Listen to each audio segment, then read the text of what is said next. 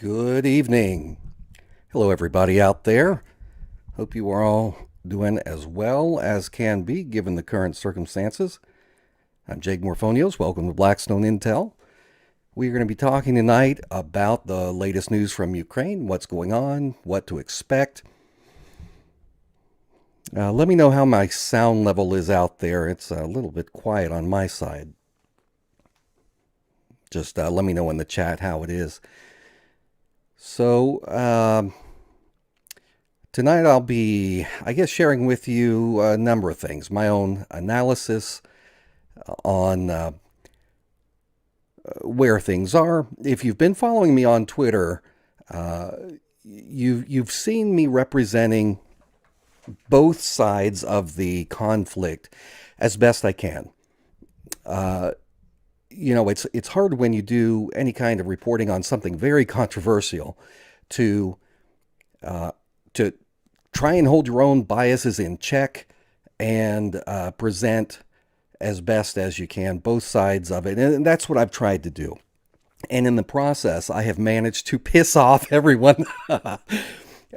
So my goal for tonight is to do the same thing.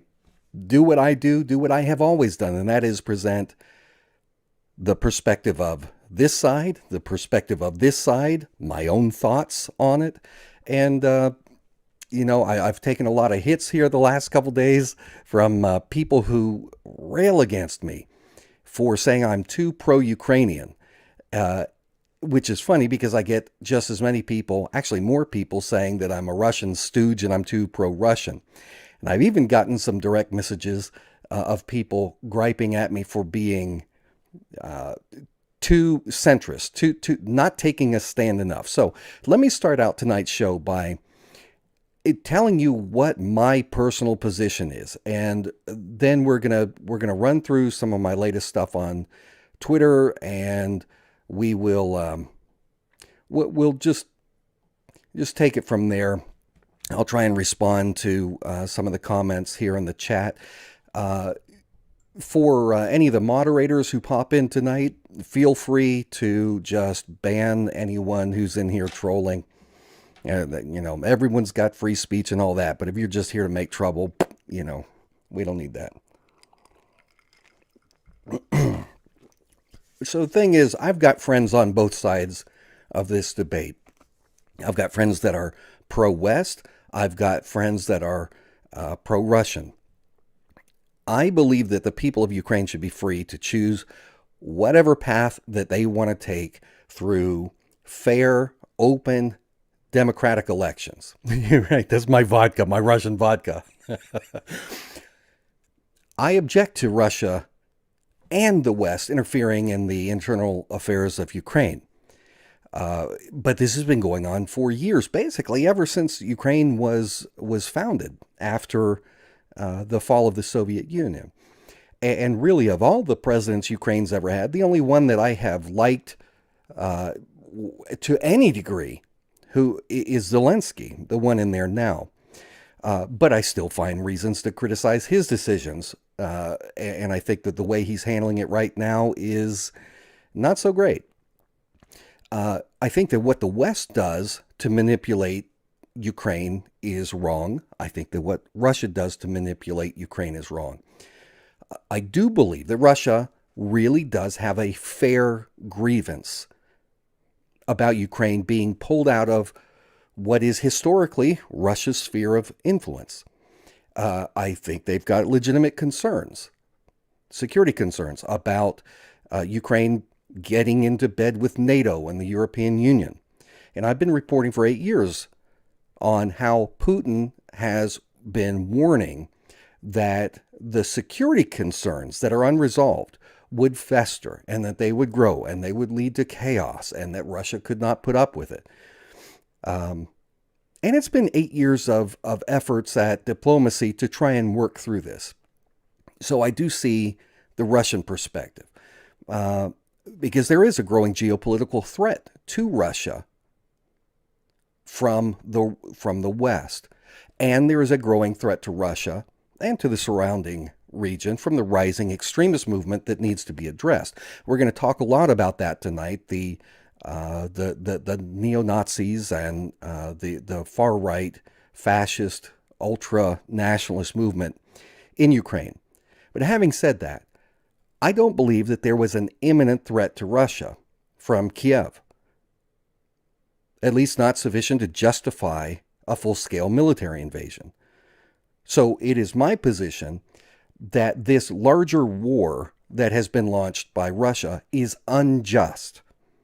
It's not the right move, not at this point, even though I agree with a lot of Putin's points about security. And at the end of the show, we're probably going to take about an hour to go through just the Twitter news and look at some cell phone footage and things like that.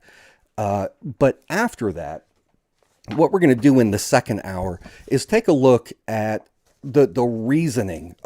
One thing that you do not get from Western media is why. Why is Russia doing this? Why is Putin invading Ukraine? All you'll hear is this. This is Western media. It doesn't matter which news outlet it is in the West. This is the story. Ukraine is just a bunch of great freedom-loving people, mind their own business, don't do anything wrong, don't provoke anyone, and for no reason whatsoever, Vladimir Putin went nuts. Maybe because he was cooped up so long because of COVID, but he's lost his mind, and he's gone full Hitler, and he is now waging a war that has no justification of any kind. He is the new Hitler, and he is out there with the goal of slaughtering every man, woman, and child in Ukraine. And it is therefore necessary for the nations of the West to destroy Russia economically, to essentially destroy the central banking system of Russia, to do everything possible to bring Russia to its knees. And the West's position is, we are so concerned about this that we will do everything to take us to the brink of war with Russia, even if it risks a nuclear holocaust in the process. But at the same time, we are not actually going to put any ground troops in because we're not that committed. We're just going to provoke. Now, that's the position of the West. That's what you get from the media. And the West has successfully knocked out all of the perspectives coming from Russia. So everything you hear in the media is what the West wants you to hear. Imagine, for example, if you wanted to know what's going on in the U.S. presidential debate and the U.S. presidential campaign of 2020, and the only news source that was out there was the Rachel Maddow show, do you think you're going to get a fair perspective on Donald Trump's positions? Absolutely not. CNN is not going to tell you anything fair about Donald Trump's position. In reverse, if the only media source in the United States is Fox News, do you think you're going to hear anything fair about Biden? Of course not. It's because each side is going to push their viewpoint. They are going to cut out any of the information that is beneficial to the other side, because our mainstream media has an agenda. They serve the interests of their corporate sponsors. They are out to generate as much revenue as they can. And the way that you do that is you don't try and give news to everybody. You've got sufficient market there. You cater to the left, you cater to the right. If you're on the right, then all your advertising is going to be stuff like, the MyPillow guy stuff and all that. And so when it comes to geopolitics, it works the same way. You're only getting the information from the West's perspective. You don't hear the other side. Now, for most people, that's okay, because that's how humans are wired. They love to live in an echo chamber. They love to have their own biases reinforced. They will join whatever community will tell them, you're right, everything you believe is correct, you're spot on, and to hell with any other opinions, that's all the devil.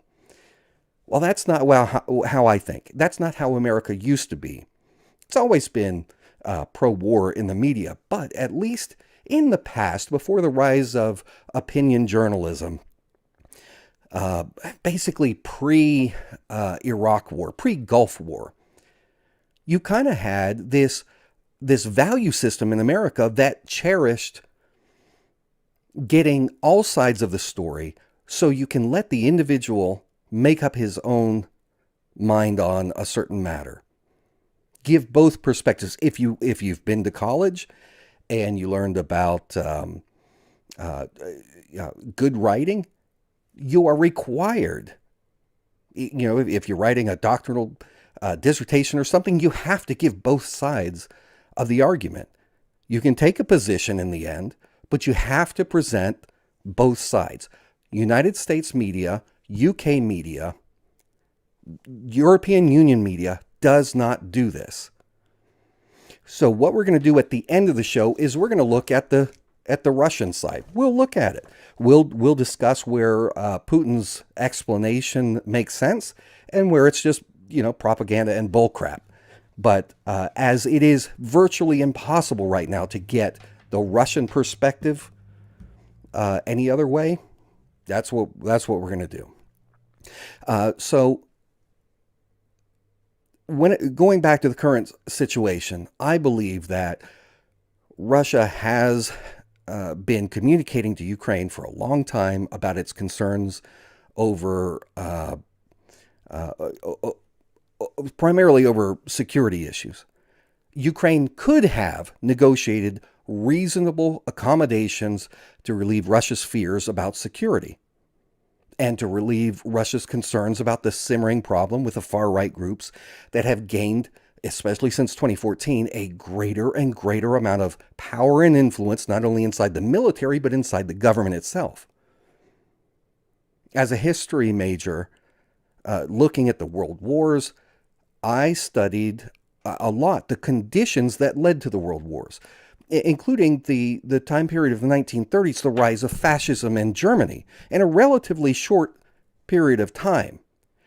I see a lot of that same fascist, ultranationalist propaganda taking hold of a larger and larger portion of the Ukrainian population. It's something that has to be dealt with.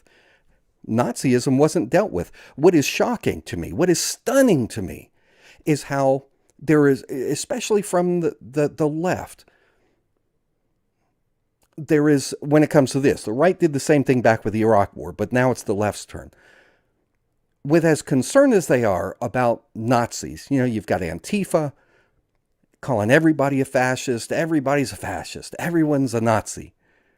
And yet, the people who are the ones propping up and refusing to look at all at the truth about the Nazi problem in Ukraine, it's the people on the left, the ones who beat their chests and proclaim themselves the fierce enemies of fascism and Nazism. They're the ones shilling for it. And they don't come out and say, oh, I'm pro-Nazi, of course. But what they do is they say, well, it doesn't exist. It's made up. It's Russian propaganda. It doesn't exist. Or they say, well, it's just as bad in Russia, because there's neo-Nazis in Russia as well. Well, we're going to look at that tonight, and I'm going to show you that it's not a small problem. It's a big problem. Now, do I think this is sufficient justification for Russia to invade Ukraine? Absolutely not. But it's fair game. It's an issue worth discussing, right? Those who do not learn from history are what? They are doomed to repeat it. Everyone talks about, oh yeah, we need a time machine to go back and kill baby Hitler in the crib. Well, you've got a far-right fascist movement that is growing and whose stated objective is to gain global acceptance. And they're pushing hard and they're making progress. And yet the West is like, whatever. It's the kind of appeasement and looking the other way that everybody did in America and in Great Britain during the rise of fascism during the Weimar Republic. Remember, Nazism didn't take hold overnight. It took a while. There were a lot of failed attempts. Hitler ended up, after the failed beer hall putsch, where the Nazis tried to take control of the government, he ended up in prison for a couple years. That's when he wrote Mein Kampf. But he got out and started over again. And it wasn't a big deal until it was. So we're going to talk about this a little bit during tonight's show. And it's not just happening in Ukraine, it's happening elsewhere. We've got it going on here in the United States too. It's just that it's made greater progress in Ukraine than it has in some other places. It's an ideological virus, and it is spreading. Now, NATO. I believe that NATO, the North Atlantic Treaty Organization, set up after World War II, knowing that the United States ally during the war, Joseph Stalin, knowing that Stalin had ambitions of geopolitical conquest, knowing that the guy was a maniac, they formed NATO to protect the little guys over there in Europe, who were largely decimated, wiped out, tired, in financial economic distress after World War II. NATO was formed with the idea that if Stalin is going to pick a fight, he's not going to be able to pick off one little nation after another. He's going to have to fight all of us all at once. It's not constitutional according to the United States Constitution, but I get the idea. The issue is, though, after the collapse of the Soviet Union in 1991, NATO should have been abolished. I am against NATO. I believe that NATO should be abolished. Any organization that has something like NATO's Article 5 that automatically commits dozens of nations to war, a world war, with an enemy with whom they don't have any dispute, an enemy who is not threatening you, any compact like that instantly creates a world war, if one little, tiny country gets attacked or is perceived to have been attacked, that's like having an automatic World War III button. And I don't believe anything like that ought to exist, because we've got enough maniacs in the world. We don't need this. Now, setting aside NATO, I do believe that nations should be able to have the right of self-determination. Ukraine should be able to move into alliance with the West if that's what it wants.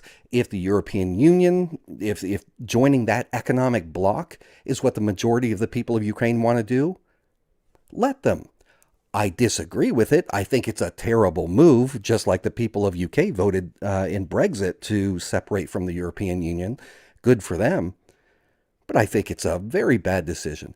But if that is what the people choose to do, say through a referendum or something, let them, Right of self-determination. The problem with it is that it's not the people in charge of the government.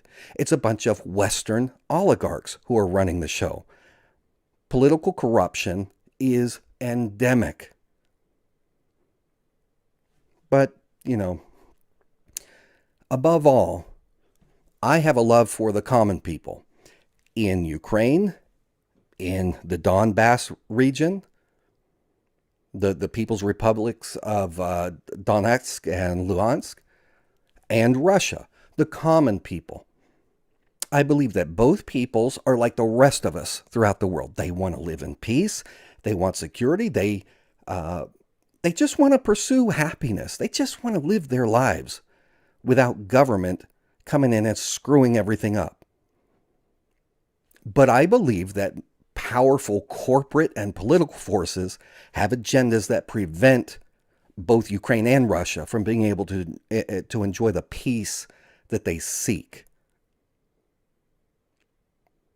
When it comes to Putin himself, look, I recognize that I don't use the word admire, but I do recognize the cunning mind of Putin. He is sharper than probably any other world leader alive today. Doesn't mean he's right about everything, but he's cunning.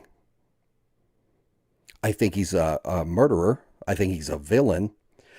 But at the same time, I think that he does have the interests of his own people at heart. I think that he really wants to have not a paragraph, but a full page or a full chapter written about him in the history books. He loves history. He's very, very intelligent when it comes to knowledge of history. He's got his biases and his own perspectives that I think are skewed, but I think he's given diplomacy with the West a chance over several years. And I think that he's got justifiable concerns on behalf of Russia. And they have largely been ignored by the West. But like I said, I don't think that, given all of this, I still don't think that any kind of full-scale invasion was the right move right now. I predicted it. I published pictures. I created the battle plan that I believed he would use before he had invaded. And they've proven to be pretty doggone accurate so far. But my belief is that looking at what Putin has said, looking at other wars that he has been involved in, I think that he's telling the truth when he says he wants to avoid civilian casualties as best as possible. I think that he is trying to capture the government in Kiev, take out the key leaders, get Zelensky, get mayor of Kiev, Klitschko. I don't remember if it's Vitaly or his brother. Both brothers were, boxing, world heavyweight boxing champions. But bring these guys together and force them to sign an agreement on Russia's terms, agreeing to keep Ukraine out of NATO and to demilitarize and to deal with the far right movement.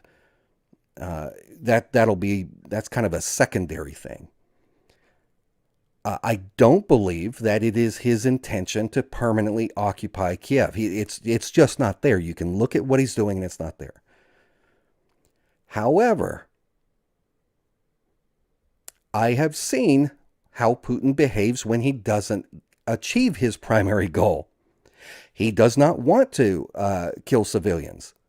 But I saw in Syria how initially these targeted airstrikes that he was doing, once ISIS started holing up inside of residential buildings in Idlib, in Aleppo,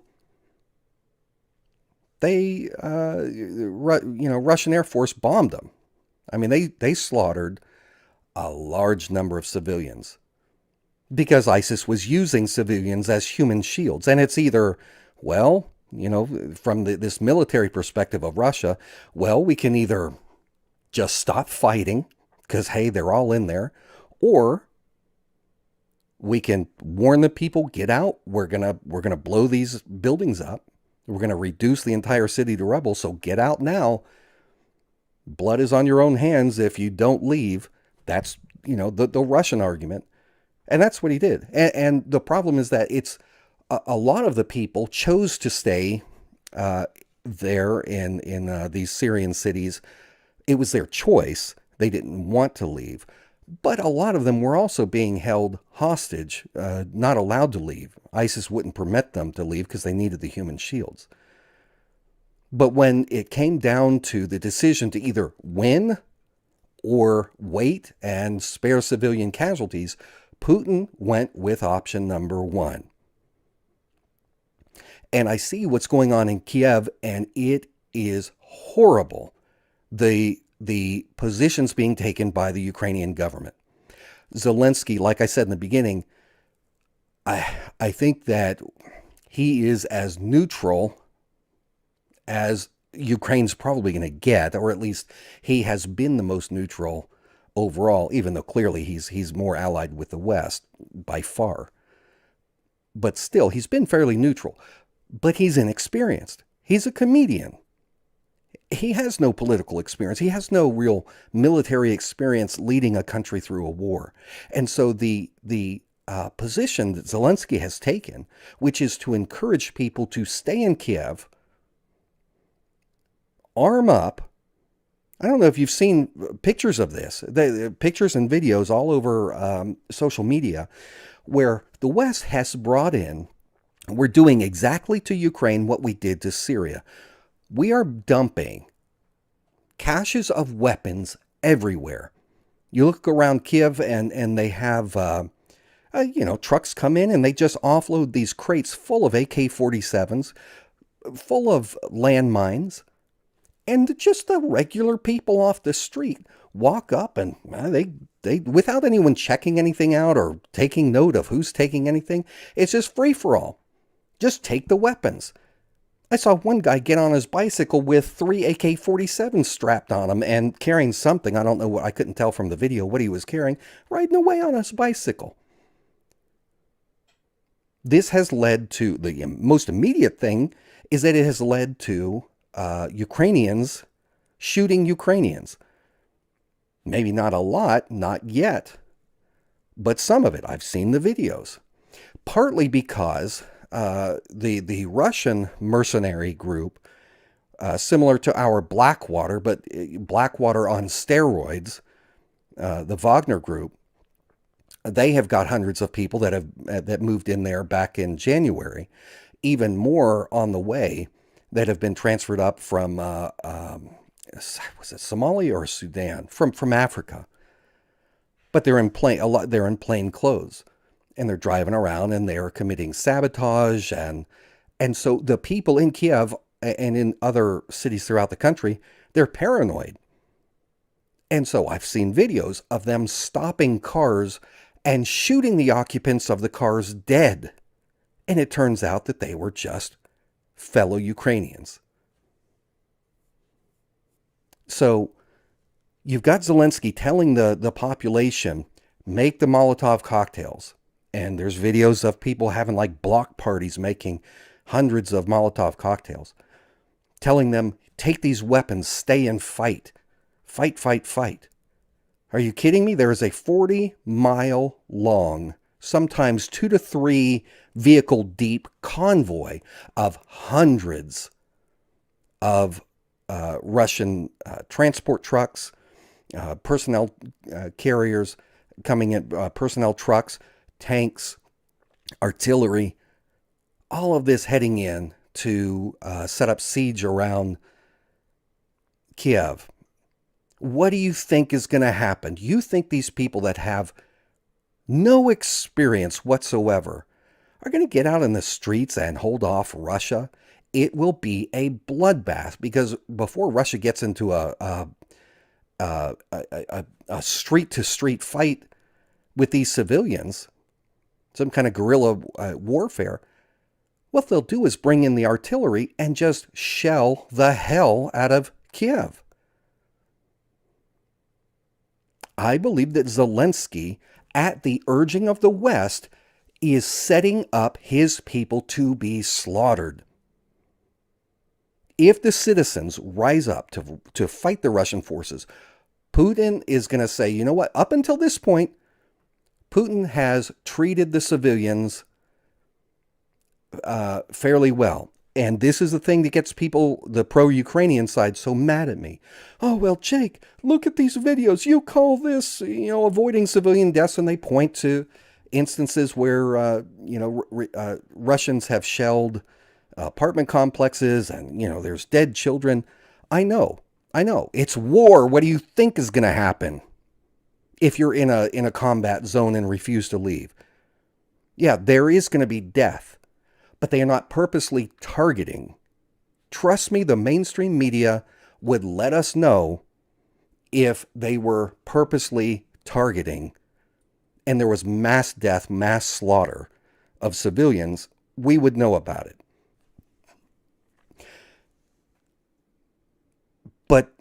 I've also seen a lot of videos of Ukrainian forces setting up their artillery right next to apartment complexes. There's a lot of it going on in the Donbass region.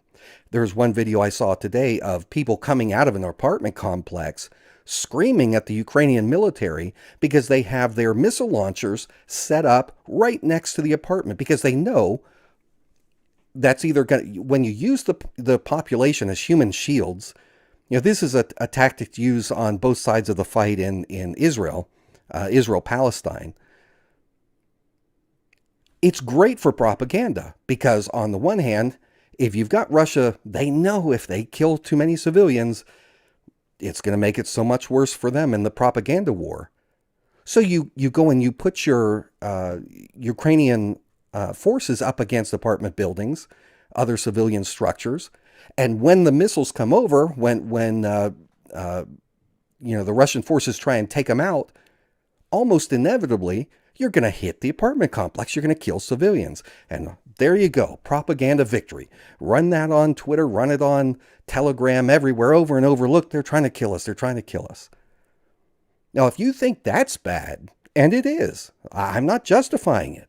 Even accidental shelling of the Ukrainian civilian population, I think, is terrible. I also think it's terrible that the Ukrainian military and their militias, their far-right militias, have been doing exactly this for 8 years in the Donbass region, just slaughtering the civilian population on purpose. Not, no military targets at all, just nonstop shelling to wipe out you've had millions, over 2 million civilians have had to flee as refugees into Russia from Donbass because Ukraine purposely targets their civilian residential sectors. But if you think this has been bad so far, the civilian deaths already, just wait. Just wait. Because it's going to be a nightmare in Kiev if the people don't get out while they can. Because the Ukrainian military, they're going to keep doing the same thing. They're going to set up near residential areas. Even if they don't do that, it's still going to be, you've got all of these civilians who are arming up, thinking that they're going to play Call of Duty and get out there and defeat the Russian military. And they're going to be slaughtered. So my position is, to the people of Ukraine, don't arm up. If you do, use it for defense of your own apartment or your own whatever from either, because it's going to get nasty. Once this siege sets in, the food is going to run out in Kiev. So far, to avoid turning the civilian population against Russia, Putin has not yet ordered the troops to take out the internet in Kiev. He's not ordered the electricity to be hit, to knock out the electric grid. He's not taken out the water. But once this siege starts, the people there, they are not going to have power. They are not going to have running water. They are not going to have internet. They're going to be cut off from all information. And they're going to run out of food. And you're going to have marauding gangs of people running around trying to steal food from each other. That's what happens in a siege. So if you have weapons and you're in Kiev and you're just, I'm not going to leave, fine. But stay in your home. Use your weapons to protect yourself from marauders. And heaven forbid, if Russian soldiers are going door to door to, because they're low on food, they're basically preying off of the food resources of the people. If you choose to defend yourself, if you think that your life or your family's lives are in jeopardy, more power to you. Protect yourself, defend yourself. But don't provoke the army. Don't go after the army. You are not military. Once you have convinced Putin that a sizable number of citizens are no longer citizens, civilians, but are now combatants, enemy combatants, he's going to take the gloves off. And I'm telling you, this guy will kill you. He did it in Syria. He did it years before. You look at the way he has behaved in the past, and from that, draw from that how he will behave in the future. He will bring Kiev to its knees. It is a foregone conclusion. That is why the West is not putting boots on the ground. Forget NATO. Well, you think that you can't get into a war unless it's a NATO Article 5 trigger.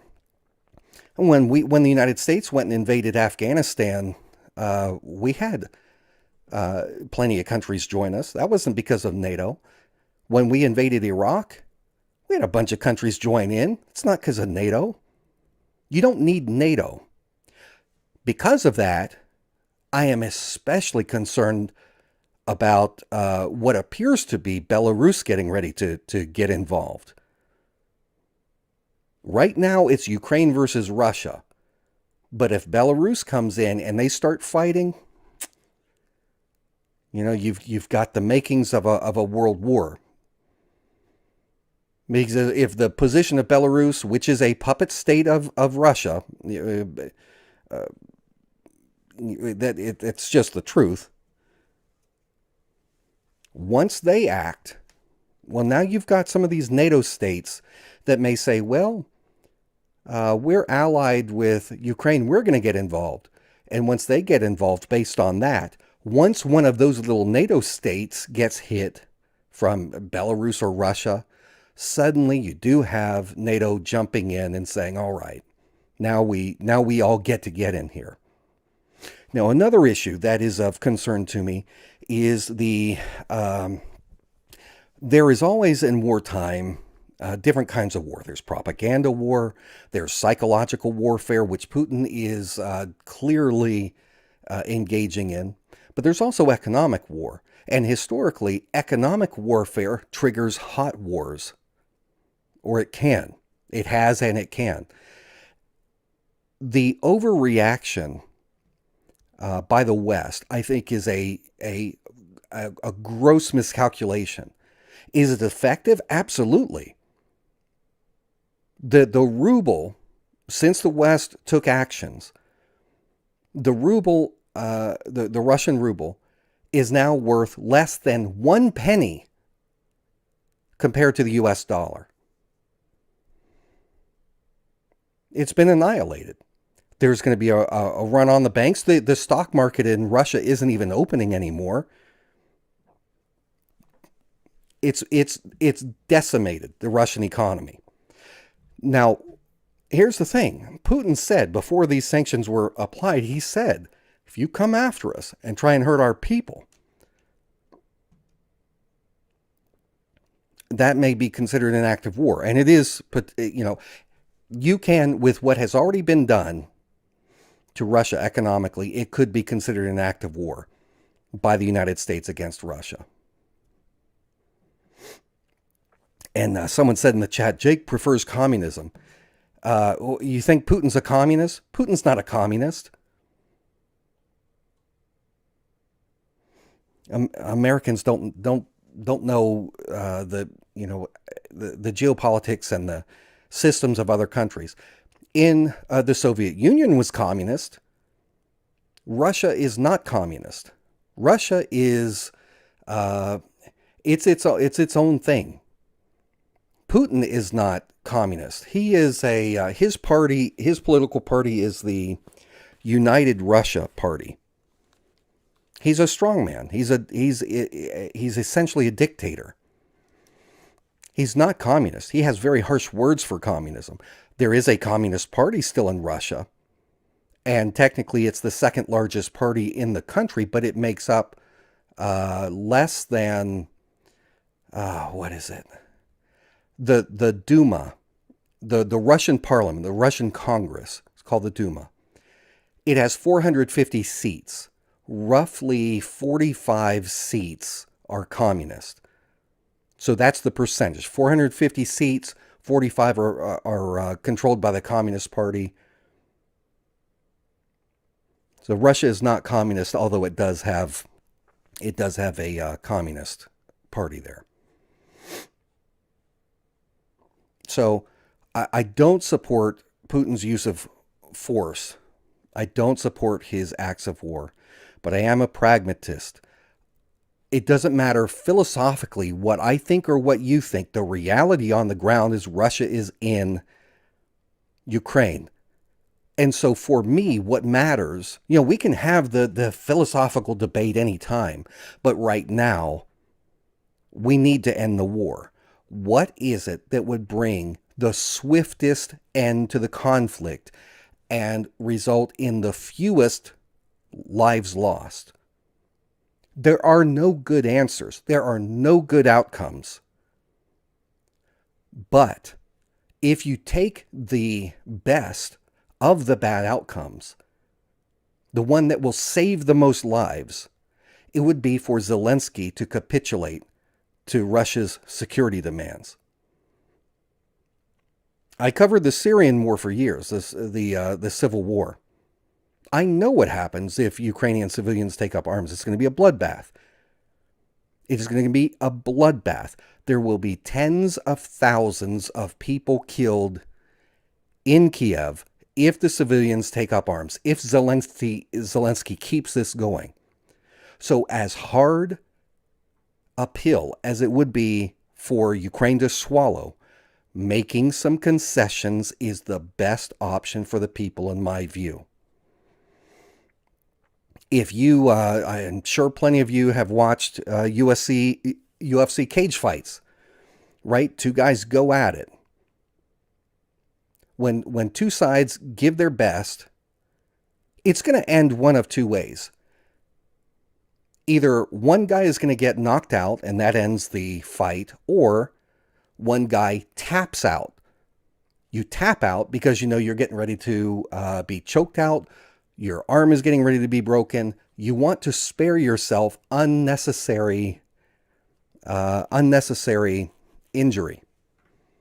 There is no shame for these fighters when they tap out, if they've given it their best. Now, if they were cowards and went and ran and tried to hide and pee themselves, whatever, yeah, there is shame in that. But if they give it their best and they lose and they tap out, we still consider these guys warriors, right? Zelensky and Ukraine have given they've given a good fight, but Russia is getting ready to surround them. They've got hundreds upon hundreds of vehicles moving in right now, getting ready to surround the Kiev from at least three sides. They've left a corridor open for citizens to flee. But they are at the point where Putin is getting ready to put them in an armbar and snap it at the elbow. They need to tap out before it gets ugly, before they get hurt bad. Now, Zelensky did call for a ceasefire.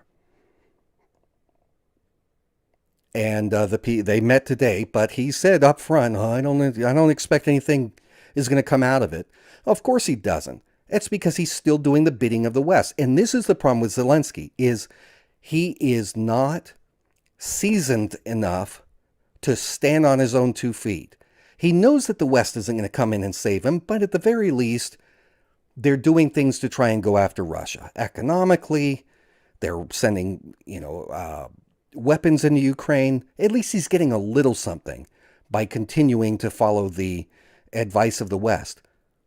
But sooner or later, he needs to realize the West is not his friend. They are using him. They are using him. They are using Ukraine for their own purposes. So what does he need to do to end this war? He needs to sit down with the Russian diplomats. He needs to agree to some kind of legally binding stipulation that Ukraine will remain neutral and will not enter the NATO alliance. He needs to agree to purge the government and the military of the members of the growing fascist neo-Nazi Azov movement, the Banderites, these far-right groups. That would bring an end to the war. Who knows? Putin may keep people in there to guarantee it for a while. But financially, Russia cannot maintain, they can't sustain an occupation. As a student of history, Putin knows that if he tries to maintain a permanent military occupation, claim the land, make it Russia, there's no way the people will keep fighting. They will fight, they will fight, they will fight, and it'll be another historic failure, just like the Russians experienced or the Soviets experienced in the fight in Afghanistan. Because what happened with the Soviet war in Afghanistan is you got all these farmers, these people with no military training. They continued to be supplied by the United States with Stinger missiles to shoot down the Soviet helicopters. They just kept hiding in the hills, coming back out. The CIA kept the Al-Qaeda network going, the Mujahideen fighters. We used Osama bin Laden as the bag man to keep financing these foreign fighters to come in.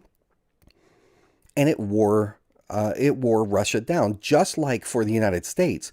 We were there from 2001 until just this year. Or was it late last year? Now, what is this, February? It wore us down. You're not going to win. He is not going to win if he tries to occupy Afghanistan. And he knows this. So that's why he keeps insisting, I'm not here to occupy. I'm here to probably install a puppet regime, or at least to take the existing regime and convert you into puppets. But some capitulation would let the Ukrainians live to fight another day. Again, I'm not saying I agree with it. I'm not saying I agree it's the right thing. But what is the alternative? The alternative is for the people to get slaughtered. And I'm just not for that. I think of the kids who are already psychologically traumatized. Look at this. Let me find, give me a second. Let me show you something. Let me see if I can find show you an article here.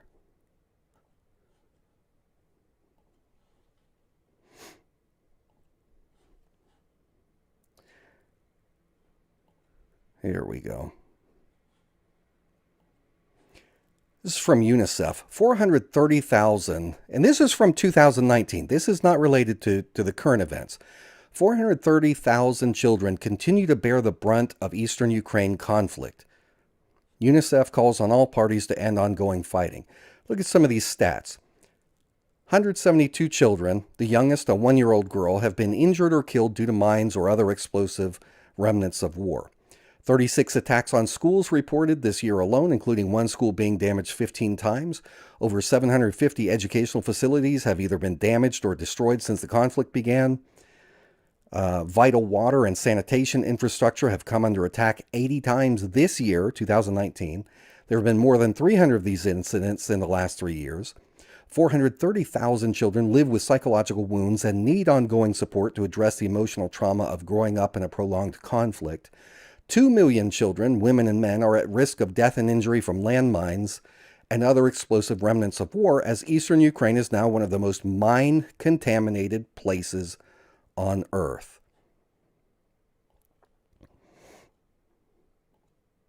So, when I say that I want to see this war come to an end, it is to prevent that from spreading. Now, that's in the Donbass region. Let me show you here. Let me bring up Google Earth, and I'll show you what we're talking about.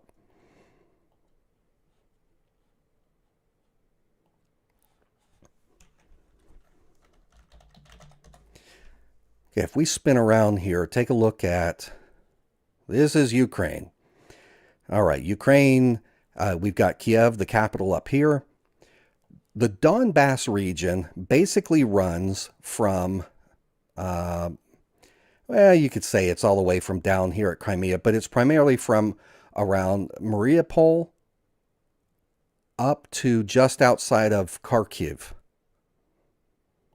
And you've got the two republics that have broken off are these two oblasts, Donetsk, which is now the People's Republic of Donetsk, and then over here, Luhansk, which is the People's Republic of Luhansk.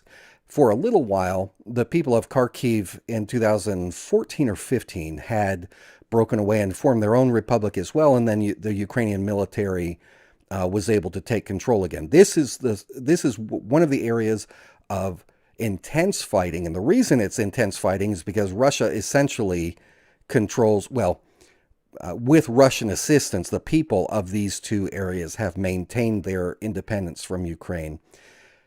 And so Russia is trying to get control of this region right now, heavy fighting there. And then along this line here, there were agreements, the Minsk agreements, that essentially set up what was supposed to be a ceasefire line. But along here, this whole region, there is constant shelling.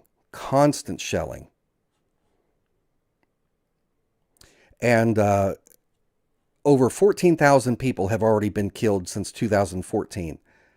These cities, some of these cities, and all of these little villages are riddled with shrapnel holes. Shelling happens all the time, and it's back and forth. Now, the Ukrainian military is on this side, and they shell indiscriminately over here. We'll talk about this more, the impact, but it's mutual. There's also shelling going back that is terrorizing the children, the Ukrainian children who are not part of this pro-Russian side. Now, I'll point out to you that here in Donetsk, 75% of the people of Donetsk are Russian-speaking as their primary language. 68% of the people here in the Luhansk Oblast are Russian-speaking. So you've got a very heavy, ethnically Russian part of the country. This is what is chopped off right now from the rest of the country. You can see here, let's see, I've got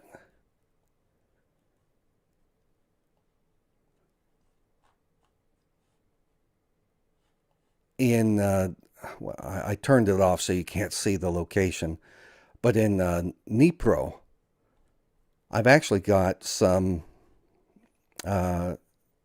contacts there. I've actually got contacts all throughout the region here in different cities that I've over the years have developed relationships. I turned off the details here for Dnipro though, because I don't want to show where my people are. In fact, let me turn off the rest of this. But with Dnipro, I actually have a friend of mine sent me some years ago. Let me make sure I covered up the address earlier. I've gotten supplies from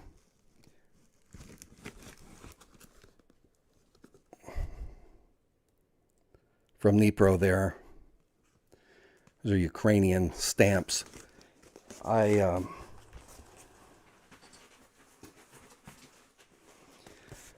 gotten some supplies here. I've got let's see here. Let me pull up my. So this is from the Soviet era. Everybody always had gas masks in the event of, nuclear war. They maintained just tons and tons of just millions of these things to distribute to the people in the event of nuclear conflict. During the Cold War, it was a reality. But once the Soviet Union fell, they've got all these things, and they felt like they didn't need them anymore. So I've gotten some of my supplies that I keep in my my paranoid prepper supplies that I keep. I've got gas masks for my family. You know, these are Soviet era gas masks. I'm not going to put it on because I look stupid in it. But it's got comes with these canisters. Sorry, let me open this up. It's got these canisters. You unscrew that, screw it onto the front.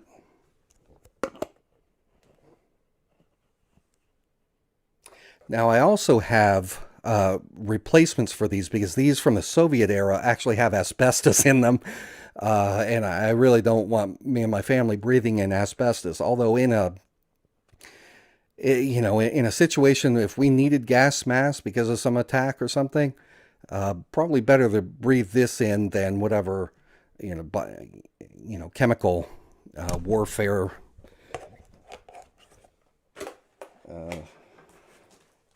Anyway, so that's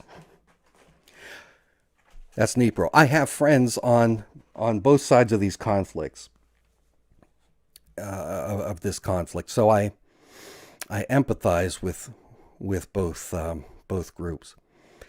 I think that the best thing for the whole region and for the Ukrainian people is, while they may want to move, economic progress is great. I want that for them. But geopolitically, the sphere of influence should be Russia's. At the very least, they ought to be neutral. Ukraine needs to be militarily neutral. That's the best option out of a basket of bad options. I wish it weren't the case. I wish there was an easier way, but this is the reality. Now, while these are my current positions, I modify my beliefs as I gain more information. I don't hold on to a position that can not be supported by changing evidence, changing circumstances. I try and keep an open mind, acknowledging that, yes, I've got my own biases that color my perspective, but I try and keep an open mind so that I can make adjustments to bring my position into better harmony with the information that I've acquired. I don't see the world as black or white. I see a world of many shades of gray. Someone in the chat says Poroshenko info. I'm not sure which Poroshenko info you're referring to. One of the, I'll say this, one of the presidents of Ukraine, Petro Poroshenko, there's video of him saying that in this war against Donbass, it was just going to be a fact of life that the children of Donbass would have to learn to live in bunkers and shelters. What kind of a maniac takes that position that says we're just going to keep bombing so much that the children are just going to have to live in bomb shelters? These people are maniacs. So let me check in real quick with you guys in the chat, and then what we'll do is we'll go to Twitter and start looking at some stuff there. Thank you to Boulder Angel and any of the people helping out in the chat, any of the moderators. I thank you. As just a real quick side note here, I had mentioned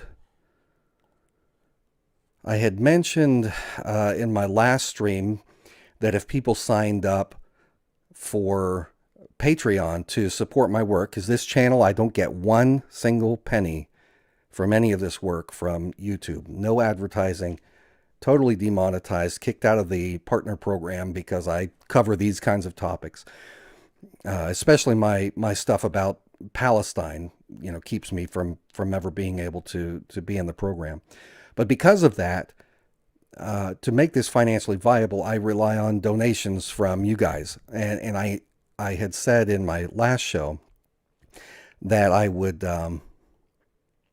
I'd do a contest, and anyone who signed up on Patreon, I'd enter into a contest. So I did that.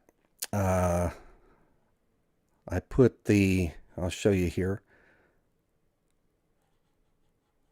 This was I put the names of everyone, and the winner was Cobweb C. So congratulations to Cobweb C. I sent him a $25 free shipping Blackstone ball cap. So I'm going to do the same thing again tonight. Anyone who goes to patreon.com/BlackstoneIntel and signs up as a patron of $5 or more, 24 hours, so by tomorrow evening, what I will do is take all of the people who signed up, and I'm going to enter you into this contest. I'll put your names in, not your full names. You can see I don't use enough to identify you. But I'll do another drawing and post it publicly and give a free ball cap to whoever wins. So go to Blackstone Intel, $5 or more. And if you'd like to make a one-time donation, you go to paypal.me/BlackstoneIntel. You may not agree with everything I say, but if you think that the information that I provide, which is a stark contrast to what you'll get from the mainstream media sources, if you think that this is valuable, please support me. If you give tips, if you're the kind of person who's like, screw that, I'm not giving a tip to a waiter or waitress, I can understand you probably won't want to give me a tip. But if you do, please, I'd appreciate it.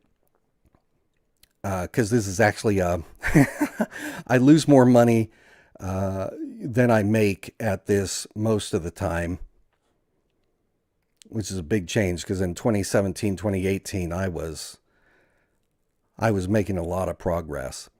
I crossed, in 2018, I had over 225,000 subscribers. YouTube hit me, put me in an algorithm that suppresses my content and also deletes 1,000 subscribers a month, and I'm down to like 198,000. I can't grow. It's impossible. It's a perpetual decline. But anyway, let's get into the Twitter material here.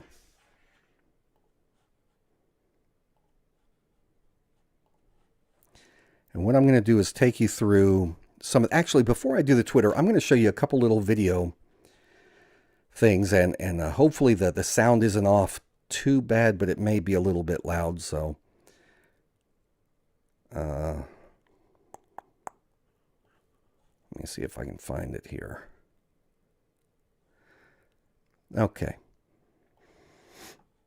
First of all, I have been, as far as some of my own bona fides, I have been covering Ukraine since 2013.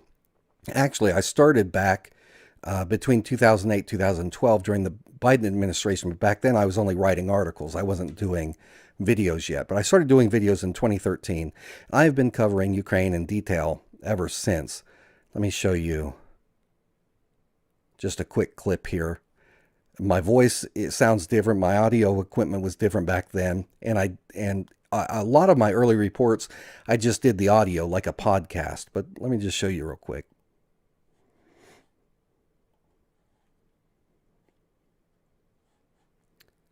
Come on now.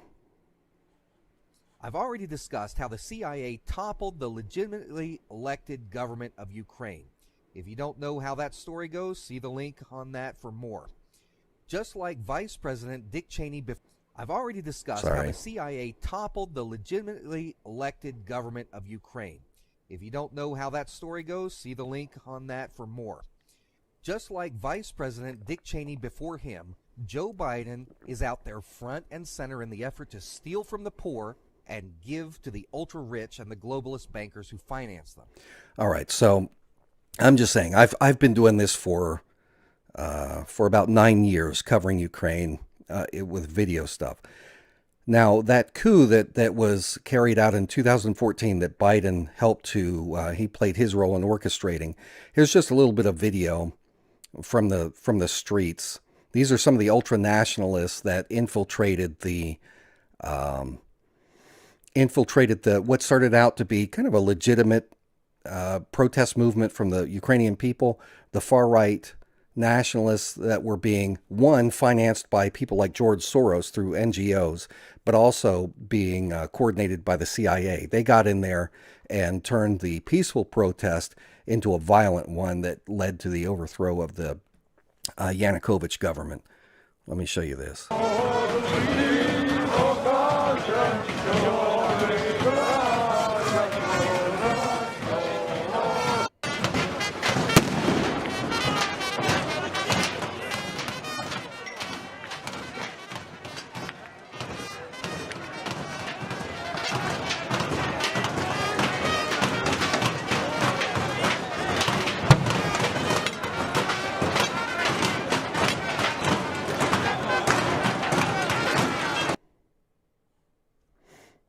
All right, so that's just a little bit of what it looked like, and then it got worse and worse and worse.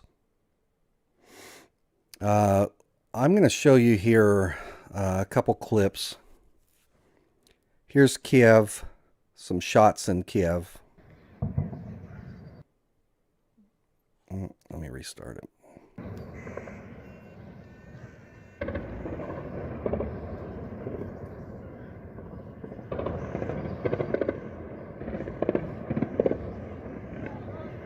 This is from 2 days ago. And that's just on the outskirts, and it's moving in closer. Here is Kherson.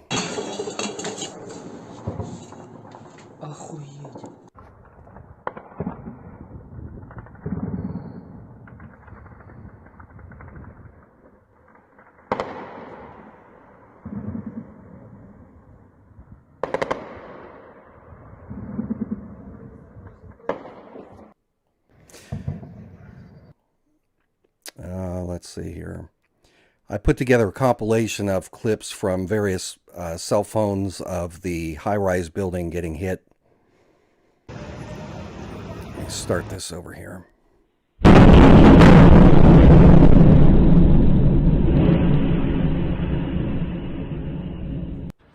Це проспект Лобановського. Зараз пролунав вибух, блядь. Це в дім навпроти нас. І бать, ми в епіцентрі. Пиздец, просто пиздец. Ребятушки. Це проспект Лобановського. Зараз пролунав вибух, блядь. Це в дім навпроти нас. І бать, ми в епіцентрі.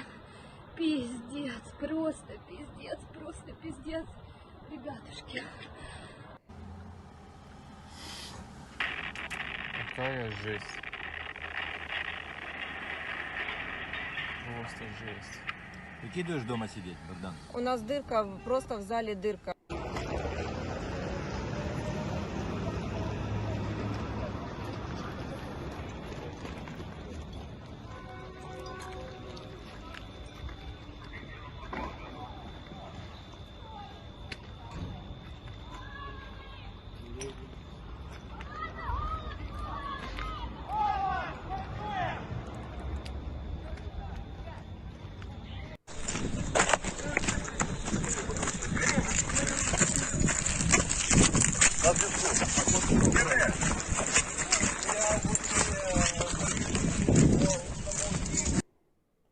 Okay, and that is that was originally, as it was originally reported as a Russian strike, and then there are a lot of people that say that that's actually, it was found to be a Ukrainian strike. With all of the back and forth propaganda, I haven't seen enough myself to know for sure who it was. Either way, it was an accident. Now I'm going to show you I put together a 2-minute clip, or a 2-minute video here, and I'm going to start talking a little bit about, well, let me do one other first. Let me do this one first. This is for all of the people who talk about, oh, Russia and their shelling of the the Kiev, and they're hitting the civilian buildings. I just want to emphasize to you, it's terrible. Now, if you think that that is terrible, you're a decent person, but you are not a decent person if you pretend like it doesn't matter that for 8 years now, that is exactly what Ukraine has been doing to the people in Donetsk and Luhansk and the people of Donbass. You cannot only have empathy for one side in the conflict. This came through. Another residential building's been subjected to army shelling, it appears. One person is known to have died there. Another said they survived only because they managed to hide in the basement. This is from 2014. This is the video, indeed, that emerged in the immediate aftermath of that tragedy. People still trying to come to terms with what's just happened. So there's shelling going on both sides, hitting residential buildings. My point is, neither side is acceptable. I don't excuse Russia's. If Russia hadn't invaded, there wouldn't be any of these civilian buildings in the Western Ukraine getting hit. But at the same time, I have not heard CNN and Western media giving the kind of coverage to the attacks on the people of Donbass by Ukraine, the kind of coverage that it deserves. Imagine if for the last 8 years we had a responsible media here in the West that was covering what our ally Ukraine was doing to the people in eastern Ukraine. But you don't hear it. Kind of like here in Western media, you never hear the side of the Palestinians. You only hear the side of Israel. So I'm just, what I try and advocate for in my broadcasts, in my writing, in my videos, is balance. Look at both sides. Form whatever conclusion you want in the end, but at the very least, take both sides into consideration. You're going to be hit with propaganda no matter what. No matter what, you are going to be hearing propaganda. So why not listen to all sides, all perspectives with an open mind, find where you agree, find where you think there is something legitimate on each side, and form your own damned opinion, because if you only listen to the mainstream media, you will never, ever be on the side of truth. If you only listen to Russian media, you'll never be on the side of truth. You have to take it all in, find what's accurate. Now, what I'm going to start to get into now is very, very triggering, and I expect the trolls to really start getting ramped up. Phil, yeah, I did a lot on Daily Paul, the Daily Paul site published a lot of my stuff back then. Alex Jones used to publish tons of my stuff back when I was a writer for Ron Paul. Not that he ever asked me if he could, but it's fair game. You can repost it. But anyway, what I'm going to start to get into is the thing that gets the most hate for me on Twitter at the very least, and that is a discussion of the neo-Nazi movement in Ukraine. I will say right up front, I don't think that the majority of people in Ukraine support this extremism. I don't. I think that it's very unfair to try and cast them that way. But there is a lot of it. And it started out, it's been there forever. But it has really gotten going since 2014. Originally, when the people of Donbass effectively seceded from Ukraine after the coup that ousted the president, Yanukovych, who actually was formerly a resident, a politician from the Donbass region. I think he's from Donetsk. He was elected by the people of Ukraine, East and West. He got the most votes. He became president. He is loyal to Russia, and that pissed off, of course, the CIA and the West. And so they pushed and pushed and pushed for him to be outed, or ousted rather. And it succeeded. And when that happened, the people in the Donbass no longer recognized the government in Kiev as legitimate. Now, listen, what's going to happen is that Vladimir Putin is going to carry out this siege in Kiev, right? He is going to ultimately either replace the existing government with a puppet government, or he's going to manipulate them into signing agreements or whatever. Now, if he replaces the government and puts in a bunch of stooges, do you think it's a legitimate government? If you're a Ukrainian, would you consider that a legitimate government? No. If someone came to America and ousted Biden, as much as you may dislike him, if they put in some, I don't know, if China came in and put some Chinese person in there to run the government, and of course suddenly everything is all in China's favor and is not in the best interest of the American people, would you consider that a legitimate government? No. That is exactly what happened in 2014. A government that was not democratically elected was put into power. People were shifted around, manipulated, and you ended up with this. So people in the East effectively seceded. Originally, when the Ukrainian military tried to retake the region, they got their butts handed to them. And so they reached out to asking for civilian militias to come fight with the government. Kind of like right now in Ukraine, Zelensky is currently releasing hardened criminals from prison to go out and fight. I don't know if he's going to have them fight as militias or somehow embed them in the Ukrainian military, but he's releasing prisoners to go fight. He's calling on militias to go fight.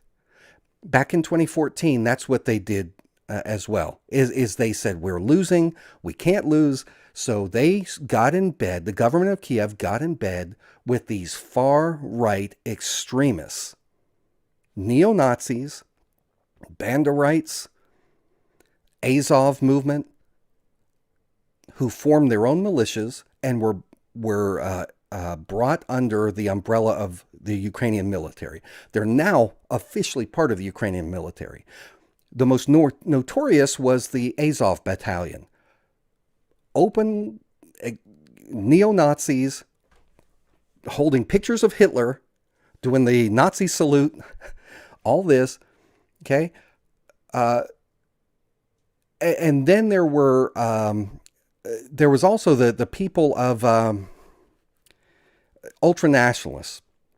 And these ultranationalists were fans of this guy named Bandera, he died in like 1960. He was the head of the Organization of Ukrainian Nationalists. They formed it around 1930. They were fascists. It was a union of Ukrainian fascists. And they engaged in all kinds of atrocities. They were murdering civilians. Most of the people they targeted were ethnic Poles. But anyway, Bandera actually helped to assassinate the leader of Ukraine at that time, and he became a folk hero for a lot of the people. But he goes to prison. He ends up escaping, and he immediately goes and buddies up to the Nazis and becomes a Nazi collaborator. And among the things that they shouted back then, his people, was "Glory to Ukraine." Okay, this is started out as a Nazi motto. But anyway, this guy was a killer, and he was a far-right ultra-nationalist. And so the people today who follow Bandera, you'll see them. They've got these black and red flags. You'll see them. There's every year, annually in Ukraine, there's this big outpouring of people that go out in the streets. They've got their tiki torches, and they carry pictures of them. So you're going to see that in this video. So you've got the neo-Nazis that are openly doing the Nazi salute and everything, and then you've got the other guys, the Banderites. You'll see them doing the thing with their arm across their chest, but they are fascists. Well, some of them will say they're ultra-nationalists. But anyway, I want you to watch this video. So when Putin says that one of his big goals is to denazify Ukraine, the West goes nuts over that, saying there's no evidence of this. There's no evidence of this. He's making it all up. This is ridiculous. They mock him relentlessly in Western media. But I want you to look at, and the argument that people tell me in social media is, oh, Jake, who cares? Yeah, sure, Ukraine's got a couple neo-Nazis, but so does every country. What are we going to do? Go around and, overthrow every country, invade every country that has Nazis? Even America has Nazis. Should we be invaded? You don't get it. This is not a small number of people. This is a bunch of people, and they are applauded. Here in the United States, do we have parades of Nazis that are officially part of the United States military? Entire battalions of Nazis. Do we go out in the street and the common people get out there and cheer and clap for them? Well, they do in Ukraine. Do we have here in America, the closest thing that we have is the Charlottesville. Remember the guys out there doing the Jews will not replace us crap and carrying their tiki torches? You know where they got that from? They do that every year in Ukraine. Tons. So watch this video, and you'll see what I'm saying about how this is not a little problem there. I may have to restart it. Give me a second. All right.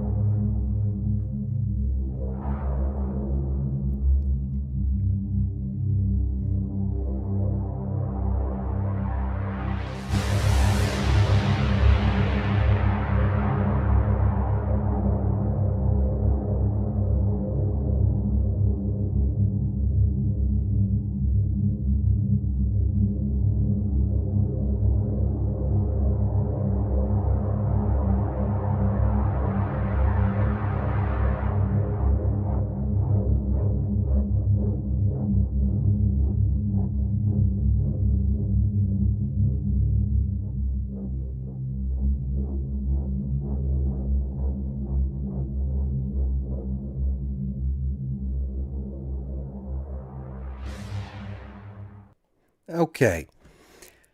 So I just threw that together. That's just you can only put I could only get a 2-minute clip um, on Twitter. So that's just only 2 minutes worth. This is not a small thing. This is a huge movement. Let me go back here. I'm going to show you another video here. So the problem in Ukraine is that they embrace this. It's not the majority of the people.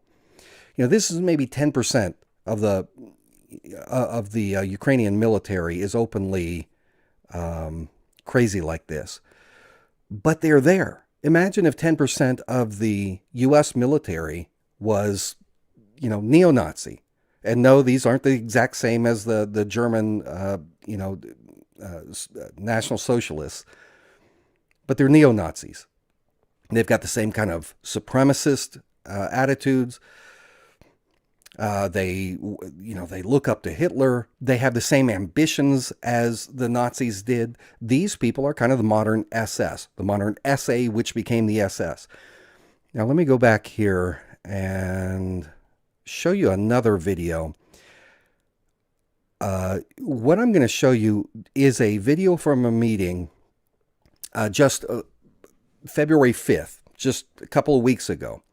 This is one of the leaders of this movement, and he's in like a panel discussion, and he's talking about a couple things. He's talking about why the West uses the far right, the neo-Nazis, the Banderites, and what he says is they use us because we are willing to do what others aren't willing to do. The West does not. This is what you're going to see it. This is in his own words.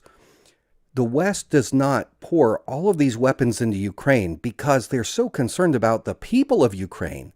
It's that the foreign elites, the Western elites, the people fleecing Ukraine for resources and for the contracts and everything, the people that control the puppets in the Ukrainian government, these people know that the far right extremists are the ones who get things done. They create instability. They create chaos. And so he says they have given us so many Javelin missiles that probably no one in all of Europe has as many Javelin missiles as they do than the UK, than the British government. He says that we do the work of the West because we accomplish their agenda. That's why they use us. And we like it. We think it's fun. It is fun to kill. He goes on to say that that it's a mistake to think that, he says a couple things. He says, we are really looking forward to growing our movement and taking it to the global level, making alliances around the world with other far-right nationalists, ultranationalists, fascist movements. So they have their eyes on growing as big as they can. They keep competing in elections, and they have not made great advances yet, although their leader, it's either the top leader or one of the top leaders, is now a member of the UK Parliament. And I watched a video a couple days ago. I wish I had thought to get it for this live stream. But this leader standing in the Ukrainian Parliament speaking is telling them, talking about these far-right people, we are going to take control of this government. We are going to push you moderates out, and we are going to be the ones controlling it. Now, that's what the Nazis were saying, the Nazi party. They started out as these thugs. They tried through that beer hall putsch whatever it was, 39 or somewhere around then. They tried to overthrow the government. It failed. Hitler ended up in prison, and they got out, and they decided, you know what? The way to do this is we're not powerful enough to just overthrow the government. What we need to do is get in the government, get our people in the government and take control from the inside, while simultaneously we build up our movement on the outside. So when we can gain the political control, we'll already have the troops ready. And that is what these groups in Ukraine are saying. And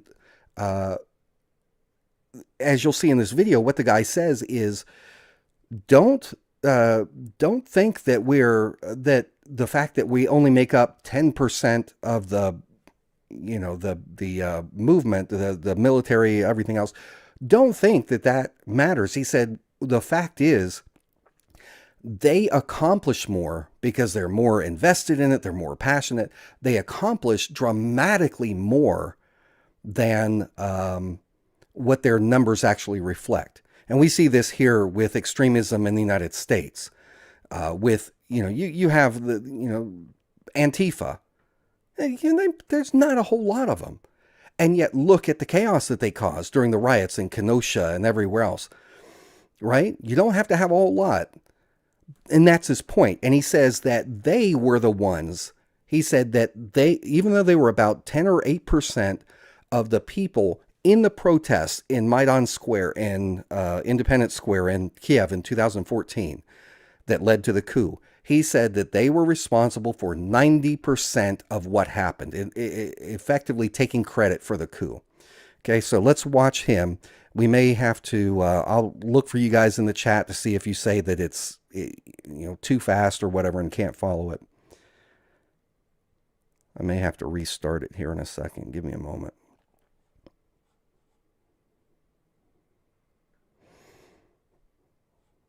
Where'd it go?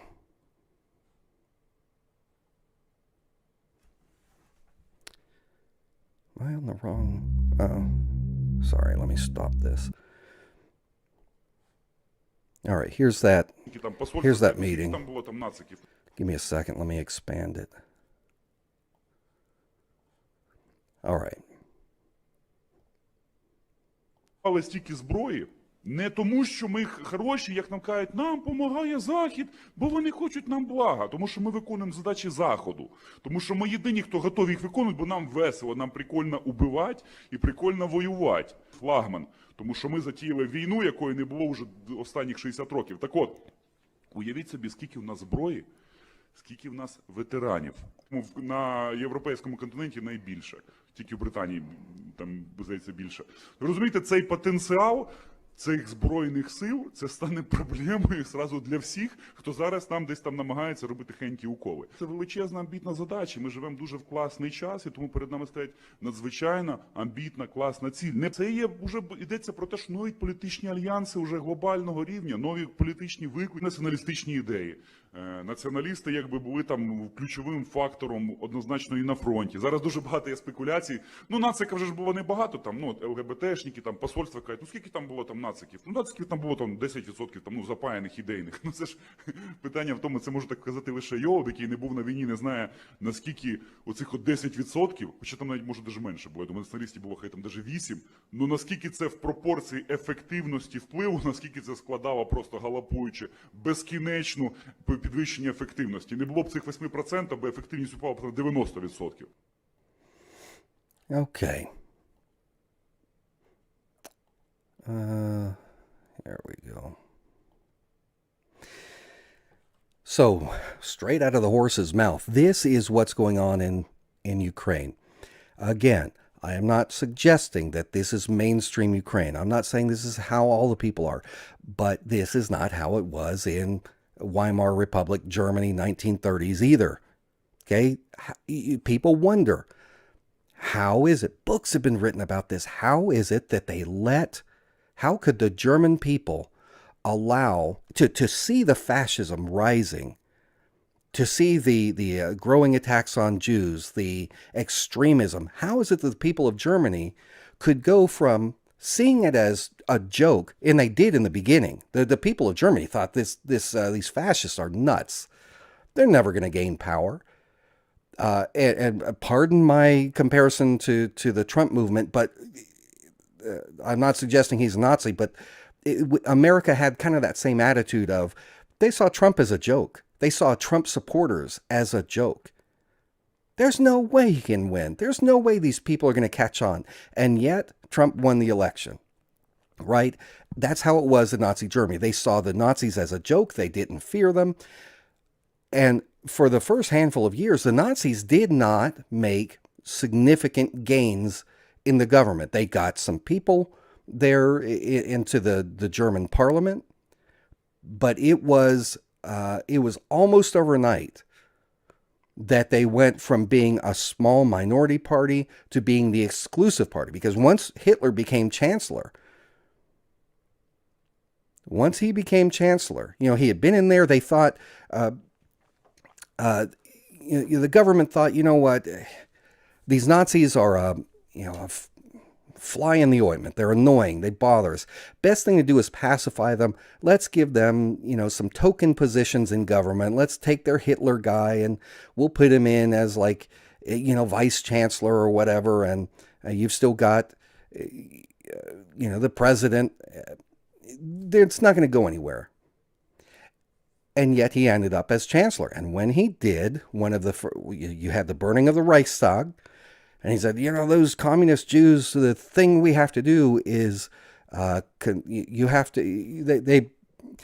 did that scene in Star Wars Episode 3, Revenge of the Sith, where Senator Palpatine, he's had Count Dooku out there causing all this, separatist trouble. And And so Palpatine goes to the Galactic Senate and says, we've got this problem. We don't have an army. I need authorization temporarily to consolidate power in me so that I can raise an army and address this separatist movement that threatens to overthrow us. And then I promise I'll lay down my power. And then overnight he becomes, the emperor and whatever, right? That is basically what happened in Germany. Hitler took control. And when he did, he banned opposition parties so that the Nazi Party went from having something like 29% of the seats, and they were actually in decline from election to election. They only had about 29% of the seats in the German parliament. When Hitler became chancellor, then he banned the other parties, and instantly Germany, the Nazis became, in the next election, they won something like 95% of the seats. And then you've got Nazi Germany and everything that followed.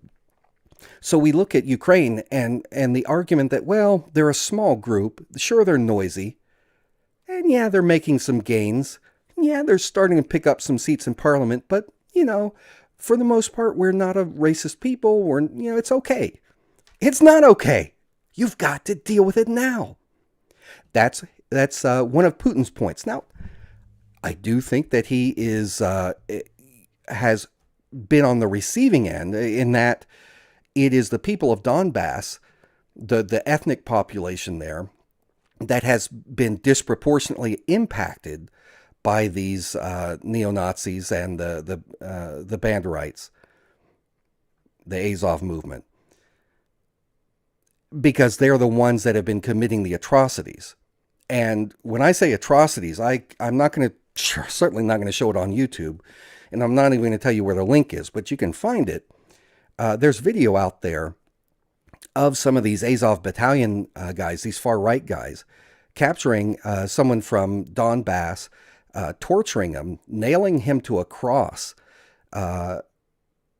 raising up on the cross, sticking it in the ground, and this is all at nighttime. One guy comes up with a bat or a stick and beats the guy in his McNuggets. Then they douse the cross with gasoline and set it on fire. And the guy's alive while they're doing this. These people are savage. When that neo-Nazi guy that I showed you a minute ago, when he says, we like it, it's fun. They do think it's fun. They enjoy it. They're crazy. They're insane. I saw a video just a couple of days ago. Maybe it was yesterday. It's in the last 48 hours. Of right now in Donbass, you've got these Ukrainian paramilitaries and official Ukrainian military that are these far right people stopping cars, people trying to flee the Donbass, people who are, they're just residents there, civilians trying to get out because of the fighting. And these military guys are stopping cars on the highway in random places and robbing them. And there's a video of one where they stop the car and the filming is happening and there's a car behind them and he's got his dash cam video on. And so these guys, these Nazis, stop a car, drag the woman out of the car. She's kicking and screaming, terror. You can hear the terror in her voices. They're grabbing her. She's trying to get away. They shoot her and kill her. And then they turn their guns on the car behind because he's a witness. And so he punches it, he floors it, and you hear the pop, pop, pop, the bullets hitting the car as he goes by. And he gets away and ends up posting the video. But it's happening right now. This is a huge problem in the Donbass region. And so the people in the Donbass region, if you ask them, the people living their lives, they talk about Nazis. They talk about the neo-Nazis. They talk about these extremists. They talk about Ukrops, is what they call them. The Ukrops is kind of I don't know if it's considered dirty, but it's definitely a pejorative slang for Ukrainian neo-Nazis.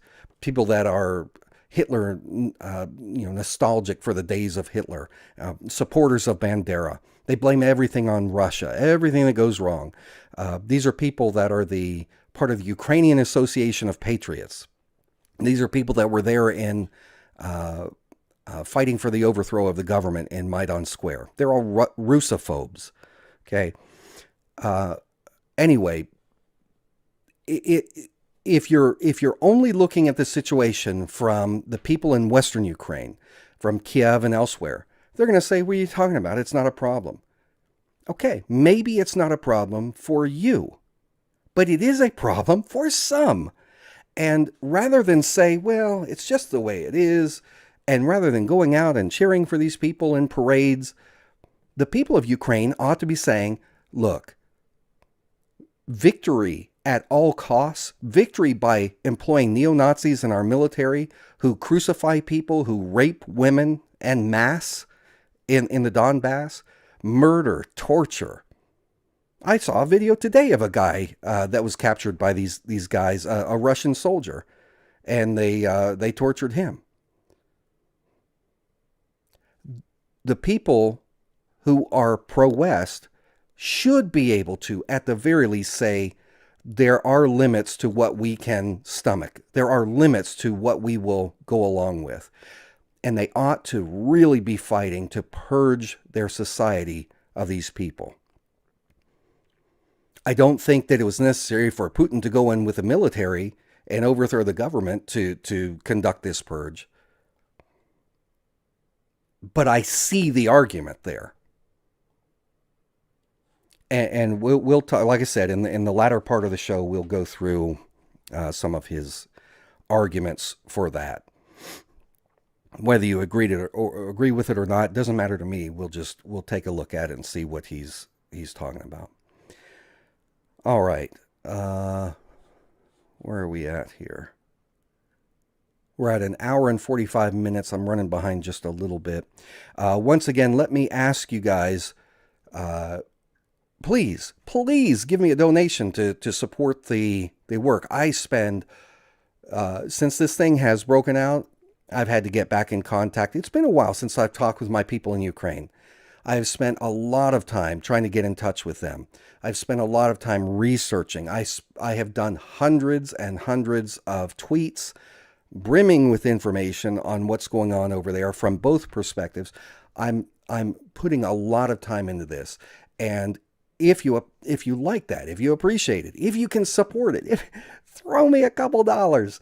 PayPal.me/BlackstoneIntel, but really Patreon.com/BlackstoneIntel. Sign up for $5 or more, and that'll enter you into the next contest tomorrow night. I'll do that spin the wheel thing again and pick somebody to send you a free Blackstone ball cap. Thank you, Abdaziz, Abdraman Abdaziz, just donated through PayPal. Thank you so much. I appreciate it, sir. All right, I'm going to pull up Twitter, and we're going to go through a little bit of this.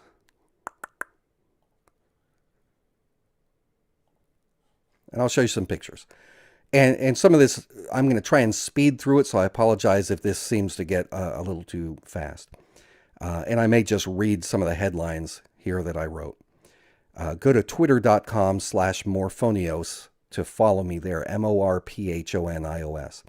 The fascist Azov neo-Nazis in Ukraine are not just a handful of people. It's a fast-growing ultra-nationalist movement similar to the rise of Nazism and pre-World War II Germany. Azov even uses a Nazi symbol as the logo on their own banners.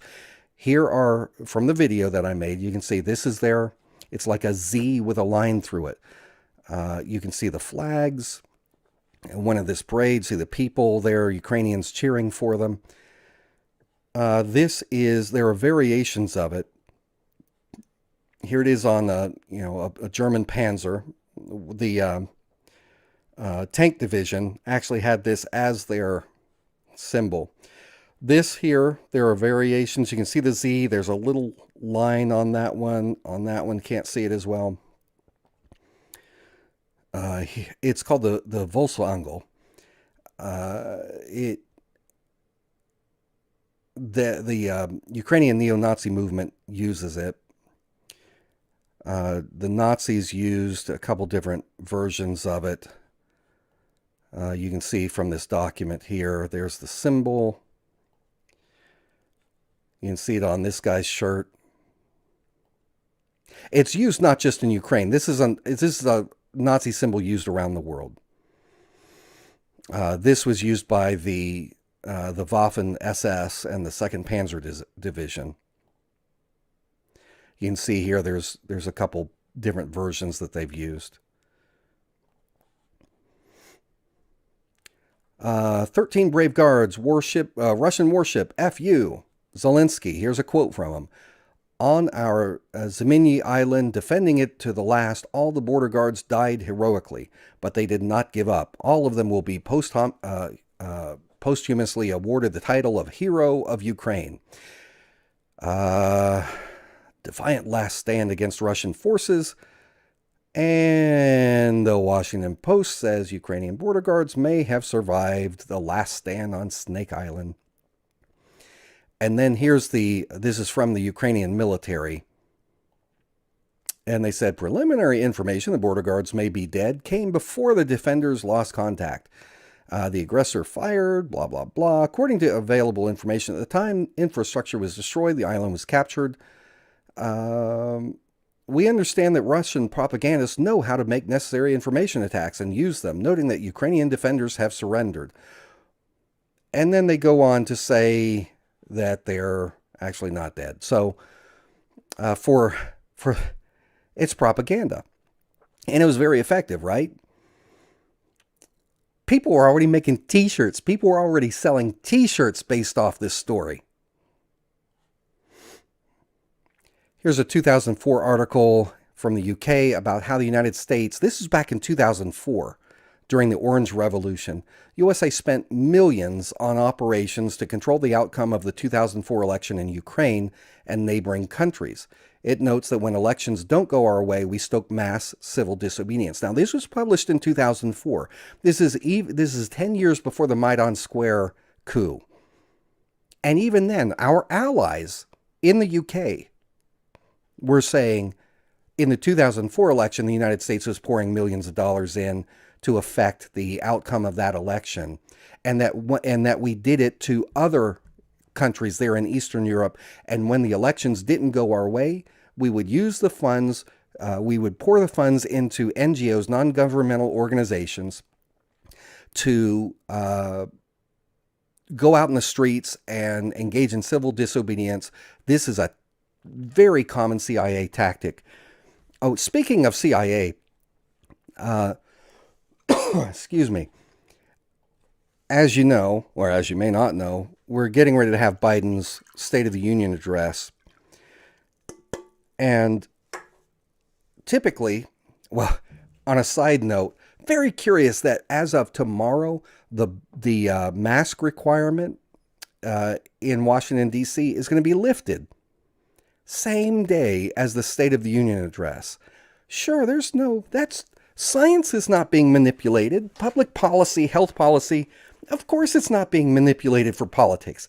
It's just that right before the State of the Union in Washington, D.C., they're lifting the mask mandate so that on camera, as everyone watched the State of the Union address, there's going to be very few people wearing masks. Right. Yeah. But anyway, Biden, well, it's typical for presidents during the State of the Union address to bring in guests, right? You know how every State of the Union address, there's like some hero. Back during, after 9/11, George W. Bush brought in Hamid Karzai, the drug warlord in Afghanistan that we set up as the leader of Afghanistan after we ousted the Taliban. They have him up in the balcony and everyone's like, yay, what a hero. Donald Trump did the same thing. Trump, though, used Juan Guaido, who is the CIA asset that the CIA trained in Europe and sent back to Venezuela to be the guy to replace replace Maduro, hoping that they could get rid of Maduro. Why? Because Venezuela, first Chavez and then Maduro, these jerks are nationalizing the oil, and they're not giving it to the U.S. oil corporations to profit off of. Can't have that. So they poisoned Chavez, and then they tried to kill, multiple times tried to murder Maduro. And then we've got this guy, oh, he's so innocent. The Juan Guaido, if you remember, he's kind of this young looking, handsome Venezuelan guy, clean cut, kind of a nobody, came out of nowhere. And Donald Trump came and had him stand in the balcony, and he stood there nice and stoic as all the members of Congress gave him this rousing standing ovation, right? He was a CIA asset that we were using because we were trying to carry out a coup to put this guy in so that he could turn the oil contracts back over to American oil companies. That's all it was. Fortunately, that one failed. Donald Trump's own personal bodyguard was caught after that participating in, he had gone down multiple times to help train and get ready these guys I don't even remember the botched paramilitary raid. They were going to go in and take control. They had all their boats ready and everything, and Maduro caught wind of it. His intelligence service was aware of it, and as soon as these guys landed, the Venezuelan military swooped in and arrested them. And how that avoided, how that didn't become a bigger scandal for Trump, I don't know. But anyway, here we are. We've got Zelensky and the State of the Union address. We're going to see some major grandstanding from Biden. We're going to see major hero worship of Zelensky. They are probably going to have, since they can't put Zelensky himself up in the balcony there for everyone to clap for, because he's man of the year, greatest hero to ever step foot on planet Earth, they'll have somebody to represent him in some way, either a family member or at least they'll recognize him in absentia, and it's just going to be ridiculous. Anyway, these are regime change operations. That's what we do. That's some stuff about retweeted stuff from 2019. All right, let's watch a couple of these clips. This one is Russian armored vehicles coming under fire by Ukrainian forces in Kharkiv.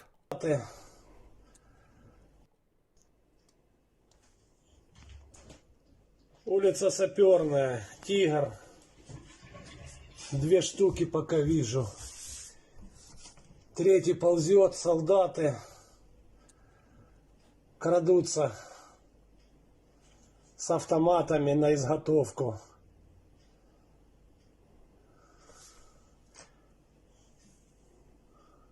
3, 4 КамАЗ.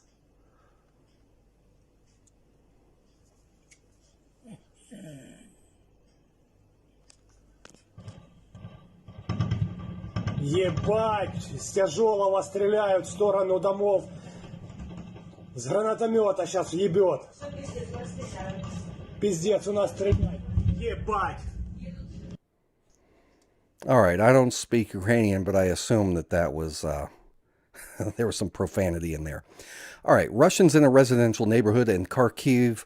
These guys, we won't watch the whole thing, but the troops are pushing all of the vehicles backwards. And I'm not quite sure why they were doing that. But anyway. So, yesterday, Zelensky established the International Legion of Territorial Defense of Ukraine.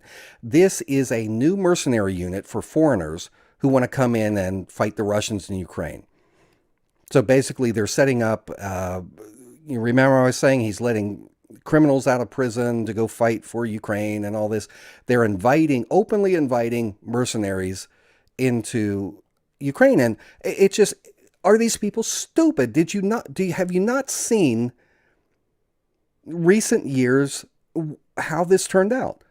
This is what the United States State Department did with Libya. We contracted, and the CIA worked out all the deals, but we contracted with these militias in Libya to overthrow Gaddafi. And of course, things ended very badly for Gaddafi. They pushed him out. They ousted him. He's out there. He's hiding for like a month or something. And then one day his convoy is driving. He's trying to get somewhere. NATO, the intelligence goes to NATO. NATO comes in. A French plane comes in, bombs them from the sky. And then we had already coordinated. They were already there, ready to go. These just bloodthirsty extremists go in, pull them out of a tunnel. The footage is there. If you look it up, you can find it. I used to have it on my channel. I took it down years ago because, it's stupid to have it up. They take him. They're beating him. He's bloody. They take a bayonet and they shove it up his rear end, torturing the guy, and eventually pop him in the head, shoot him after they've beat him up. That's the U.S. government. We didn't like that Gaddafi was creating a gold-backed dinar and uniting Africa behind this new currency. It was a competition to the Federal Reserve Bank, to the Western central bankers. Just like we are in the process of completely obliterating Russia's central bank. Same reason. No competition. The bankers are bloodthirsty. But anyway, all of these terrorists that we were funding, what we did was, all right, we got them. Next, let's go get Syria. This is 2012, 2013. So we start routing the weapons out of the port city of Benghazi, all of the weapons that the CIA gave to these militias to use. It's not like everybody walking around Libya has got these guns and these RPGs and everything. We gave them to them. And we had a CIA annex there in Benghazi that was bringing in the weapons and distributing them. And it was about a mile away from the U.S. Embassy. And the whole Benghazi scandal, and they made the 13 Hours movie, total propaganda. I read the book. It was because what happened was some of these militias went in and they knew that weapons were being stored there. They thought that it was at the U.S. Embassy. They didn't realize that there was a CIA annex a mile away with CIA and also contractors, mercenaries. And so they went and they attacked the U.S. Embassy trying to get these weapons. And in the process, they murdered the U.S. ambassador. And it was a big scandal. And then Hillary Clinton, who was Secretary of State at the time, goes into panic mode. They initially put out this statement that, it's just there was this video about Muhammad and, local people were pissed off about it. And so they, vented on the U.S. Embassy. That was the cover story because Clinton and Obama, they didn't want it out. They didn't want it out that the CIA was giving these weapons to them. Now, after Benghazi, and that's why eventually Hillary Clinton wiped her email server because she had some of the stuff there and she had to get rid of the evidence.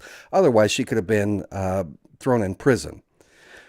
So anyway, after they overthrow Libya, and it turns into an absolute hellhole of chaos, and it still is, a lot of these CIA mercenaries, these extremist fighters, routed through, went through the Sinai Peninsula, went through, with the help of the Mossad, gets up into Syria, and to get the arms through to them, what they did was they took it from the port city of Benghazi, shipped it up through the Mediterranean up into Turkey, where we've got a CIA base up there, not far from, you got the Turkish border, and then Syria, and Aleppo's down there, and they start funneling the weapons into the hands of these radicals that came, these militias, these mercenaries. And then these mercenaries that had come from Libya and from other, foreign countries like Saudi Arabia, they go and they merge with the other CIA group there, Al-Qaeda in Iraq.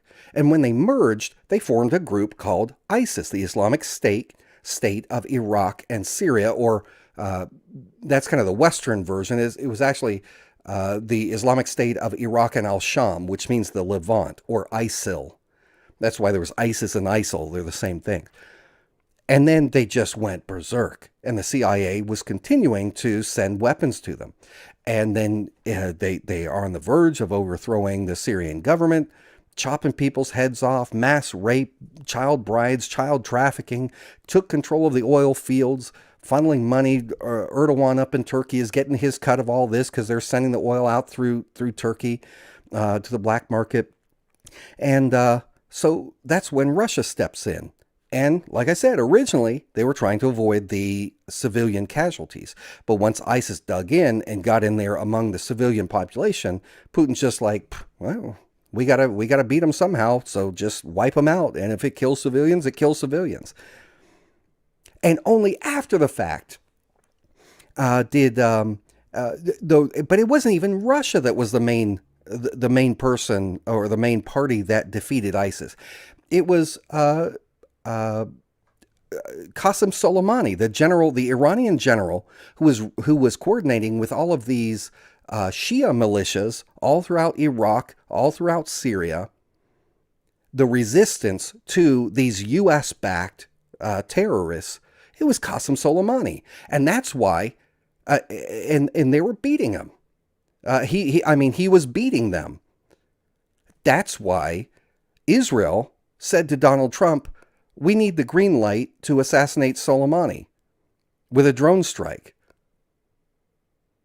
when he was visiting in Iraq, because he was a friend to Iraq. The Iraqi government welcomed him because he was doing such a good job liberating the country from ISIS. Can't have that. So they carry out the airstrike. Trump takes credit. Oh, I defeated this, crazy terrorist Soleimani. Anyway, Syria becomes this apocalyptic hellhole of disaster, blood saturating the soil of Syria from top to bottom. Israel striking Syria over and over and over. Of course, not talking about it. ISIS there. You've got Al-Qaeda, Al-Nusra, all these militant groups, all these militias, foreign fighters from like 100 different countries converge in. And here we've got Volodymyr Zelensky setting up the International Legion of Territorial Defense, inviting mercenary units to come in, and they will be armed by the CIA with weapons that the State Department is coordinating transfer to. Ukraine, do you really want to become another Syria? You keep screwing around and following the advice of the U.S. State Department, and I guarantee you will rue the day that you got in bed with the United States. It is not going to end well for you. Not going to end well. The United States cares about... Now, I'm not talking about the people. The people of the United States, if once they learn the facts, the people are pissed off and they don't support this. But trying to take these complicated issues and teach it to people who have been indoctrinated with nonstop 24/7 propaganda from those corporate media outlets that are just mouthpieces, megaphones for the military-industrial complex and these elites that are profiting off of all of this bloodshed. You take an average citizen that's been filled with that, and you try and tell them, no, that's not the case. They're going to call you a terrorist sympathizer. They're going to call you a coward. They're going to call you a Putin lover and whatever else. Because they're so full of the propaganda, they can't see outside of it. Anyway, sorry. I need to get off my high horse on that. It just pisses me off. Russian tanks and soldiers in Bucha, northwestern suburb of Kiev.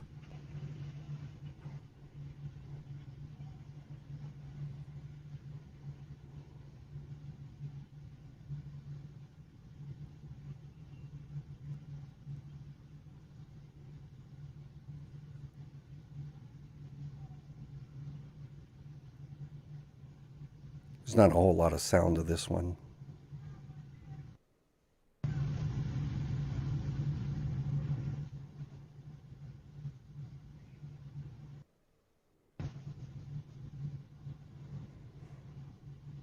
All right, sorry about that. I thought there was more action in that.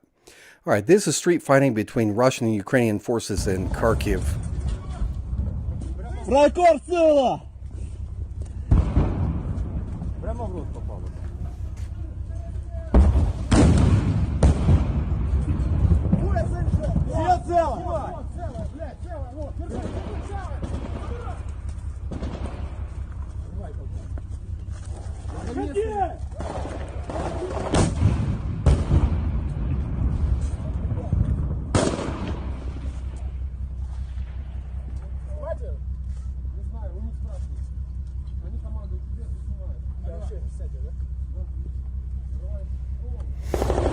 All right. Here is a column of Russian gassed Tiger IMVs are multi-purpose 4x4 all-terrain infantry mobility vehicles. They look kind of like Jeeps in a way, or Humvees, wiped out by Ukrainian ambush as they tried to enter Kharkiv yesterday.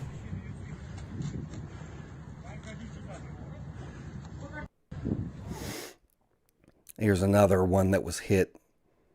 You can kind of see the aftermath. This one's got the AGS-30 automatic grenade launcher on the top. Here's a T-72B. If you look real close, you can see there's a javelin cage over the top. It's supposed to stop incoming javelin missiles. It doesn't do much, though. I talked to some other guys who said, nah, it just doesn't do much. All right, watch this one. This Su-25 takes damage from the man-portable air defense systems. Now watch it, see it pop off its flares. It'll do it again in a second. Let me back it up so you can watch it. It gets hit right here. Watch it get hit. Boom. All right, so they took a hit. He's popping off the flares. So that he doesn't get hit again. He'll circle around here because he's trying to bug out of there. But you'll see him toss some more flares out so that the man pads will be attracted to that, to the flares.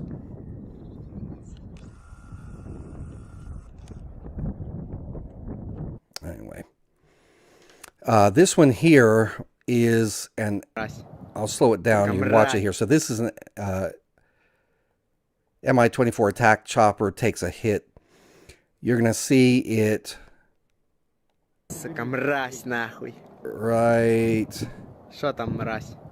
right there. You can see where the shaft and tail, it loses its rotor authority, yaws sideways, and here it goes down.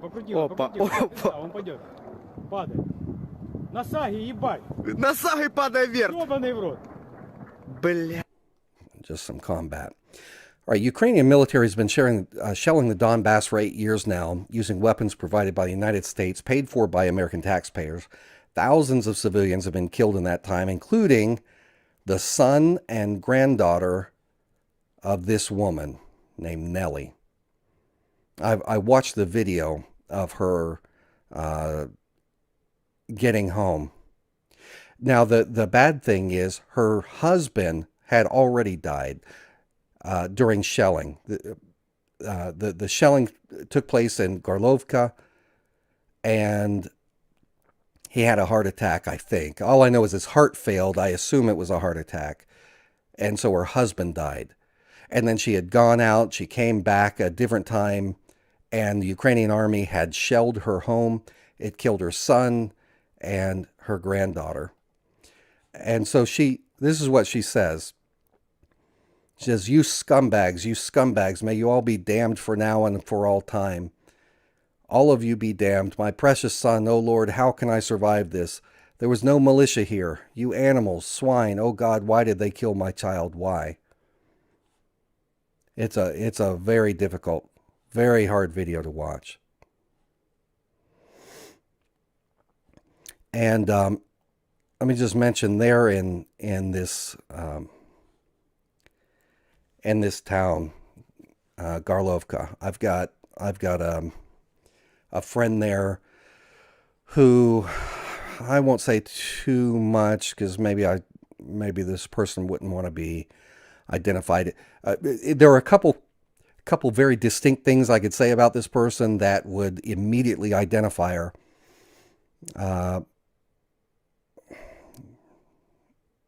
I'll just say that she has, because of circumstances, has taken up kind of this personal mission to deliver toys, gifts, food to children in the Donbass region, particularly in Garlovka. And she's been doing this for years now.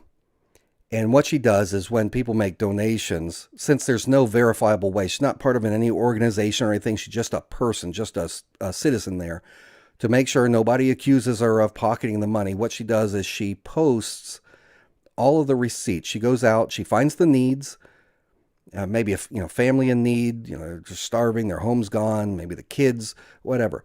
She takes the money that is donated. She buys up stuff to donate to them based on their needs. And she publishes pictures of the receipt for the purchase and then pictures of the materials being delivered to the family so you can see it. And I was talking with her yesterday saying, look, I want to, I deeply, deeply empathize with the children. When I was in Thailand, that was what got me, was the children that were part of the child sex trafficking trade there. I worked at orphanages with kids that were born from from young girls that had been prostituted out in the sex industry, and they had to abandon their children because their pimps wouldn't let them keep the babies. So I worked in the orphanages. I worked with people who had escaped the sex trafficking industry. I have a soft spot for children who are traumatized. I don't know why. I have a deep, deep passion for this in a way that I don't understand. It's some psychological thing, I'm sure. There's got to be something that triggered this in me. But I feel deeply. And so I wanted, knowing that, this region where you've got almost 500,000 kids that have been traumatized by the constant shelling, I wanted to donate some money to my friend there to try and distribute.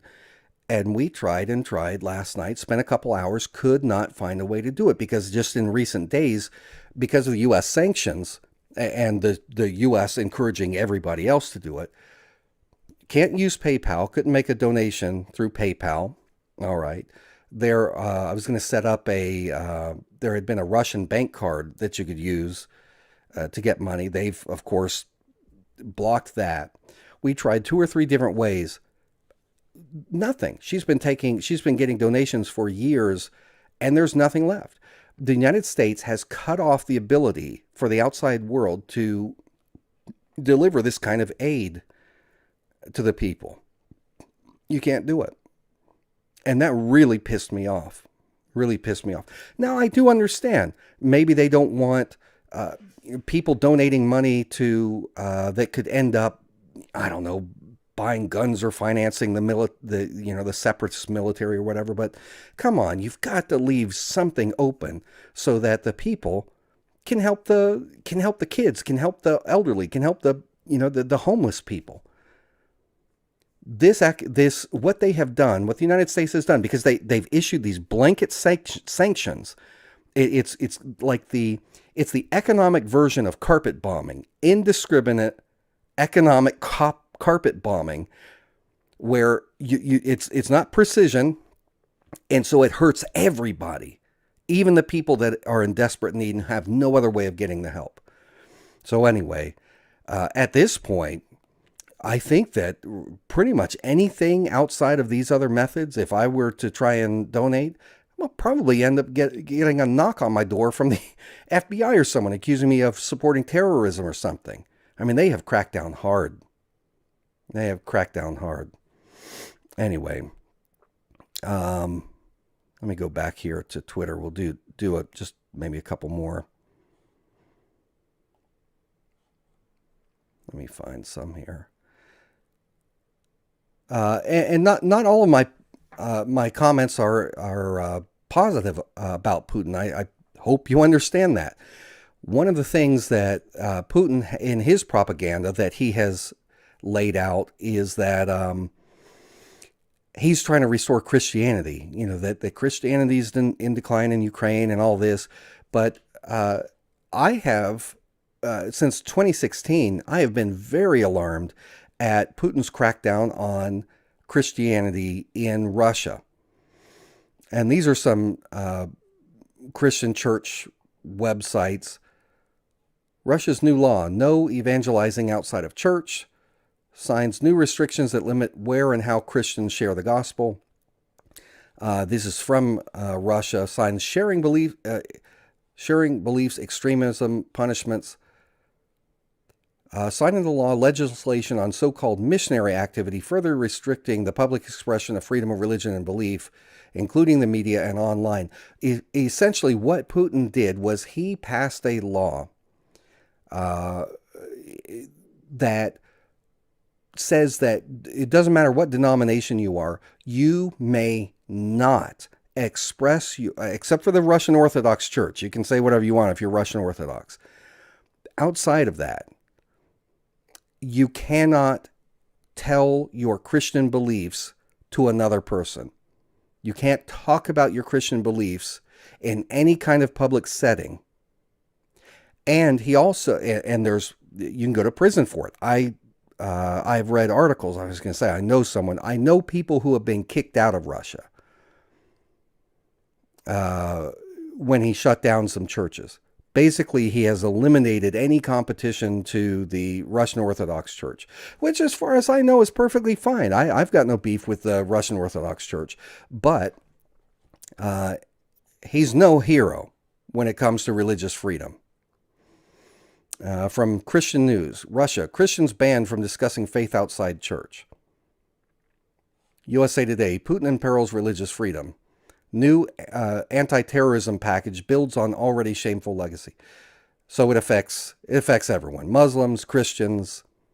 I don't know how it affects Jews. Jews are not really proselyters. That's really not an aspect of their religion. And I know that Putin is very, very friendly with the Jewish community, especially the Orthodox community in Russia. So I don't know if any of this impacts the Jewish population. All right, another entry here. Russia's Wagner Group, a clandestine mercenary force that makes Blackwater look like Boy Scouts, was formed during the 2014 Crimea annexation. They are cutthroat, vicious, and are playing a significant role in the current war in Ukraine. So he used them a lot in Syria as well, because you get plausible deniability. They can go in and do the nasty stuff, and there are neo-Nazis among Wagner Group. I can show you pictures of them too. It's just it's not a widespread social movement in the way that it is in Ukraine. But still, you have to condemn all fascism, all these neo-Nazis. But Wagner Group are, if you take Blackwater, which became Z, which became Academy, and is now absorbed into another group. If you take them, as immoral as they already are, and burn away every last vestige of conscience, you have Wagner Group. These people are vicious. Vicious. They're not ISIS level vicious, but they are extremists. Yeah, they are. They some of them have committed atrocities that are on par with ISIS, but they are not, as an organization, collectively that extreme. But they are probably the next closest thing. These are bad, bad people, and mercenaries have been used throughout time. Even during the American Revolutionary War, we had to deal with this. It was. One of the big battles was to actually turn the tide of the Revolutionary Wars when Washington crossed the Potomac, and they went and they attacked the Hessian forces on Christmas Day. The Hessians came from from Germany. This is back in the 1700s. And the person who coordinated, the person who handled the accounting for for King George III was Rothschild, the Rothschild family. Meyer Amschel Rothschild, the father of the family, had 5 sons. He sent the 5 sons into different cities around Europe. Nathan Rothschild ended up in London, established the Rothschild Bank there. But it was Meyer Amschel who coordinated the Hessian mercenaries, handled the finances for that transaction, because he was friends with the Prince of Hesse.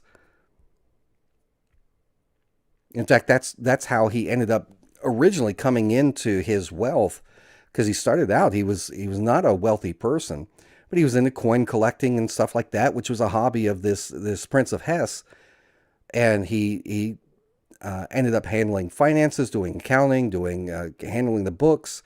He was kind of like the court Jew for the Prince of Hesse. Eventually, this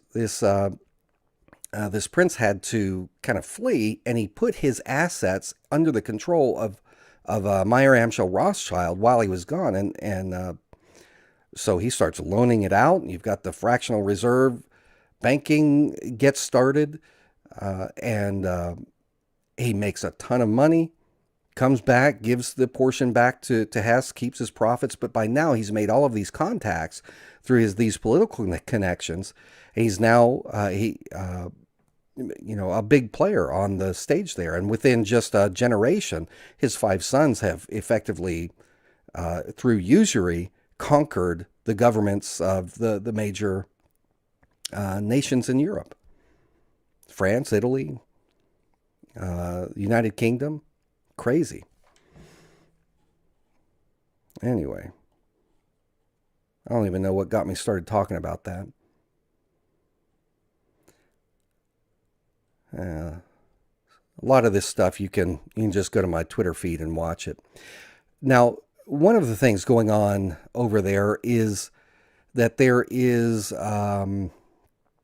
a lot of trouble there's thousands of Africans, black Africans, that are in Ukraine that have gone there primarily for schooling, to become doctors, different kinds of physicians, and they're stuck there. They can't get out. They're not all students, but some of them are. They can't get out. Or at least it's what Ukraine has done is they have prioritized the whites, the white Ukrainians. The blacks have got their own hashtag going on. Where is it? It's Africans in Ukraine. So if you want to follow that story, Africans in Ukraine. And also Indians in Ukraine, same thing. Students, here's a video that I put up of Ukrainian border guards coming along, kicking the Indians. And then later on, I'll let you watch this one. This is, I don't know the location, but they're at the border. They're trying to get out of there. And the Ukrainian military comes along, and they're kicking them, beating them up, firing their guns in the air. Watch this. Oops. Let me turn that back on.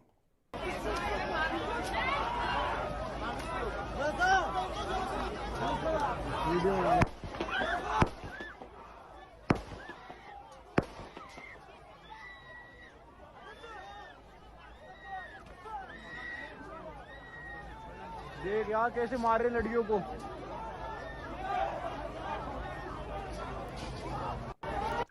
It's the kind of stuff where if the old videos I've seen of World War II, some of the footage, there's not a lot of it, of showing that, the Nazis throwing people on the trains and everything, but this is what it brings to mind. There is this undercurrent of racism. I'm not saying all Ukrainians are racist. I'm not saying it's the dominant feeling there, but it is a problem. We certainly have a problem here in the United States with it. But we're seeing in Ukraine there is something that is a widespread problem where the non-whites are treated as either second-class citizens or whatever. Now, part of it is legitimately they're probably prioritizing Ukrainian citizens first, allowing them out first. And since the majority of Ukrainians are white, it just ends up that way. But still, there is widespread reports from these different minority groups that they're not being that they're being beaten up. Lots of videos of them complaining about it. How much of it is true, I can't say. I'm just saying what I have seen in the reports. I did post resources for Nigerians trying to get out of Ukraine, people they can call. I wrote, and this is maybe a little over the top provocative. This is probably harsher than I maybe should have said it. But I wrote, in a country that cheers for Nazis and military parades, it isn't surprising that its police force is abusing blacks who are trying to escape the war and is refusing to let them get on buses with the whites. Do Black Lives Matter in Ukraine? And here's just some of the headlines. Thousands of African students who went to Ukraine to train to become doctors and engineers scrambled to escape the Russian offensive. You read the details. They can't get on the buses, can't get on the trains. Africans trying to flee Ukraine complain of being blocked and of racist treatment. Black students, they have been stopped from boarding trains and abused by police. African students fleeing the Russian invasion say they have been prevented from crossing to Poland due to Ukrainian first policies. Thousands of African students stuck in Ukraine. And my comment about people cheering for Nazis, look, it's the pictures are right there. I'm not making this stuff up. And these are the people, the Azov battalion, who they were originally about 1,000 strong, I think, 1,000, 1,200 of them, and spread throughout that battalion and some others. But these guys are Hitler fans. They're actual neo-Nazi, pro-Nazi. There's one guy down here doing the Banderite salute. These guys doing the Nazi salute. Endemic problem.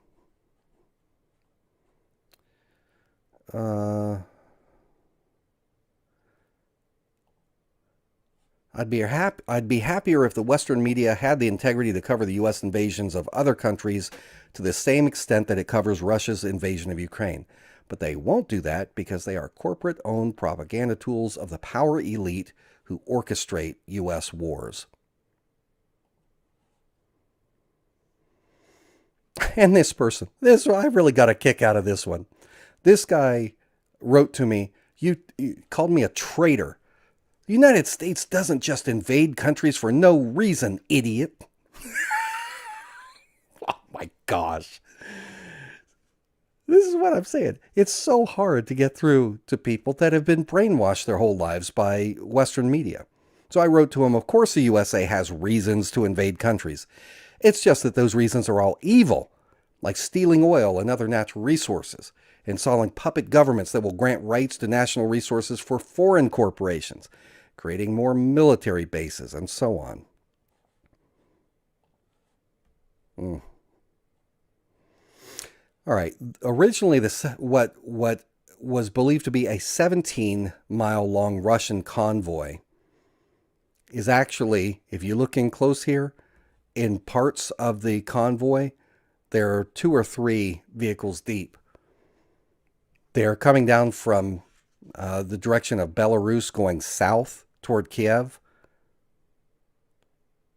from Pripyat down to the Antonov Airport, 40 miles long. These are Maxar satellite images. So, like I said, they're headed down there. They're going to form this siege around. What they're trying to do first is take control of an airport. They need control of an airport so that they can transport in by plane all of their forces. And so far, it's not gone well. They've actually had some transport shot down. So they've got to get full control. They need air superiority, which I think at this point they've pretty much got it. They control the skies over Ukraine. But Putin is telling them, he's saying, leave Kiev now.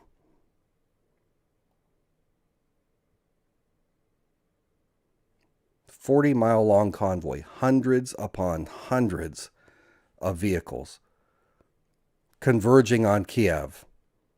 You think that the people with their Molotov cocktails are going to be able to stop this? It's going to be a bloodbath. They need to stay inside. If they can't get out of the city, they need to stay inside. Like this here.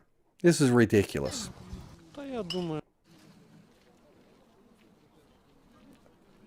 I'll read what it says in case you can't see it. Journalist, so we're ready to meet the enemy, right? He says, I'm afraid there will be none of them left until they reach us. It's like they're making jokes about this. You know, they're making their Molotov cocktails, thinking they're going to get out there and fight the Russians. And they're joking about, there may not even be any Russians left by the time they would get here. So far, Putin has not knocked out the internet, the water, the electricity, but once the siege begins and they're stuck there with no electricity in the cold, no running water to drink, bombs going off around them, no internet to see what's going on, it's going to be horror for these people.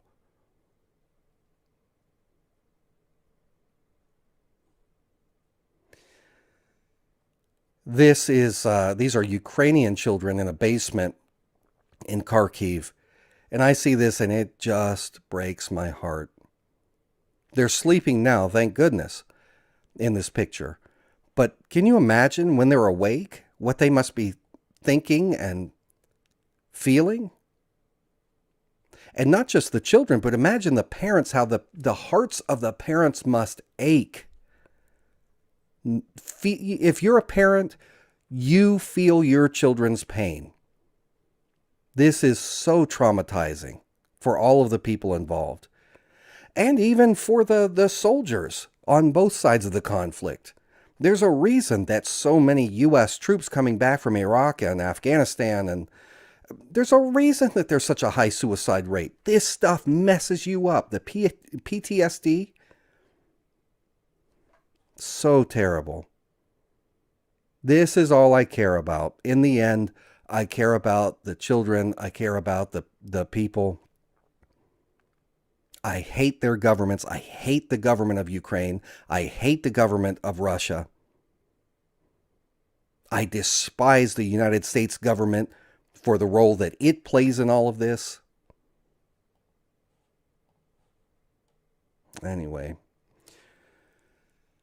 Sumy Oblast. This is at the time that I posted this. There's conflicting. Everybody's got their own opinion on what this is. Was it Russia or was it Ukraine? Probably Russia.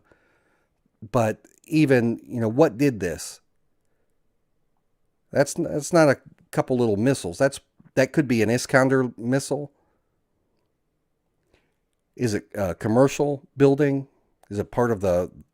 I know they blew up a mall.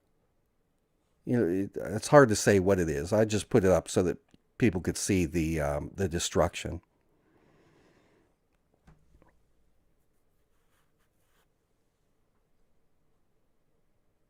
Oh yeah, this is... I think this is the last one that I'll show you another one after this. You know that Russia has been moving in some of these trucks carrying allegedly thermobaric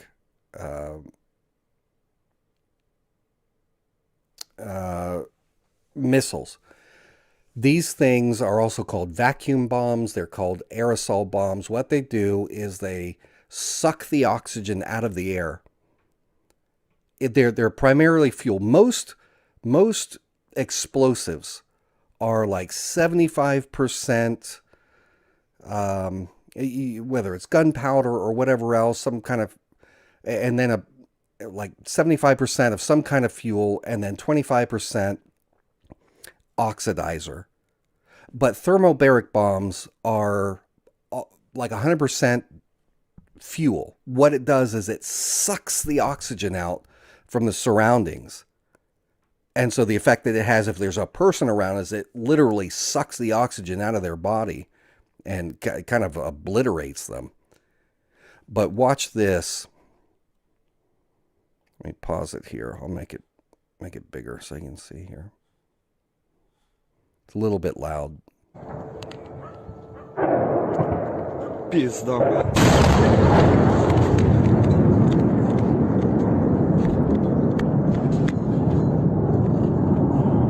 Я ебал в рот.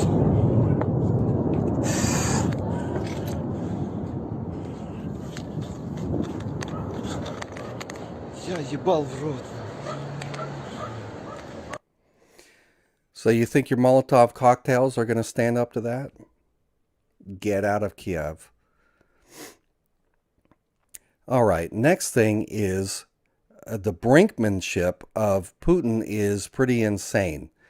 So far, what we know of Putin is he will bluff, but Putin, generally speaking, is prepared. He wants one thing to happen, and he bluffs, but he very rarely bluffs without being willing. If someone calls his bluff, he's usually willing to follow through. And so when he told the West, after he began the invasion, and he said, if you try and harm Russia, I will do to the West what has never been done to you before, a veiled, threat to use nuclear weapons. Well, he said it. The West said, we're going to call your bluff. And they, launched their nuclear economic bomb on Russia. And the next thing Putin does is he says, okay, let's take our nuclear weapons systems to high alert. Basically, ready to hit the button. And the Russian media, they're talking about it. They're talking about nuclear war. This guy, Dmitry Kiselyov, our submarines can shoot more than 500 nuclear warheads. This would guarantee destruction of the USA and all other NATO countries. Russia's nuclear arms are delivered by the world's fastest strategic bombers. The Russian nuclear potential is the strongest in the world. And he ends by saying something like, don't test us. He's probably like a Sean Hannity type, big talker, trash talker. But still, when we're at the point where they're openly talking about nuclear war, you really want to take a chance on whether or not Putin is bluffing? Did he bluff on invading Ukraine? These people are crazy. Look what they did to the ruble. Okay, this is when Putin became president, back around 1999, 2000. Now, the higher it goes, this is how many rubles against the dollar. So when he became president here in 2000, one Russian ruble was equivalent to about 25 to 30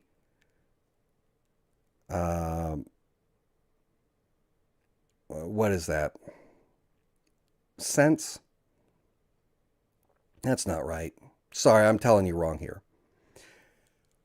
Here, I can tell you this is where the ruble has fallen in the last 24 hours, where it is less than 1 cent against the dollar.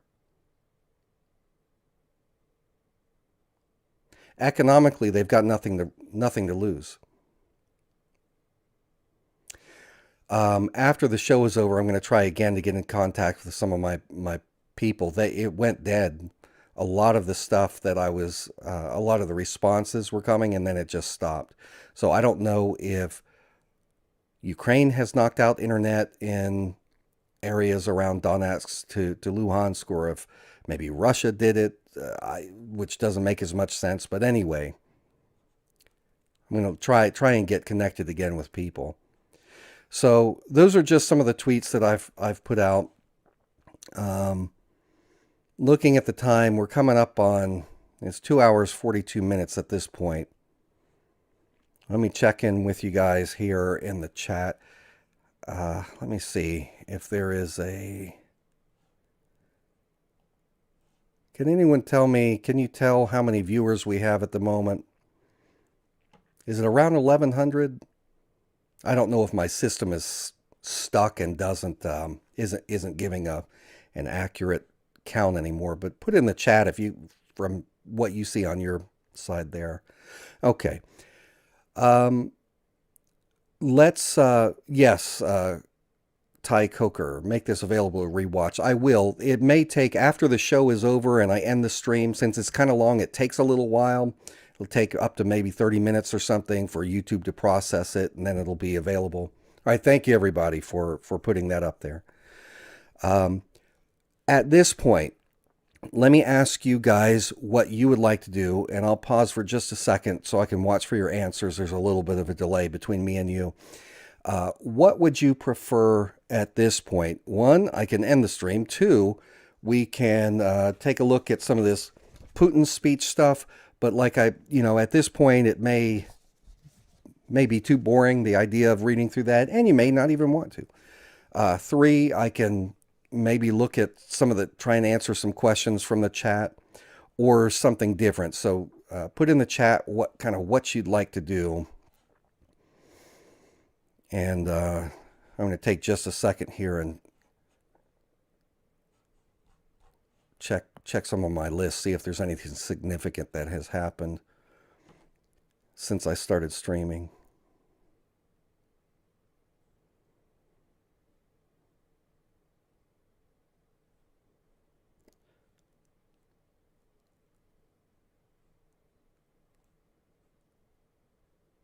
Massive strike on Kharkiv government headquarters about 30 minutes ago. They are really hitting Kharkiv hard right now.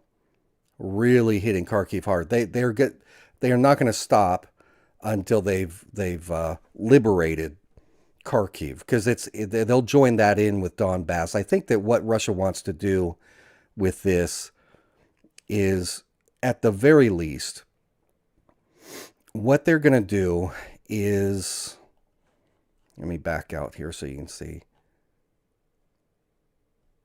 So they've got Crimea. Down here you've got Mariupol, Melitopol. They don't control this yet, but they do have Crimea. And here's Kherson. They've got Donetsk, they've got Luhansk, and here's Kharkiv. So it looks to me like what they're doing is they're trying to take as much of this whole territory here. They're trying to create an entire Russian-controlled, they may be puppet states, these people's republics. And it's also possible that what Putin will do is, once he gets control of this, at the very least, what he's going to do is he's going to put Russian forces in here permanently. But this they'll never get back. The West is never going to get this territory back. That's gone. They need to give up any hope of getting that back. Kind of like they're never going to get Crimea back. But it looks like how much they can get from Odessa on over to Crimea, that remains to be seen, how long they're going to fight to take that, but they're trying to.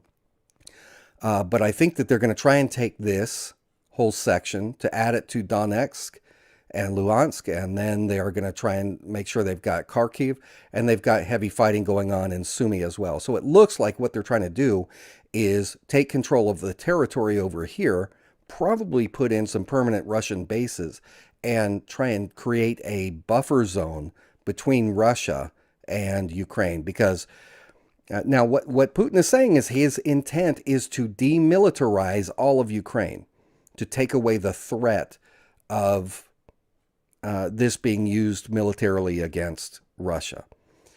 I don't know if he's going to follow through with that. But at the very least, he's coming down from up here, going to hit Kiev, getting ready to encircle it. So if you were with me the day that, leading up to the invasion, remember I showed you where they'd be operating from. We'd have strikes coming this way. We'd have strikes coming in to take this, coming in from here to take Kharkiv, and then from Belarus to capture Kiev. All right, I put the battle plan in there. Here's Belarus up here. Anyway, that's how it's playing out. All right, let me look at the chat here and see what people are saying. Put in speech.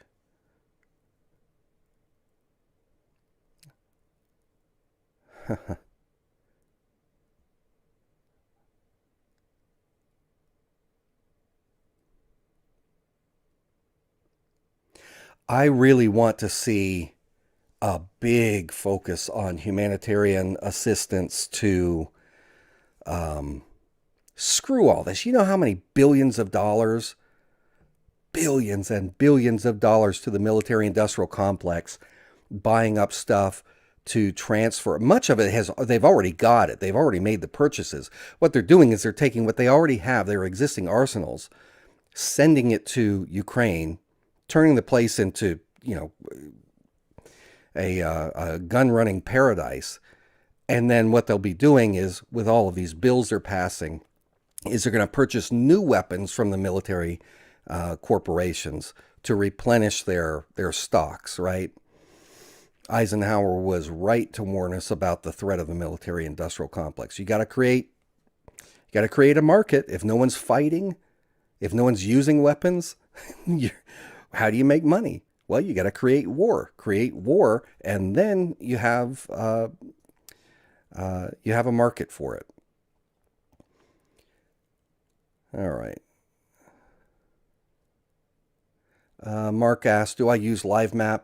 I do. It's among the, I've got a long list of things that I use. LiveMap is one for checking news sources.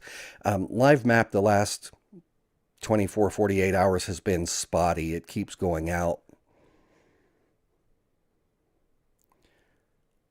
Let's see.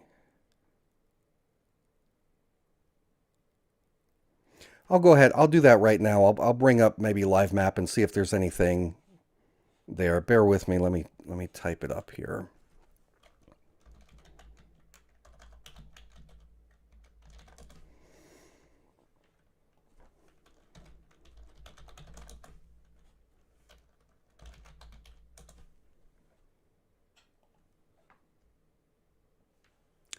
I'm getting errors here. Bear with me.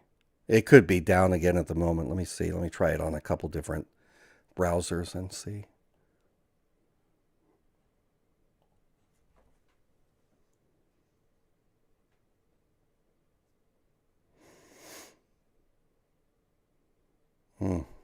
It's not bringing it up there either.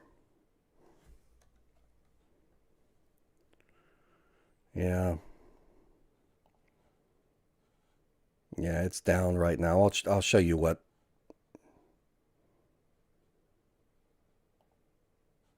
I'll show you what I'm getting here. Let me try refreshing it. Yep, bad gateway. It's down at the moment. It's up and down. It's been spotty. Oh, here we go. Back up at least for a moment. Let's take a quick look and see. Come on, close. Let me close these windows. All right.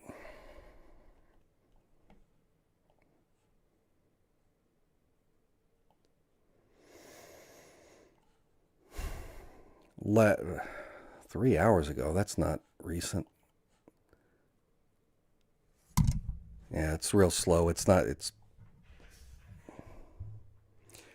I'll just read you the headlines that I see here. Air raid sirens in Rivne. Residents should head to the nearest shelter. That was 3 hours ago, which means that it's not being updated. Russian column in Kiev filmed by satellite. Taiwan sends 27 tons of medical supplies to Ukraine. Taipei government announced on Tuesday. Internet connectivity has collapsed in Severodonetsk, the acting administration center of Luhansk Oblast. Russian troops trying to storm Kherson. The enemy is advancing from the airport to the Nikolaev highway and the ring near the refrigeration plant. 3 hours ago, that's not recent. I'll just read you the headlines that I see here. Air raid sirens in Rivne. Residents should head to the nearest shelter. That was 3 hours ago, which means that it's not being updated. Russian column in Kiev filmed by satellite. Taiwan sends 27 tons of medical supplies to Ukraine. Taipei government announced on Tuesday. Internet connectivity has collapsed in Severodonetsk, the acting administration center of Luhansk Oblast. Russian troops trying to storm Kherson. The enemy is advancing from the airport to the Nikolaev highway and the ring near the refrigeration plant. Let me refresh it one more time and see if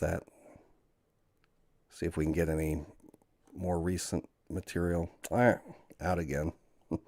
This is how it is. The hackers, between the hackers, there's a hacker war going on. There's the Russian hackers who are fighting with the people who claim to be anonymous. Anonymous is certainly, there are members of no official. It's decentralized. There are people who are aligned with Anonymous, but there are also a lot of hackers working for the U.S. government aligned with Anonymous that it's just kind of filter in there. And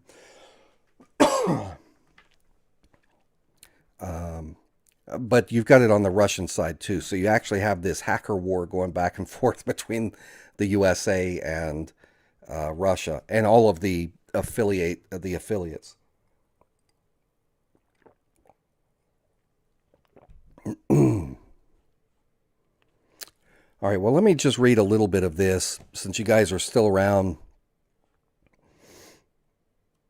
Yeah, it's hard to say really even what Anonymous is anymore since it's all decentralized. Who is to say what it actually is?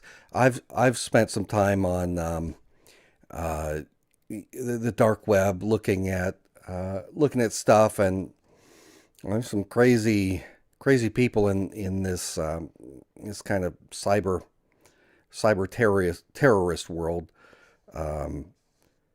It's a matter of perspective who the white hats are and who the black hats are, but they've got skill. All right, I'll go ahead, since a handful of you are interested in this, I will go ahead and share a little bit. I'm going to do some reading. Please understand, I'm going to get hit with it in the chat. People saying I'm peddling Putin propaganda. Here is my position.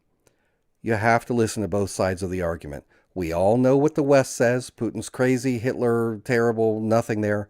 I'm going to share with you what his justification is. And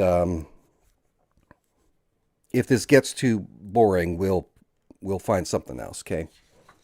I could read all of this. It would take forever. This one is, he gave a speech on the 21st. It's 19 typed pages long. He says, "Dear citizens of Russia, dear friends," and what I've done is I'm just going to read to you the things that I've marked in, that I've highlighted that were of interest to me.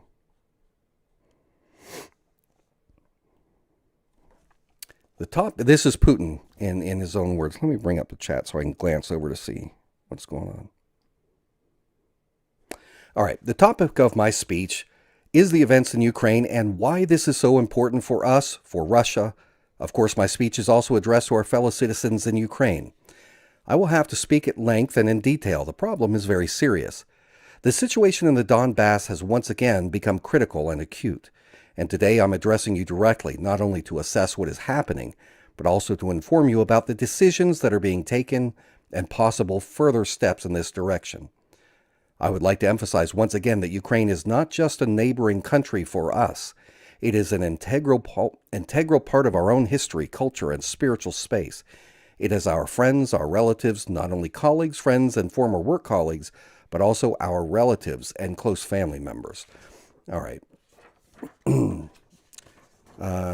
He goes into a long thing about the history of Russia and basically makes the argument that Ukraine isn't actually even a legitimate country. It's always been part of Russia, and he goes through the history of it and explains his perspective. I don't agree with all of it, but at least that's in his thinking.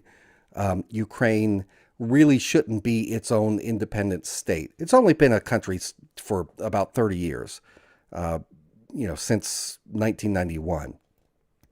But anyway, compared to hundreds and hundreds of years of history between the Kiev and Rus up through the Soviet Union and so forth. He says, in view of the historical destiny of Russia and its peoples, the Leninist principles of state building were not only a mistake, but far worse than a mistake. After the collapse of the Soviet Union in 1991, this became absolutely obvious. Returning to history,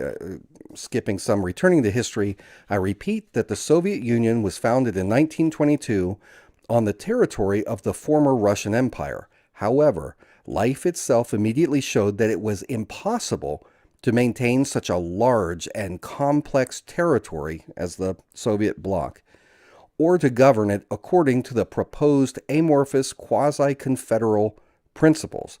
They were completely disconnected from reality and historical tradition.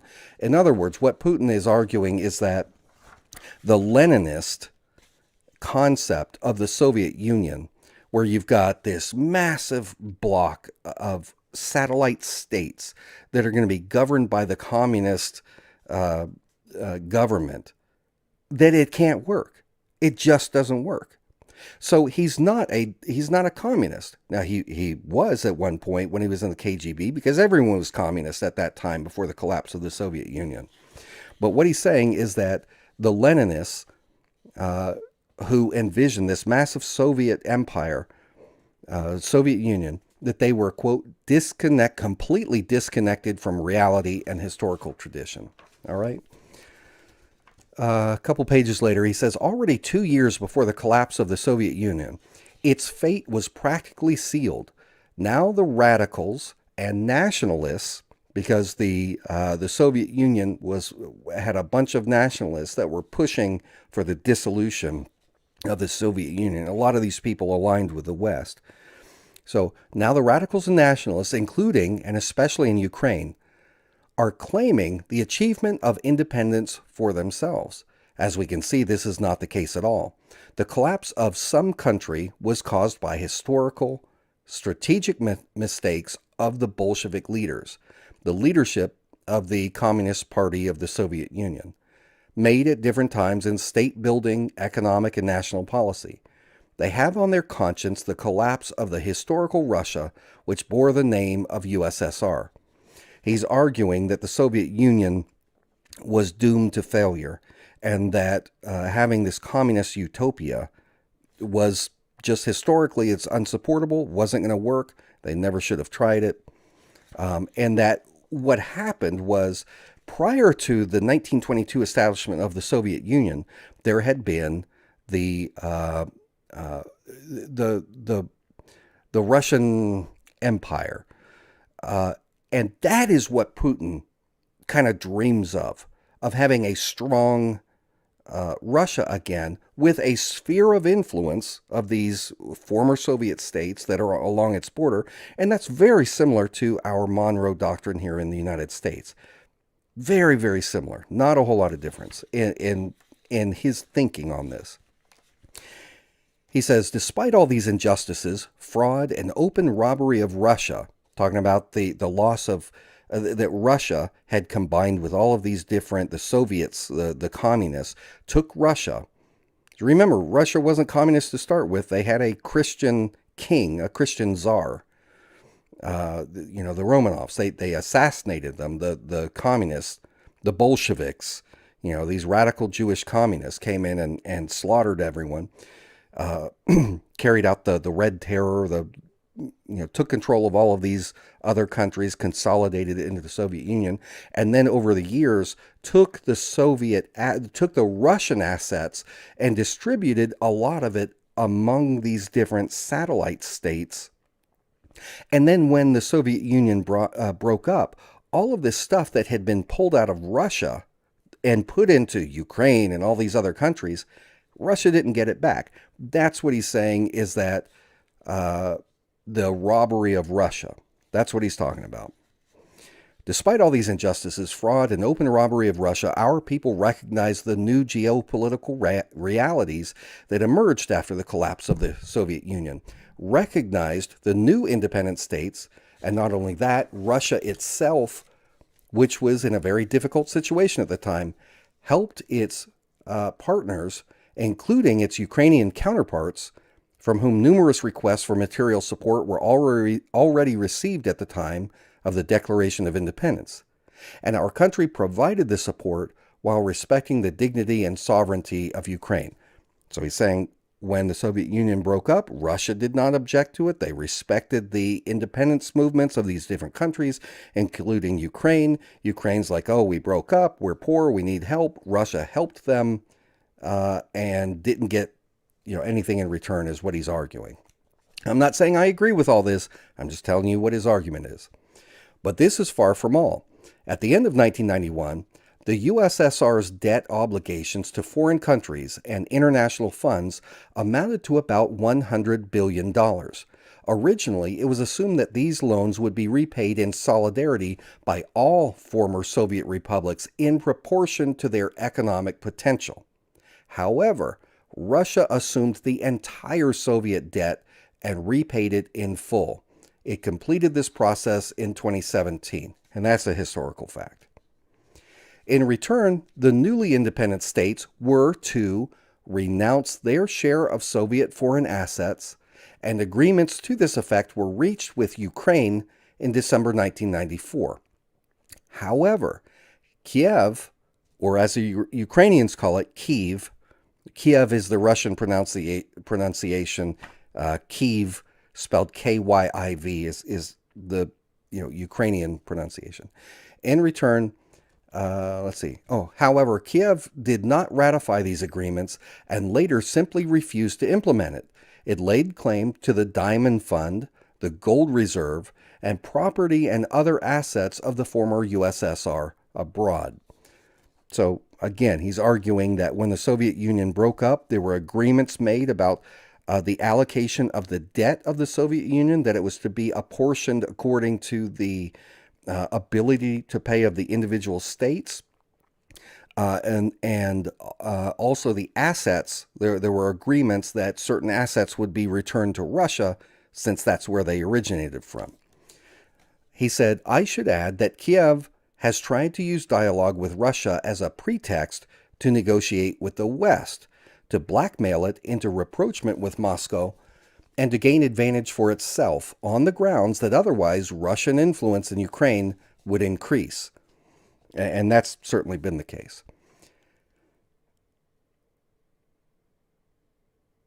At the same time, from the very beginning, I would like to emphasize, from the very first steps, Ukrainian governments have started to build their statehood on the denial of everything that unites us, Ukraine and Russia. They have tried to distort the consciousness and historical memory of millions of people, whole generations living in Ukraine. Not surprisingly, Ukrainian society was confronted with the rise of extreme nationalism, which quickly took the form of aggressive Russophobia and neo-Nazism. Hence, the involvement of Ukrainian nationalists and neo-Nazis in terror gangs in the North Caucasus and the increasingly vocal territorial claims against Russia. So his argument here is that from the beginning, when Ukraine became independent, started to build their statehood, they were determined to kind of break away from Russia to the extent that they denied a lot of the historical connection between them. It's kind of like, in a way, prior to the Civil War, we were one nation. We were separate independent states, but we had a common connection. We were one country, one people, one nation.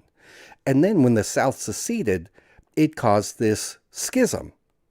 I'm a proud Southerner, and I don't call it the Civil War. I call it the War of Northern Aggression, is my interpretation of it. But anyway, when the South broke away, if the South had made the argument that, we were never really part of America, we've always been our own thing. In fact, we're way different. We've never been part we've not been one people historically.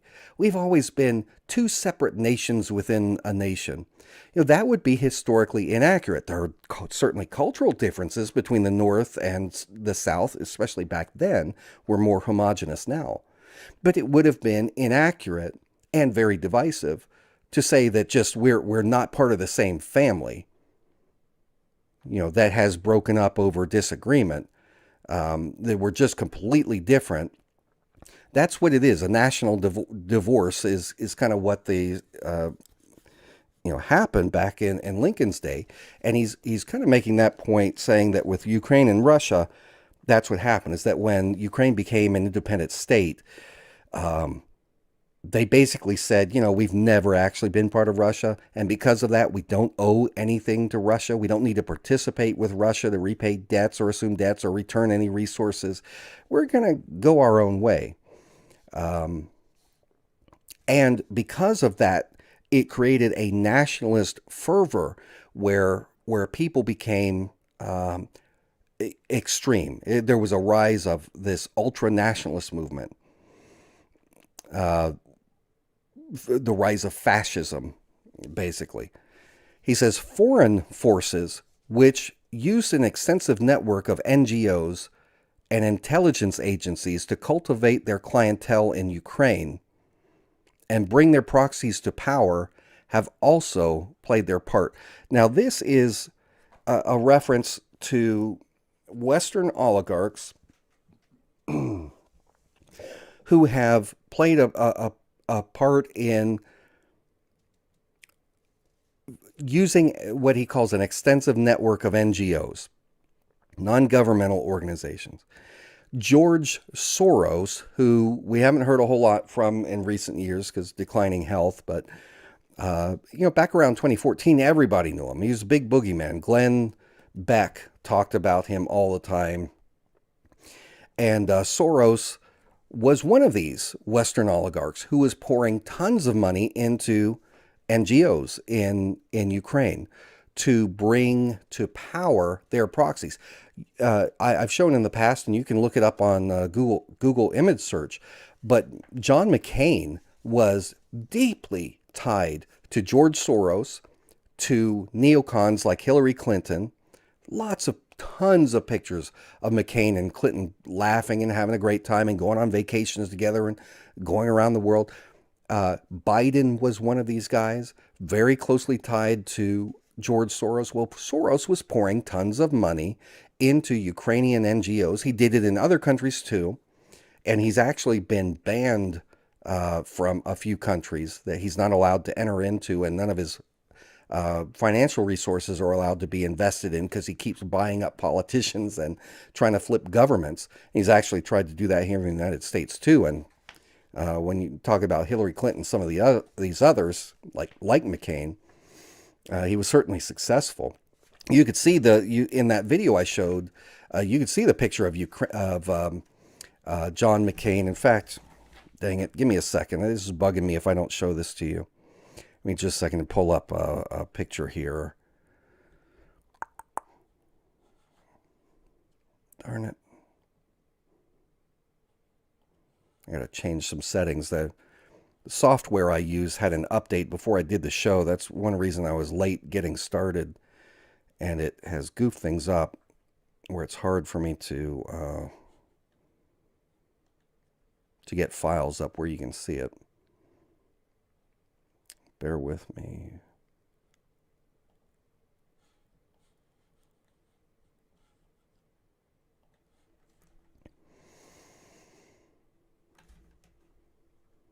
I'm going to show you a couple pictures of McCain from that 2014 Maidan Square mess.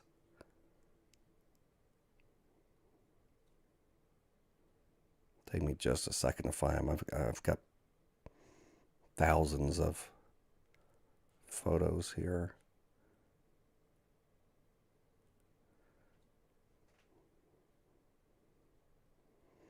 Almost there. I know I'm close to it. Come on, McCain.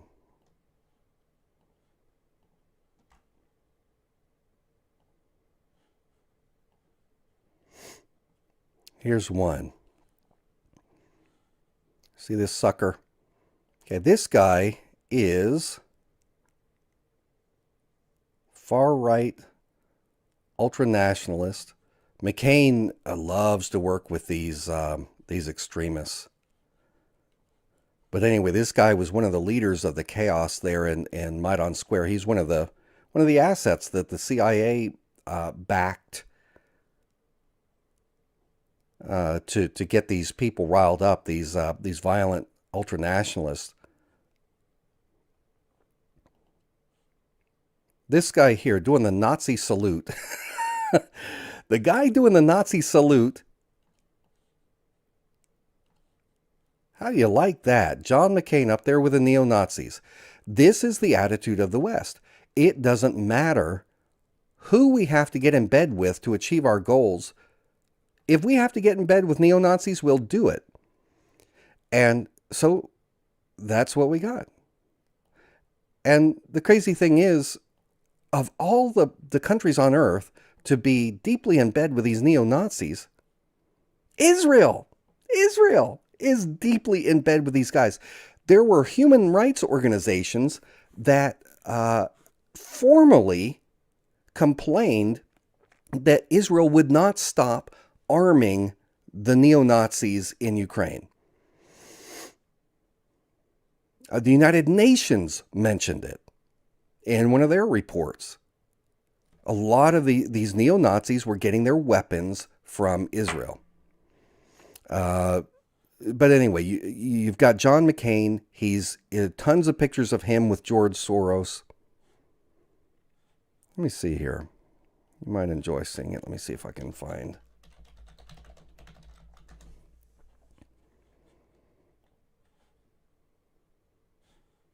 Bear with me. I'm going to bring this up in a moment where you can see it.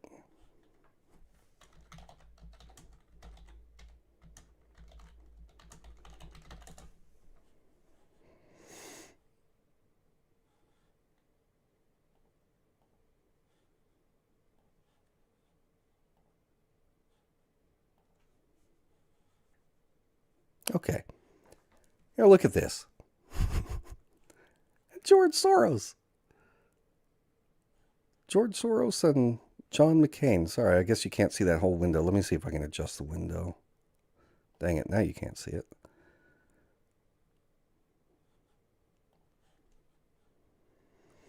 I'm trying to move this around.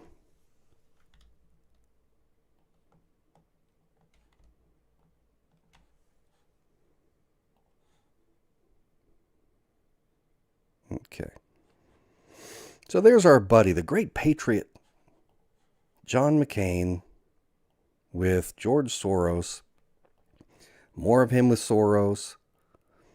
Here he is with Soros.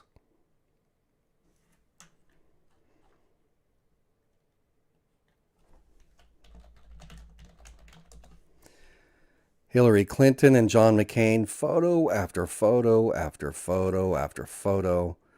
They were such good buddies because they were doing the same crap together.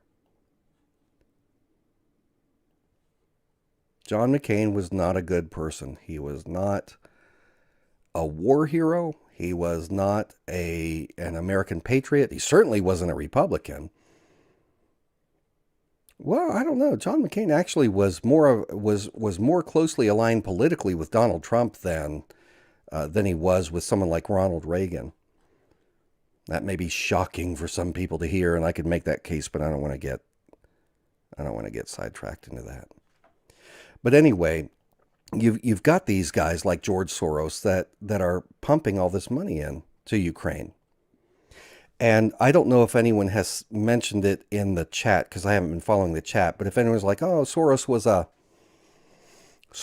a Nazi collaborator," let me tell you real quick about that, because I've covered Soros immensely, especially back from 2014 to around 2016. Tons of reports on his criminal activities, primarily in Eastern Europe, but the story of George Soros being a Nazi collaborator it's pretty much propaganda. The Nazis were killing Hungarian Jews back in the 1940s.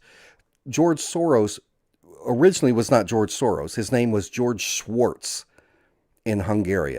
And his dad changed the family name to Soros, from Schwartz to Soros, to try and make the family appear less Jewish. And that was not a bad idea at this time. because the Nazis were rounding these people up and shipping them out. In 1944, what the Nazis did was they created in Hungary something called the Jewish Council, and they did this in a lot of these places. And the Jewish Council was supposed to basically be like the betray their own people.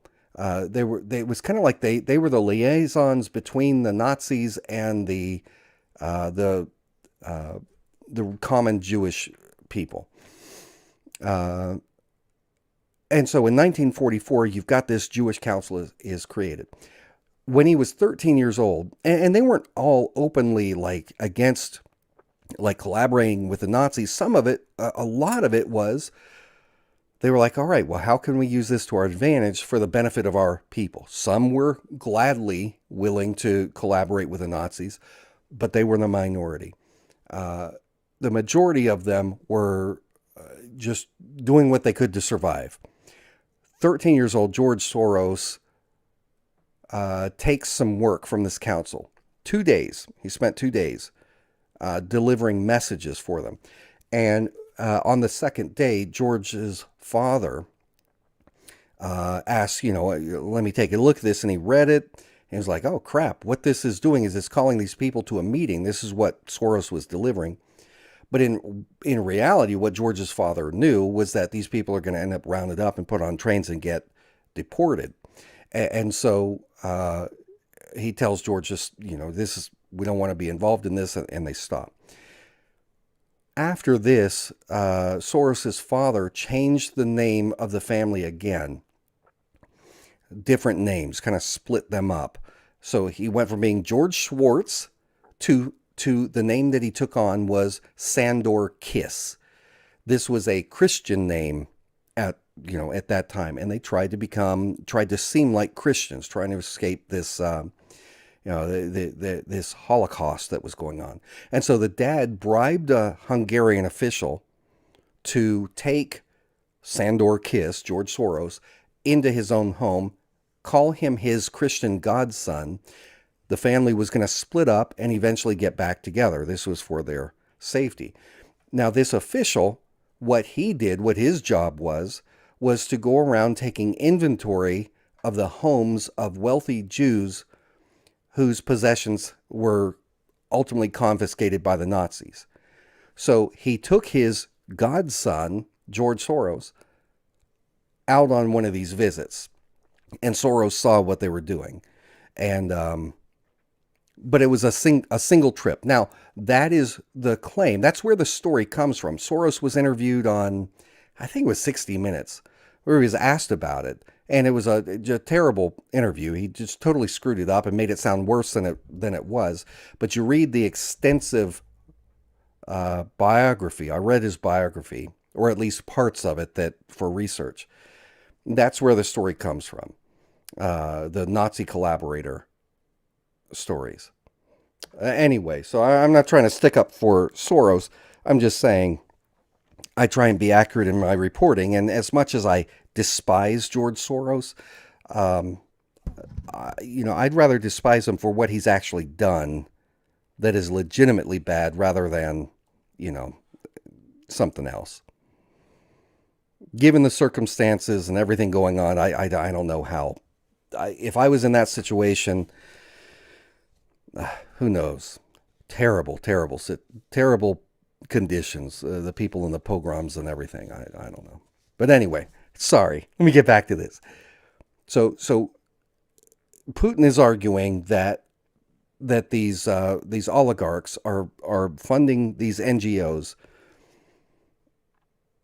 and that intelligence agencies, this would include the CIA, are working to bring extremists to power that are willing, that are part of this group of people who are trying to separate in the minds and hearts of the Ukrainian people, trying to create this big divide as if Russia and Ukraine was never part of the same family. Again, whether it's true or not, this is his argument.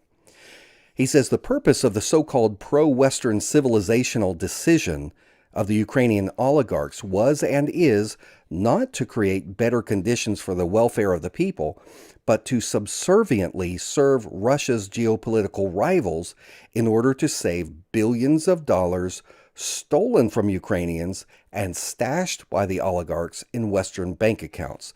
So he's saying a lot of Russian assets were put into Ukraine. We broke up.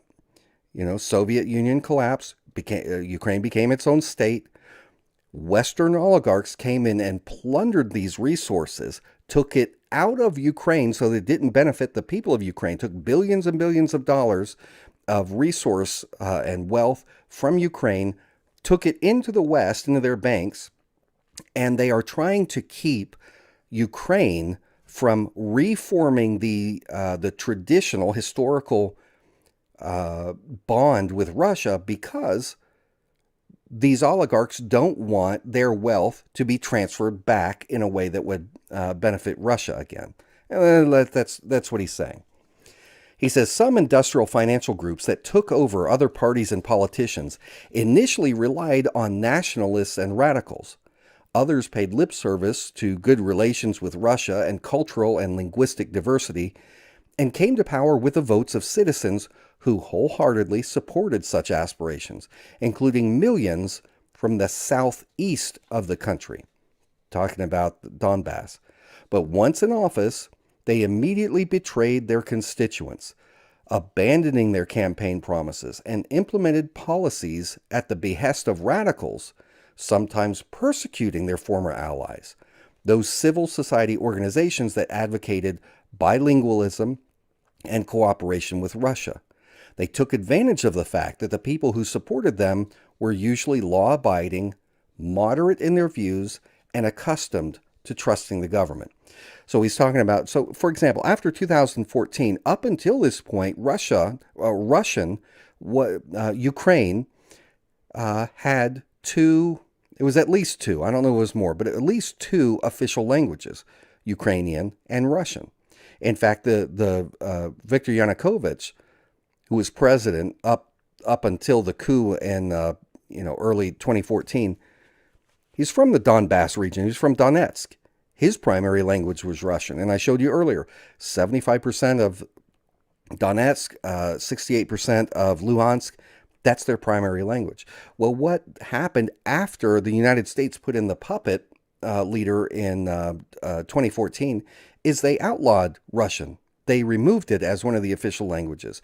And so documents, everything has to be done in Ukrainian. He's saying that this is one aspect of the attempt to tear Ukraine away from its historic roots with Russia and to turn the people against Russia.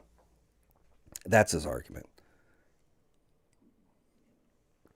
And he's saying that the people ran on platforms saying that they were going to respect the culture of the people in the East as well as the people in the West. And once they got into power, they didn't do that. He says the radicals in turn became more and more brazen and their demands grew year by year. It was not difficult for them to impose their will again and again on a weak government, itself infected with the virus of nationalism and corruption, and to cleverly replace the true cultural, economic, and social interests of the people and the real sovereignty of Ukraine with various kinds of speculations with national justifications and foreign ethnographic features. He says, corruption, which is undoubtedly a challenge and a problem for many countries, including Russia, has taken on a special character in Ukraine. And it is. Corruption is huge in Ukraine. Corruption is massive in Ukraine.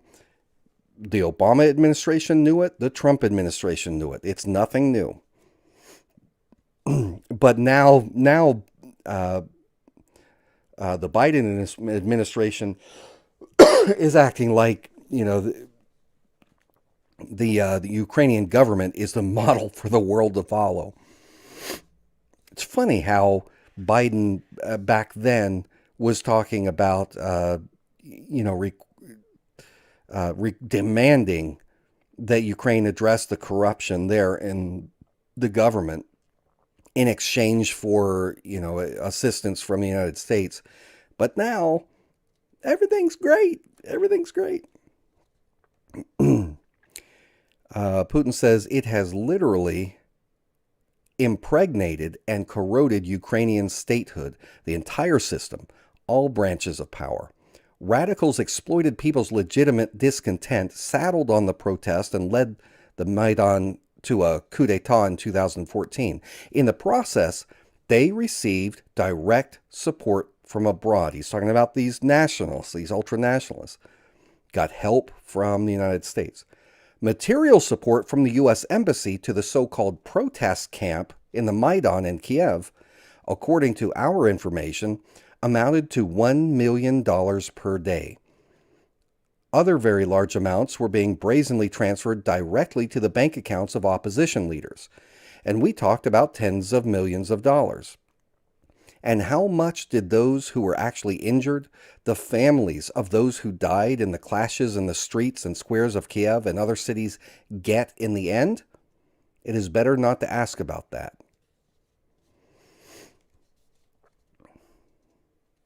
The radicals who, it's interesting, I just noticed here that he is flipping back and forth, and this was, I got this from the Kremlin's website, their translation. And the way they translate Kiev, they're doing it some with the Ukrainian spelling of Kyiv and some with the Russian spelling of Kiev. Interesting. Anyway, he says the radicals who came to power and the radicals who came to power organized persecution, outright terror against those who spoke out against anti-constitutional measures. Politicians, journalists, and public figures were mistreated and publicly humiliated.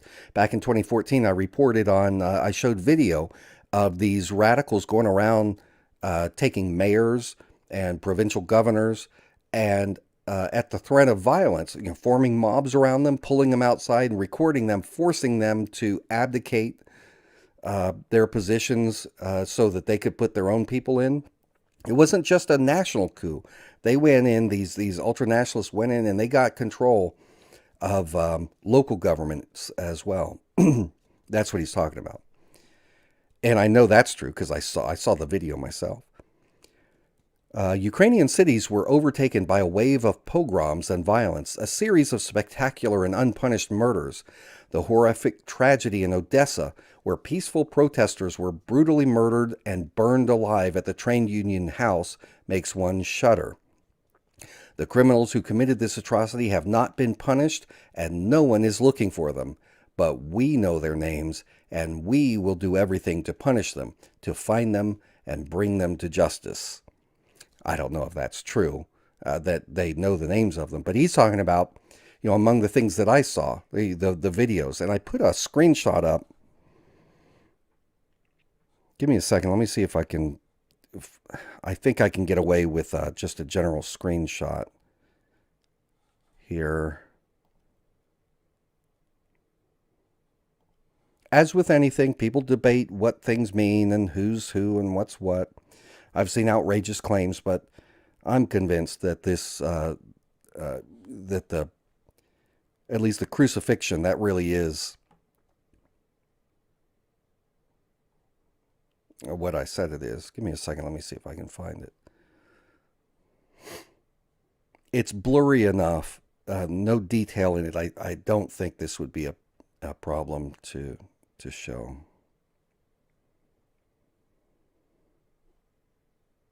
Gee, I don't know. Maybe I shouldn't show it. Give me a second here. Let me look at it again. There's plenty. I got tons of photos that there's no way I'll show. Very gory stuff. This is what I'm talking about.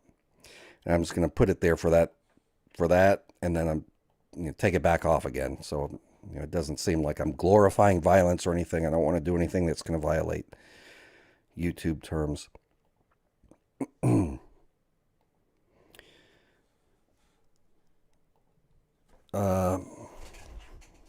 And I don't know if that is from the incident in Odessa at the trade union house or not. I can't say for sure. He says the Maidan did not bring Ukraine closer to democracy and progress. With the coup d'etat, the nationalists and the police forces supporting them finally led the situation to a dead end and pushed Ukraine into the abyss of civil war. 8 years after these events, the country is divided. Ukraine is in acute socio-economic crisis. According to the international organizations, in 2019, almost 6 million Ukrainians, I emphasize about 15% of the total population, not the working age population, were forced to go abroad in search of work. As a rule, these are casual jobs, meaning like what we would call minimum wage jobs.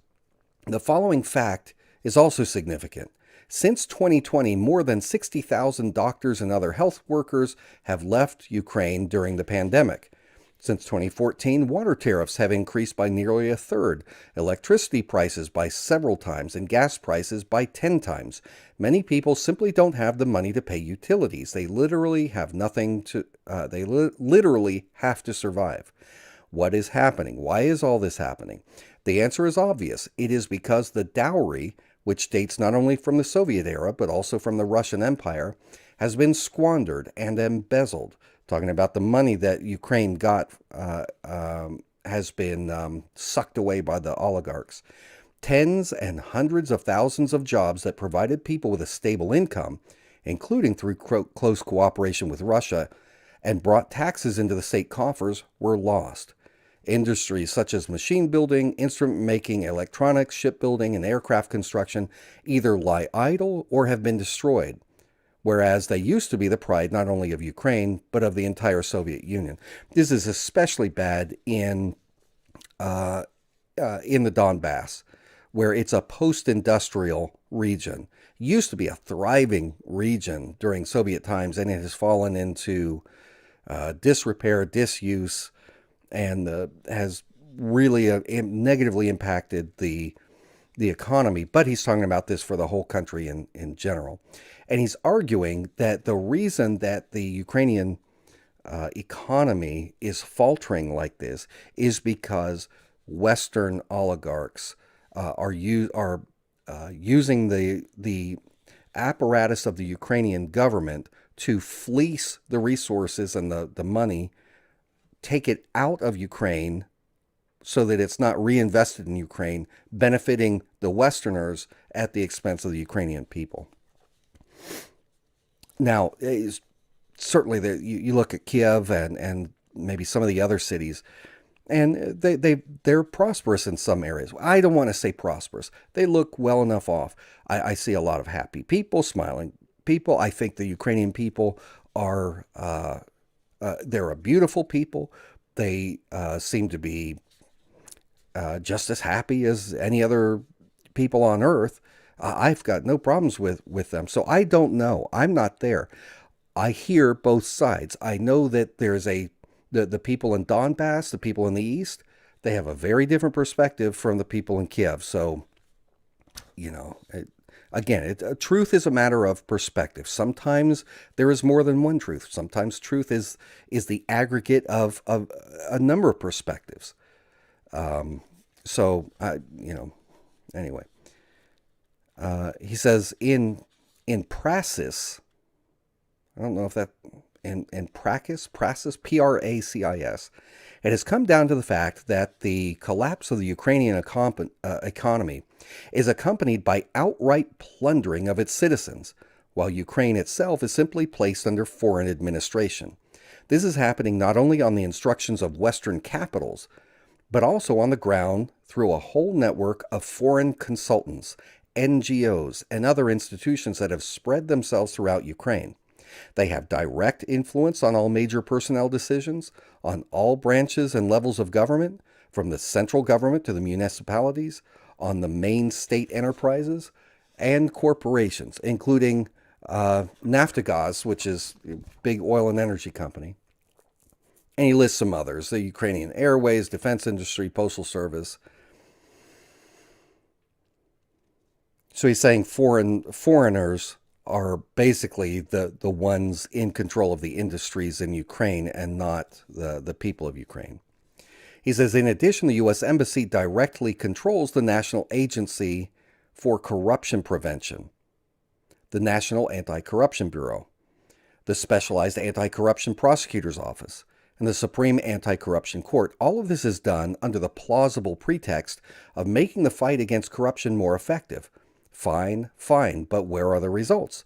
Corruption is in full bloom and thriving better than ever. And, we can see this. You can see it from the videos of Biden during the Obama administration demanding, I told him to fire this prosecutor, this corruption prosecutor who wasn't getting the job done, or we were going to withhold $1 billion and whatever. And certainly during the Trump years, Trump was like, he's playing the game with them, like the infamous Zelensky phone call when when Zelensky became president.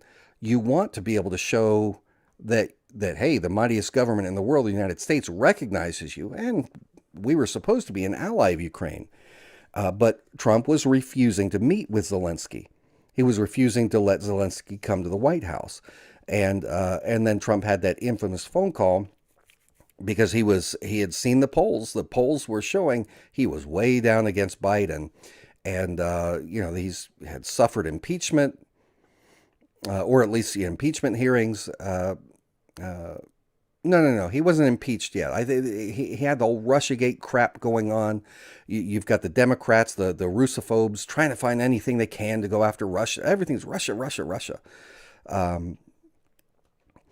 And so in the midst of all that, using Zelensky's situation to his advantage, Trump says, look, maybe I'll meet with you, maybe not, but maybe I'll give you some of this. I know the U.S. Congress has passed hundreds of millions of dollars in military assistance package for you, but I'm not going to release that to you, and I'm not going to meet with you until you do something for me.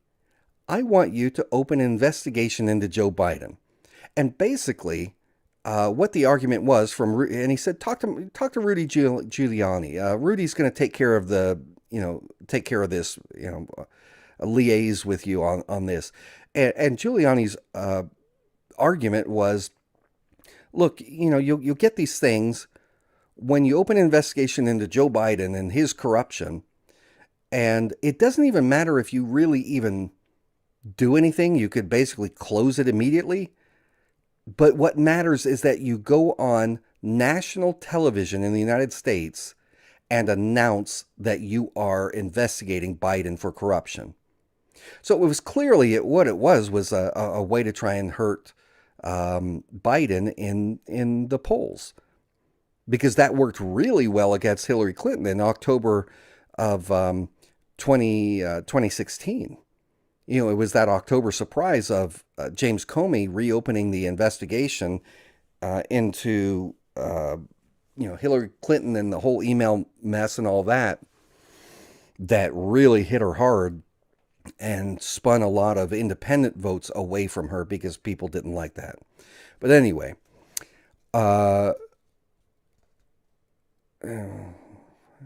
finish that phone call business Glenn Beck did.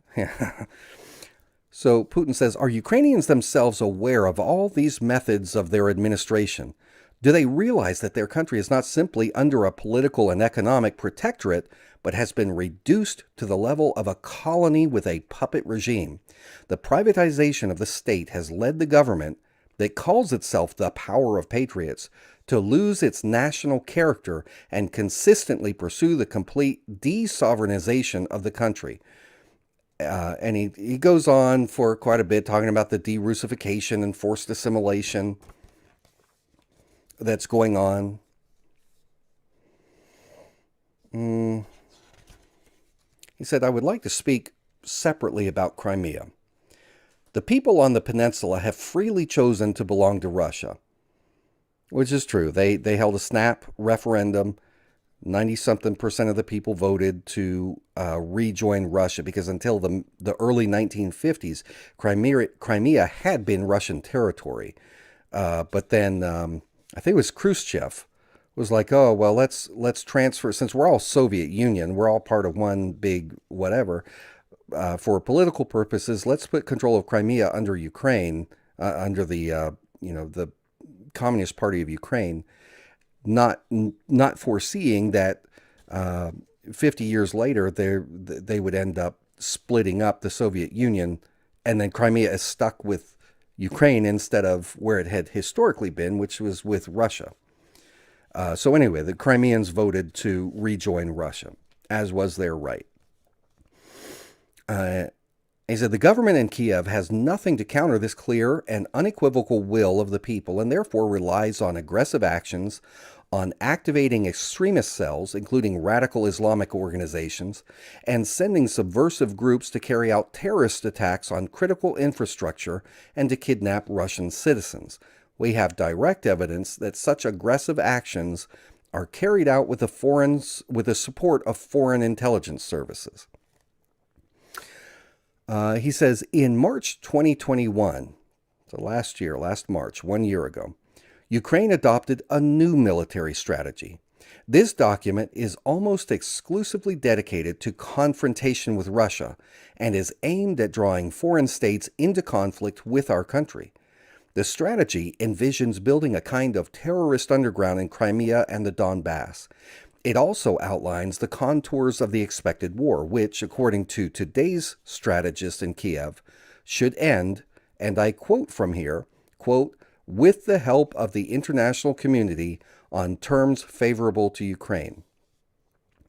And also, as Kiev expresses itself today, and I quote here as well, please listen more carefully, quote, with the military support of the international community in a geopolitical confrontation with the Russian Federation, end quote.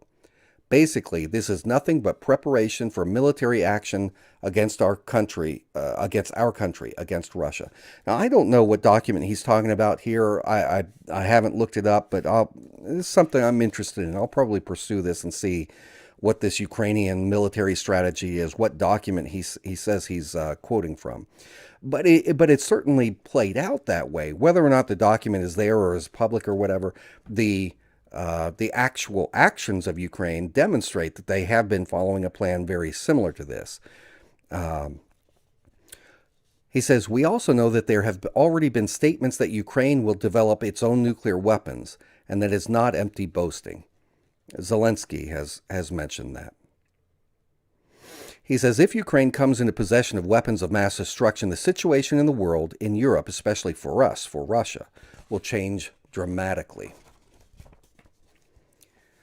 In recent years, military contingents from NATO countries, and this is where he gets into griping about NATO and the changing military conditions in Ukraine, and how Ukraine is being positioned to flip it into the NATO alliance and use it militarily against Russia.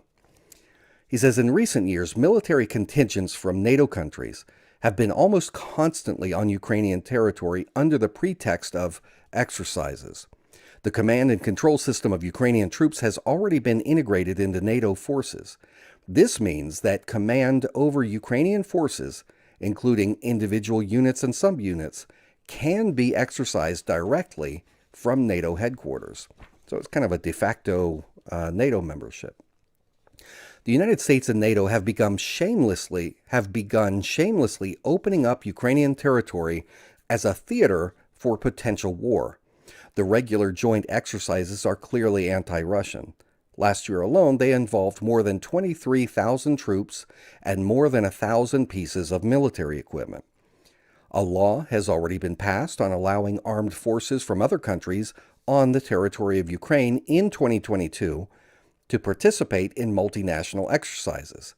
It is clear that we are talking about NATO forces in the first place.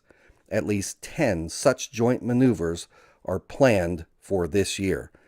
So he's arguing, saying it doesn't matter if you've given them Ukraine NATO membership, you're acting like they're members of NATO. You're bringing in all of these NATO forces into Ukraine, having joint drills with Ukraine that are clearly intended to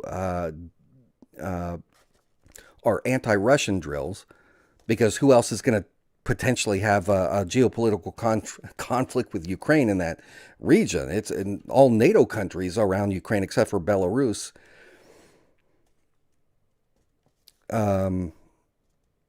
He says it's obvious that such events serve as a cover for the rapid buildup of the NATO military force in Ukraine.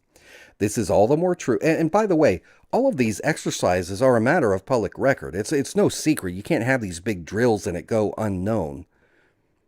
This has definitely been happening, and it's very provocative. He says it's obvious such events serve as a cover for the rapid buildup of NATO military force in Ukraine. This is all the more true since the network of airfields developed with the help of the Americans, Borispil, Ivano-Frankivsk, Chugov, Odessa, and so on, can ensure the transfer of military units in the shortest possible time. Ukrainian airspace is open to flights of American strategic bombers and recon aircraft and drones used to monitor Russian territory. I would like to add that the American-built Maritime Operations Center in Okhotskov makes it possible to support the actions of NATO ships, including their use of precision weapons against the Russian Black Sea Fleet and our infrastructure along the entire Black Sea coast. At one time, the U.S. wanted to build similar facilities in Crimea, but the Crimeans and the residents of Sevastopol thwarted those plans. We will always remember this. Remember, the United States is a global empire. We are engaged in empire building. We have over 900 military bases scattered throughout the world. Very heavy in the Middle East, very heavy in Europe. And so the United States was looking to try and build a military base in, or the goal was to get it into Sevastopol, there around Crimea. Crimea has always been a Russian naval base. NATO countries have sent training missions to Ukraine. In fact, there are already foreign military bases. They just call the bases missions. Kiev has long proclaimed a strategic course toward NATO membership. Yes, of course, every country has the right to choose its own security system and enter into military alliances. And that would all be so if there were not a but. International documents explicitly enshrine the principle of equal and indivisible security, which, as you know, includes the obligation not to strengthen one's own security at the expense of the security of other states. I can refer here to the OSCE Charter for European Security adopted in Istanbul in 1999, and another one. In other words, the choice of security should not be a threat to other states, and Ukraine's ascension to NATO is a direct threat to Russia's security. Let me remind you that in April 2008, at the Bucharest summit of the North Atlantic Alliance, the United States pushed through the decision that Ukraine, and for that matter Georgia, would become members of NATO. So he's saying in 2008, the USA made it clear that at some point Ukraine and Georgia would become NATO members. Many European allies of the U.S. were already aware of all the risks of such a prospect, but had to bow to the will of their senior partner. The Americans simply used it to pursue a clearly anti-Russian policy. A number of alliance member states are already very skeptical about Ukraine joining NATO. At the same time, we're getting a signal from some European capitals saying, why are you worried about it? It's literally not going to happen tomorrow. In fact, and we hear that all the time. I hear that all the time in social media. What are they worried about? The United States and NATO has said they're not going to make Ukraine a NATO member. But that's what they were saying about Montenegro up until a couple years ago. And Rand Paul, I remember watching him on the Senate floor objecting to it, and they called him a Putin's lapdog, I think is what John McCain called him.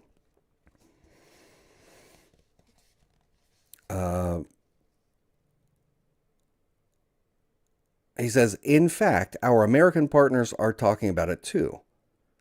We say not tomorrow, but the day after tomorrow. What does it change in the historical perspective? Basically nothing.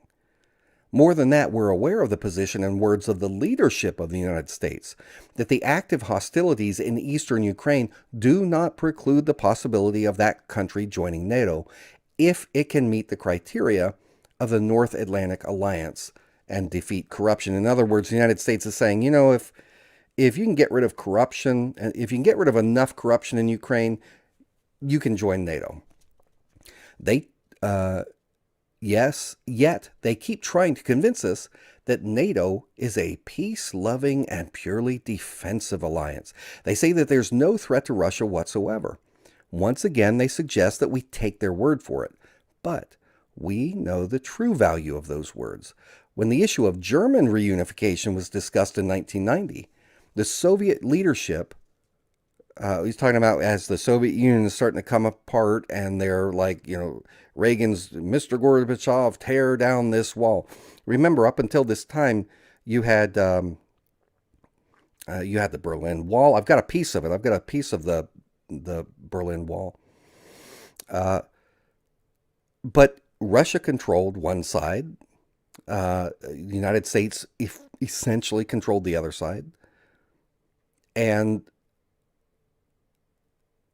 as they're discussing, reunification of Germany, the Soviet leadership was assured by the United States that NATO's jurisdiction and military presence would not be extended 1 inch eastward. And I remember this, and because I was a kid. In my teens, I loved this stuff. I loved geopolitics as a teenager. I was kind of a nerd that way. But I remember listening to Reagan and the everything going on. And then George H.W. took over.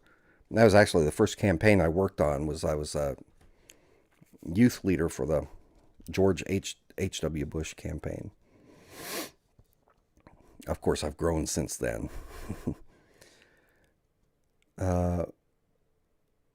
He said, and that German reunification would not lead to an eastward expansion of NATO's military organization.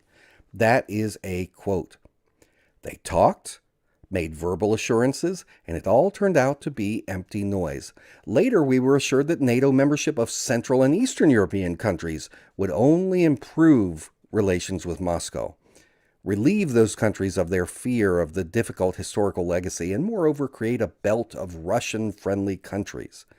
The exact opposite has occurred. The governments of some Eastern European countries, peddling their Russophobia, brought their complexes and stereotypes about the Russian threat into the alliance and insisted on building collective defense capabilities to be used primarily against Russia. And this happened in the 90s and early 2000s when relations between Russia and the West were at high level, thanks to our openness and goodwill. Russia fulfilled all its obligations, including the withdrawal of troops from Germany and from the Central and Eastern European states, thus making... Now, they didn't do it just because they were kind-hearted. They had to. They financially collapsed. They had a big economic collapse. They couldn't sustain it. But be that as it may, it is true that Russia, the Soviet Union, withdrew from Central and Eastern European states, thus making a great contribution to overcoming the legacy of the Cold War. We have always offered various opportunities for cooperation, including within the framework of the NATO-Russia Council. I'm going to skip some paragraphs here. In fact, let me bring up Google Earth while I read some of this,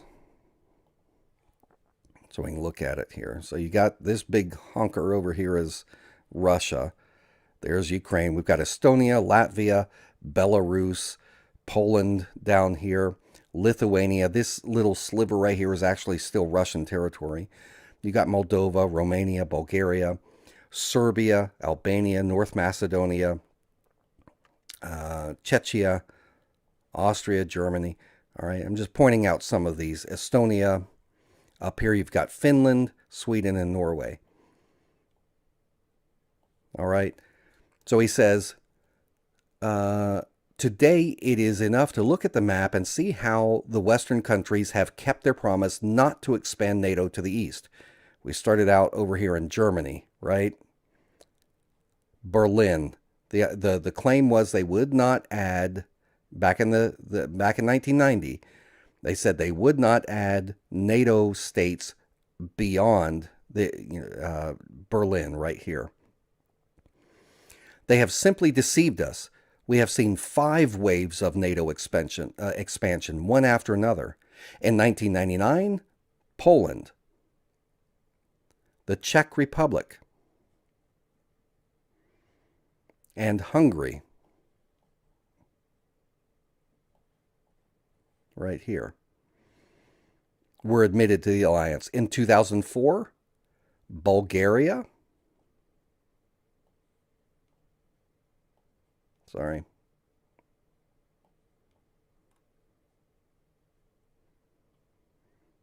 where did Bulgaria go? There it is. Bulgaria,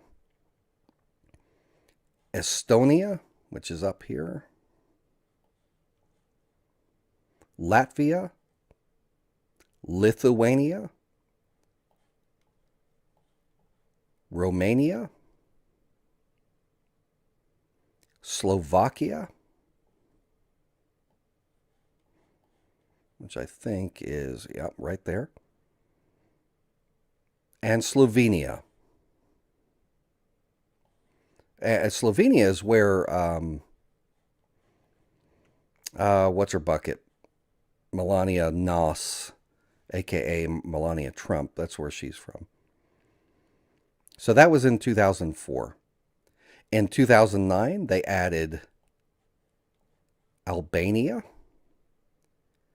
and Croatia. Where'd it go?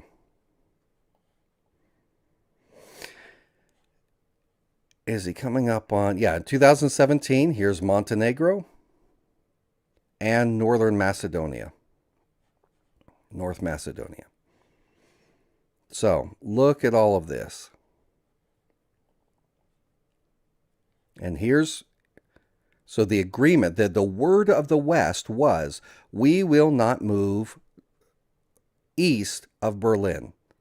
We will not add NATO states in. And yet you've got all of this.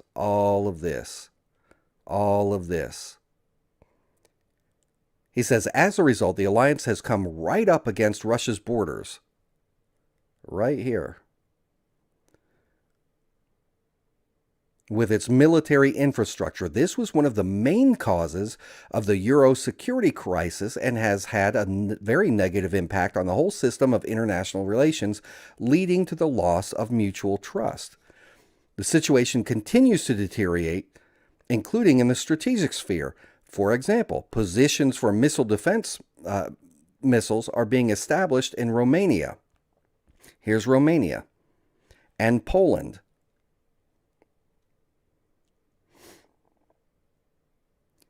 As part of the U.S. Global Missile Defense Project. It is known that the launching pads placed there can be used for Tomahawk cruise missiles, which are offensive attack systems. In addition, the U.S. is developing the Universal Standard 6 missile, which not only solves air and missile defense problems, but can also hit sea and land targets. In other words, the supposedly defensive U.S. missile defense system is being expanded and new offensive capabilities are emerging. The information available to us gives us every reason to believe that Ukraine's ascension to NATO and the subsequent staging or stationing of NATO assets in that country are a foregone conclusion. It is only a matter of time. It is clear to us that in such a scenario, the military threat to Russia will increase many times over, and I particularly point out that the danger of a surprise attack on our country will increase many times over. All right. Now, say what you will, whether or not you agree that the West would attack Russia or not. If this was being done to the United States or to the United Kingdom, if it was in reverse, our historical foe, Russia, if Russia was bringing Canada, Mexico, Central American nations, Greenland, bringing them into a military alliance and putting missile systems on our borders, how would we feel about it? Would you not be concerned about the security of our country? Would we as Americans not say, what the hell? We can't put up with this. Sooner or later, we here in America would say, we are not going to stand for it. We have talked to you for years. For decades, we have asked you to be reasonable, to abide by the agreements that you've made in the past. You are not doing it, and you are rapidly expanding, bringing the last country into your alliance. You're here in Ukraine. You are bringing in. You may not call Ukraine NATO yet, but you're doing all these joint exercises with NATO. You're establishing bases, NATO bases inside of Ukraine. And look what you're doing. That is the Russian argument. And I think it's a fair argument. How it's resolved is a big matter of dispute. Clearly, what Russia's position is, well, we've done all the negotiating we can. Time has run out. If we continue to wait, we're screwed. We have to preempt and do this. That's Russia's argument. I don't agree with it. When George W. Bush said, we've got to go to war with Iraq, for the first time in U.S. history, we need to launch a preemptive war. An enemy who has never done anything to us, we need to go attack them. I was against it then. 70-something% of the American public, definitely all Republicans and a good chunk of the Democrats, were all for this war. I was a Republican at that time, but I was an anti-war Republican saying, this is not about weapons of mass destruction. So far, they've provided zero evidence. They've provided a lot of fake evidence. They provided what is clearly propaganda, but they don't have any evidence. The thing where I finally was like, holy crap, was I had believed that Colin Powell had more integrity than the other neocons. And when he went to the United Nations to make that final sale, to try and convince the world to jump on board so we could go to war with Iraq. And all the time, all the buildup, Bush and Cheney, President Cheney and Vice President Bush had been saying all along, trust us, trust us, trust us. Defense Secretary Rumsfeld, trust us. We've got the evidence, and you're going to see it. When Colin Powell goes to the UN and presents the evidence, you are going to know exactly why we have to go to war. And so I watched it live. Waiting, like thinking, surely there's something. And up until this point, my eyes were not yet fully open. I knew something wasn't right. I definitely had been against Bush. That's why I worked as the campaign manager, the North Carolina state campaign manager for Steve Forbes during the presidential campaign of 2000. You had Bush, you had McCain, you had Forbes, and then you had a whole string. There were like 12 guys running. The only one who had a chance to beat Bush and McCain was Forbes. And so I was still Republican at that point. But anyway, when Colin Powell went and gave the presentation, when it was over, I sat there and I remember telling my wife, they don't have anything. They don't have any evidence. This is a lie. And then I started researching. And I started looking into, Project for a New American Century, the neocon agenda, and really seeing, and then looking and seeing, wait a second, these guys are in the halls of power in Washington, D.C., whether it's Democrat or Republican in office. These same people control it. These are people linked to the military-industrial complex. They're oil corporate executives or linked to them. all connected under the bankers, and they're all they're liars. That's when my eyes were really starting to open. But anyway, going back, he says, I'll skip some of this. He's continuing to make the argument that NATO. He makes the argument over the next couple pages of how the West is lying when it says it has no intention of bringing Ukraine into NATO.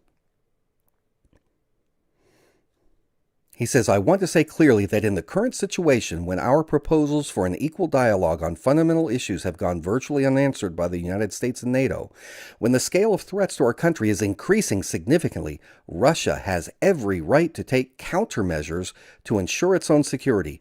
That is exactly what we are going to do.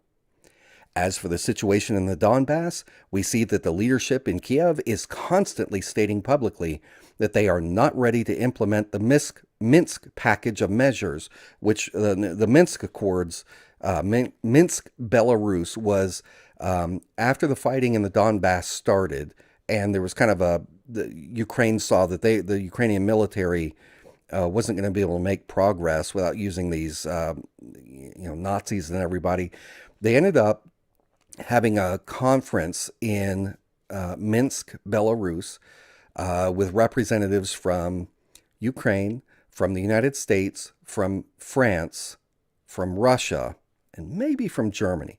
But anyway, they came up with what was a mutually acceptable agreement. They established this kind of this ceasefire line, demarcation line, and there were a number of things that Ukraine agreed to do, but they never implemented it. There was the ceasefire issue, but there were other things they were supposed to do to give autonomy to the Donbass, but they didn't do it.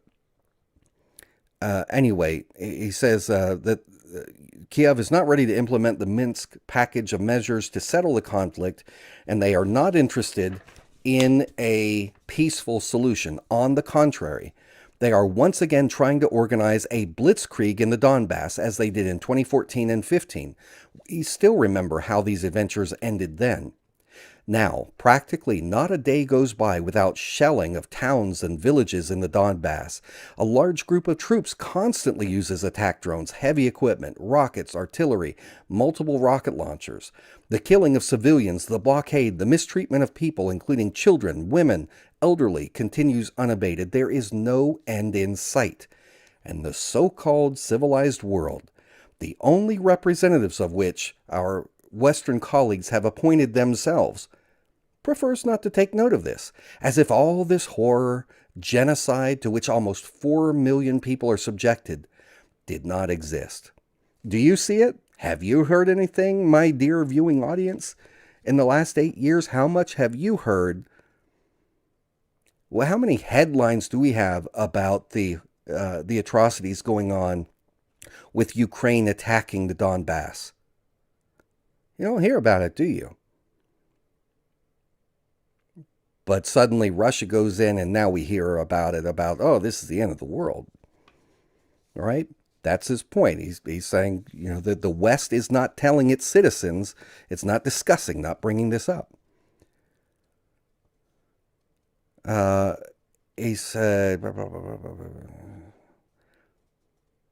did not exist, and only because these people did not agree with the Western-backed coup.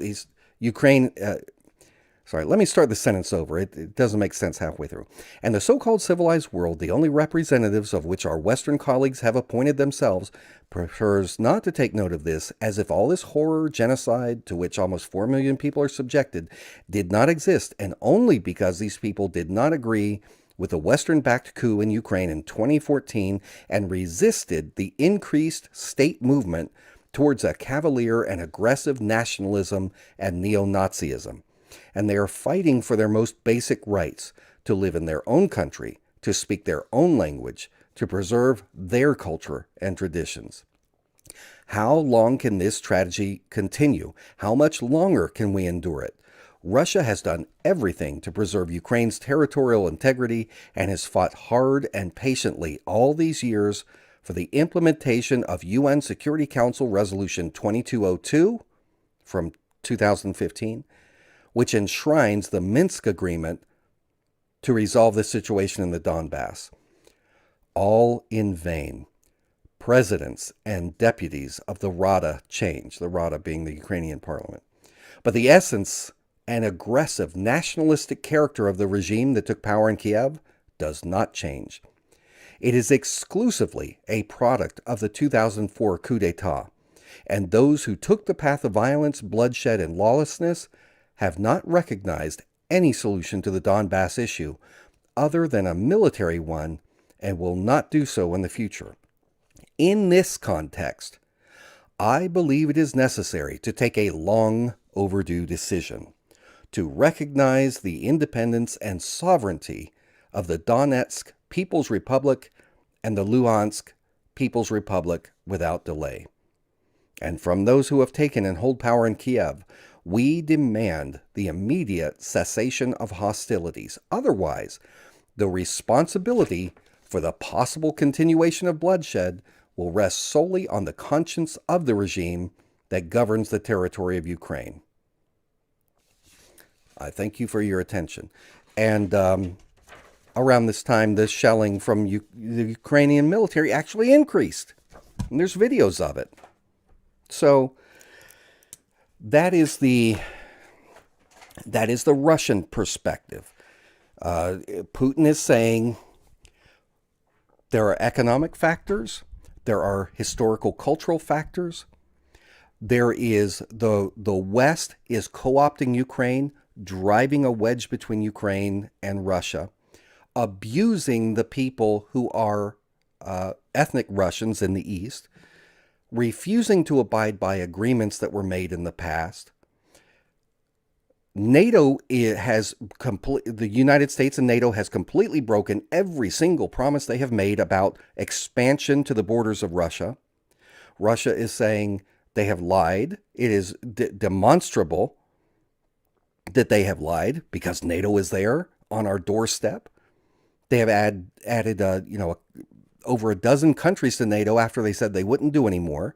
They say we're not going to add it to Ukraine, and yet here they are with NATO inside Ukraine all the time, the United States trying to build bases there.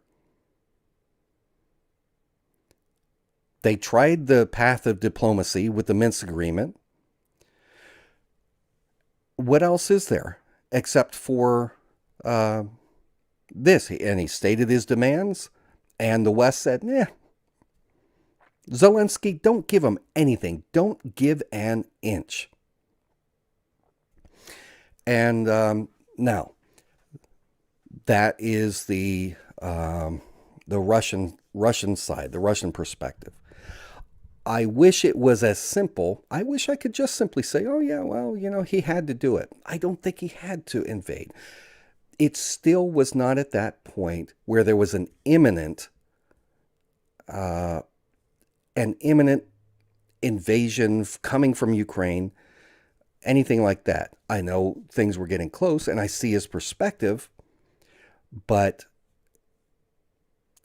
out of his desire to have the element of surprise, he did build up the troops fairly quickly there, and was continually denying it. Not that the West believed for a second that he had that he wasn't going to invade. But in his quest to build up everything and try and get away with it, knowing that he was going to invade at some point, if the West did not meet some demands, he did invade. Now, it did not have to happen this way.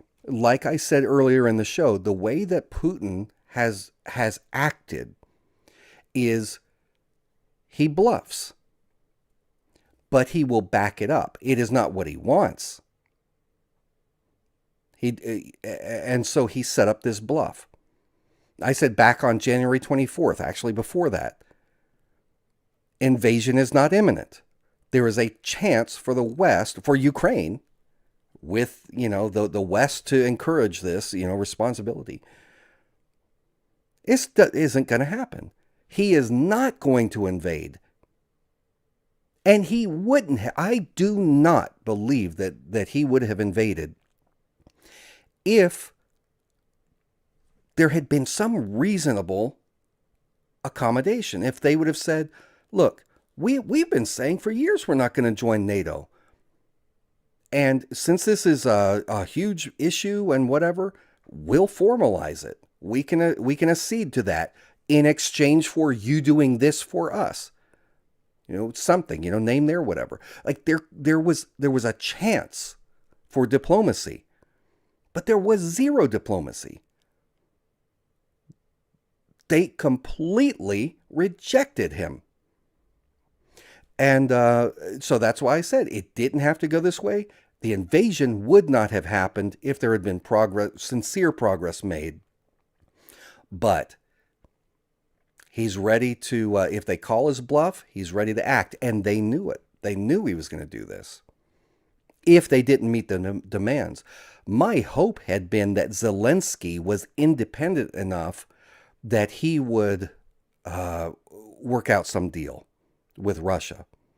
Because it's so on its face obvious that Russia has legitimate security concerns over this NATO stuff. And you've got to be absolutely blind. I don't care which side of which side you might support. If you're pro-Ukrainian and you cannot see, with all of this, if you can't see that Russia has a darn good reason for being worried about its territorial integrity, about NATO expansion. If you can't see that, you are willfully blind.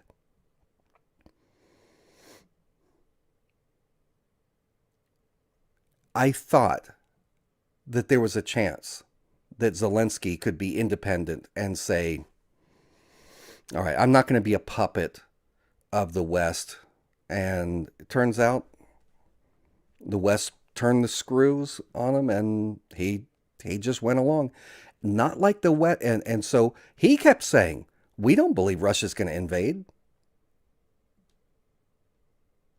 Right up until just a handful of days before the invasion.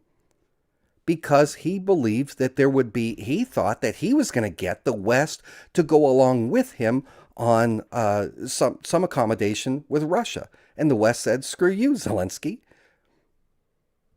No, hold out. No, they're not going to do it. Trust us. Yeah, and then Zelensky with his, oh yeah, well we're gonna get nukes.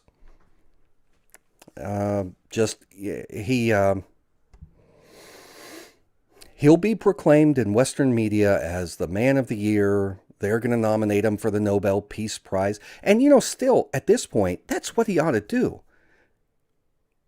He ought to go and say, all right, let's do this ceasefire. They want us to sign something, saying we're not going to go into NATO. He ought to just do it. And in the process, the West is going to praise him regardless. He'll be nominated and would win the Nobel Peace Prize. He would go down in the history books. But instead, he's out there doing stupid crap, like on the day of the invasion, meeting with frickin' Sean Penn. Going out, putting on military gear when Russia wasn't even close to Kiev at that point, putting on his fatigues, having a photo team follow him outside, going and standing in the bushes. Absurd, standing in the bushes like he, looking real serious. He's an actor. It's no different than Donald Trump getting in the ring, the WWE ring, acting real tough like he's shaving Vince McMahon's head like this is real. Doing the punching Vince McMahon on the ground outside of the wrestling ring. It's all an act. He's an actor. Trump is an actor. His number one role that he performs is, savvy businessman, billionaire. He's a reality TV star who lives off of debt. That's what he does to maintain the appearance of his wealth and his brilliance. Don't look at how many times he's gone bankrupt. He's a brilliant businessman. But Zelensky, he's an actor. And he's out there with the propaganda photos. He's out there. We're going to give the Hero of Ukraine award to all these, brave Snake Island soldiers who actually never died or anything. He's a clown. But I still, I still like them, given what, and I say that because I know what presidents the Ukraine has had. And the people in Ukraine have been, the presidents of Ukraine have been, I mean, if you could, flip a Ukraine president over and pull their shirt down and look at the back of their neck, you'd see the brand mark for which corporations own them. Corrupt people. Zelensky was an actor, no political experience. The people said, to the credit of the Ukrainian people, they wanted something different. They didn't want one of these corrupt people that's harshly pro-West or harshly pro-East. Zelensky seemed to be in the middle. And anyway, what a mess. Hey, Squirrel and Wesson, good to see you.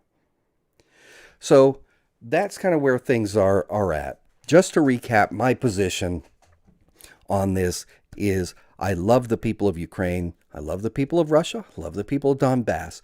More than anything, I empathize with the children of all of the Donbass and of Ukraine who are going through the terror of war. The people, the kids in Donbass have been going through it for a lot longer than the kids in the rest of Ukraine. But who cares? To the child hearing the bombs going off, to the child hearing the artillery shrapnel hitting their apartment buildings, they don't care who's been terrorized longer. That is who I care about. I want this to end as fast as possible. I understand the legitimate security concerns of Russia. I think that had Vladimir Putin gone in, secured the Donbass region, put Russian troops in, said, hey, they seceded years ago. I now recognize their political legitimacy, and they have invited Russians in. So we're going to go in, and we're going to put some bases in there, and we're not going to let Ukraine retake this territory, and we're going to use this as a buffer zone. Okay, fine. Maybe.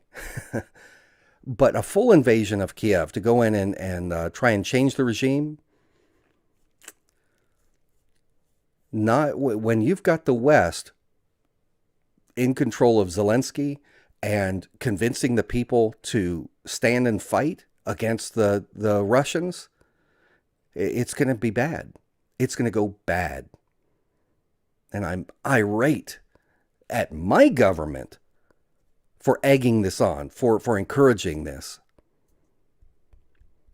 Pisses me off. I want to see a return to diplomacy. I want the people, I want Zelensky and Putin to negotiate directly with each other. I know that that's not typically how it's done. You've got your people and they meet and whatever. But given how immediate the problem is there in Kiev, they need to talk. Zelensky needs to give up a lot of concessions in the area of Russian security. Putin needs to understand that if he turns on, if this becomes any kind of guerrilla warfare situation, if he decides he's going to do like he did in Syria and say, well, they took up arms, they're fair game, and it's going to be a bloody, horrible mess. Russia's already reeling economically.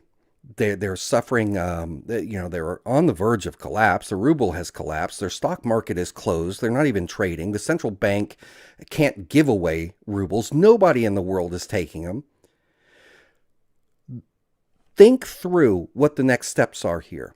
The West can keep this up, but what do you think is going to happen if Russia is starting to collapse economically? They're going to turn to China. China and Russia have got a lot of deals together, especially when it comes to the BRICS nations, the economic bloc, Brazil, Russia, India, China, South Africa. They've got their own kind of version of the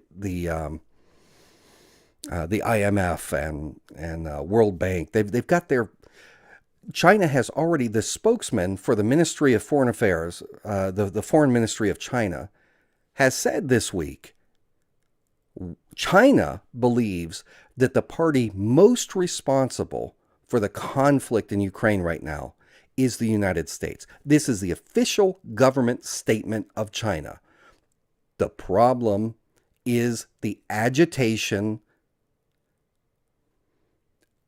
by the United States trying to cause Zelensky and Ukraine to be recalcitrant and not negotiate in good faith on Russia's legitimate concerns. If we have something, for example, like Putin starts hitting civilians, and one of these NATO states says, well, you know, we can't stand by and let this happen. We're going to join in and help out, especially if Belarus comes in and gets involved. Like this, we're going to have World War. That's how all World War I, World War II, it starts out. You've got the friction. You've got the two main parties fighting. And then you get someone else in. And then someone declares war on them. And bam, all of the alliances, all of the military pacts. Bam, bam, bam, like dominoes falling. World War. Since Putin has already threatened to use nukes, the West, or specifically the United States, do you think that if they get into it, you think the United States isn't going to be willing to nuke nuke them first? I mean, we've got a policy of preemptive defense. This could go bad. Nobody wants nuclear war. I don't believe Putin wants it. But in a country like Russia, where the men are, you've got this, macho man, kind of, this Slavic tough guy. They don't screw around. They're not like the soft Western whatever who talk tough, and then when somebody gets in their face and they're like, oh, sorry, I was just talking. That's not how they do it. So it could go bad. And that's why I want to see an immediate de-escalation. And the only way, Putin's not going to be like, guys, I changed my mind. I kind of put all my chips on red, spun the wheel, and you know what? After all, I'm not interested in this. We're suffering some economic collapse troubles. You guys win. The West wins. I want to go down in the history books as the guy who cucked out and, let the West beat me economically. Beat my military with your economic sanctions. You think he's going to do that? Of course not. He's going to stay with this to the bitter end. So we need to be the adults at the table here. We need to say it is not worth the cost of civilian lives in Ukraine. It is not worth the risk of World War III, especially when he's got some legitimate grievances. We don't have to agree to everything. We don't have to concede to everything. But we can find some common ground. We can recognize his legitimate grievances, try and deal with that in good faith, which we have not done up until this point. We can pull back on this nuclear economic bomb we've dropped on Russia. Give them some breathing room. Some good could come out of this. In the end, well after the fact. But right now we've got maniacs in control. We have idiots and maniacs. The most stupid, strategically stupid elements of America are in charge of our foreign policy, are in charge of our White House. And don't tell me it's just Biden. If Trump was in there, I don't think it'd be any better. Well, it'd be different. There'd be a different situation. But Trump's not smart. He's an opportunist. Whether it's Bush Jr., Obama, whoever, you can take the head of state out and replace it. You notice how nothing ever changes? Oh, well, this Trump sucks. Let's put Biden in. All right. Guess what? Everything sucks still. We're doing the same stupid things. Put somebody else in. Oh, guess what? It's going to be better. Oh, it still sucks. We're doing the same things again. Guys, it's been going on for decade after decade. The problem is we have a permanent, I hesitate to call it deep state because it's so, tinged with, I don't want to call it the deep state, but we have this fourth branch of government, which consists primarily of a rogue State Department apparatus where you have people from the Council on Foreign Relations, which is the policy writing arm of the New World Order. New World Order being the elite globalists, wealthy oligarchs who are invested heavily into corporations, the military war industry corporations. So you've got the oligarchs, you've got the bankers, the central bankers, you've got the war corporations, Boeing, Northrop Grumman, on and on and on. You've got the intelligence agencies, and you've got the U.S. State Department. The New World Order, these oligarchs, these people, they say what they want. The Council on Foreign Relations think tank takes all of that, says, well, to achieve these goals, to get the oil in Venezuela, to get the whatever in Ukraine, we need for the U.S. government to do this, this, and this. They write the policy. They give it to the State Department. The State Department is the government side of the official government side to the non-official Council on Foreign Relations side. So the State Department gets its marching orders, which is exactly what Hillary Clinton called them. She said that in a speech to the CFR, that foreign policy marching orders for the United States comes from the Council on Foreign Relations. It's on video. You can look it up yourself. Once they have the marching orders in the State Department, the enforcement arm, the paramilitary arm, goes to work, and that's the CIA. They go in, they destabilize, they'll access the economic hitman if that's the case. They'll use jackals who will go in and carry out terrorist operations. If these things fail, then you start with the sanctions and everything else. If that fails, you send in the U.S. military. So we are engaged in coup after coup after coup around the world, not for the benefit of America. How does any of this crap, how does flipping Syria help Americans? How does knocking off Gaddafi in Libya help Americans? How does any of this stuff help us? How does knocking off Maduro in Venezuela help us? It doesn't.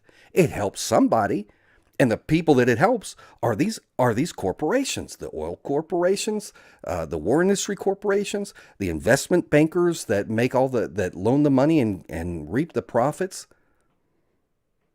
So you've got this permanent shadow government consisting of all these different elements who don't give a crap if you've got a Republican or a Democrat in office. When it comes to foreign policy, they are not beholden to us. They operate through multinational corporations that have no loyalty to America. They care about making money at any cost for the elite who control them, who are invested in them. That's it. And it is this shadow government that manipulates our politicians into all of this. You get the lobbyists for the different things like AIPAC, manipulating the U.S. Congress to do the bidding of Israel. All these different elements. And it is at the expense of us. It puts us in jeopardy. It puts our freedoms at risk while destroying the lives of people in other countries that these people go in and fleece.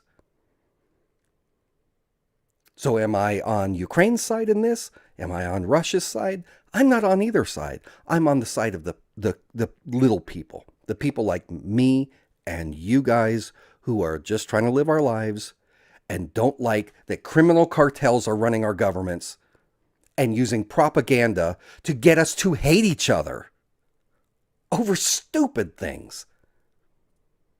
And you can see the hate. Doesn't matter what the issue is anymore. We hate each other. I am so saddened by that. But anyway, these have been my thoughts. I hope that you can appreciate that I've got my opinions. I respect yours, even if they are very different from mine, as long as you don't act like a jackass toward me. We're cool. I hope you'll follow me on Twitter, twitter.com/Morphonios, Morphonios. In closing, again, I'm at 4 hours, 40 minutes in this live stream. I don't get paid for it. I ask you for your financial support. I know things are tight for everyone. Things are tight for me. Trust me. I know things are tight out there. I'm the father of 10 kids. I have 5 of them still in the house. The others have gone off to college, but I'm still supporting them in some ways. They're pretty independent, but still. It's expensive. I'm not someone who gives a whole lot of attention to money. I've never craved money. It's not my thing. But I am dismissive of money to the point that I should do a better job of it. I do run other companies that I own and make some money that way. But I want to devote more time, considerably more time, like I used to this stuff. I love this stuff. This is my passion. I love talking about it. But if I don't have financial support to replace the income that I will lose from diverting my time away from my other businesses to this, I can't do it. If you want my voice, or the voice of an alternative voice that is willing to speak out and give people something different from what the mainstream media gives, go to patreon.com/BlackstoneIntel and support my work. $5 a month. $5. Come on, $5. And like I said, I'll enter you in a raffle for my free Blackstone cap. And if you want to make a one-time donation, the links have been in the chat. Boulder Angel has been rocking awesome tonight, sharing the links. PayPal.me/BlackstoneIntel if you want to make a one-time donation. I love getting mail from viewers. I love it. And I haven't been asking for it so much lately, and so it's gone down some. But I've had it scrolling during the show. Write to me. Tell me your views. Jake Morphonios, P.O. Box 1333, Kernersville, North Carolina, 27285, if you want to write to me. I generally will send a postcard or something back. I can't always write a long letter or something, but I do try and respond to the folks who write to me. Anyway. Well, I think that's going to be it. Tasha says, thank you, Jake. I've been supporting you since 2014. Thank you, Tasha.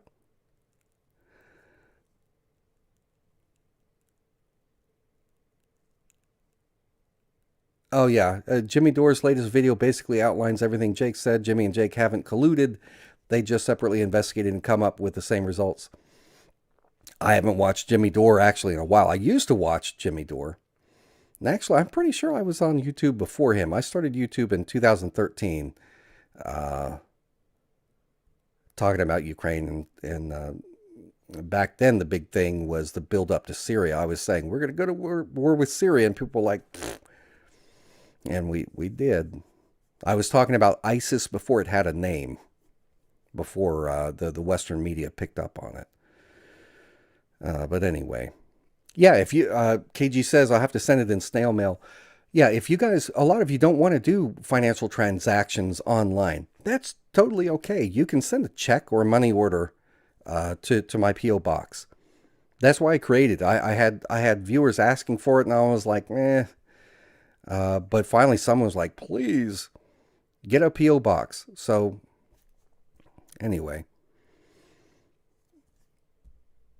Yeah, Jimmy Dore. Jimmy Dore is, of course, he's progressive. Our domestic politics don't necessarily line up, but he's very anti-war, and he's very keyed in to this kind of stuff. And so I very often find that I'm in agreement with him. And I think it's good for someone on with his viewership to be talking about this. We need people from all different perspectives talking to as many audiences as we can. I don't even know how to describe my audience because I've got Trump supporters, I've got Biden support, I've got more Trump supporters than Biden supporters, but a lot of my audience is independent. I've got a lot of independent viewers. I do have progressives, I've got libertarians, I've got constitutionalists, and I actually have a pretty significant number of international viewers. And I love all you guys. I appreciate that you care enough about these issues to hang out and listen. So I am going to wrap it up now. Thank you so much. Again, special thank you to moderators, Boulder Angel. Who else did we have in here? I haven't followed the chat super close, but I know we had Whiskey Stills and Tumbleweeds for a minute. We had, who else did we have? I'm trying to scroll back and see here. It has mostly been Boulder Angel tonight because I've rambled on so long. But anyway, to everyone out there, wherever you are around the world, know that here in North Carolina, north central North Carolina, you got a friend. I don't care what your politics are. I don't care who you vote for. I don't care who you vote for.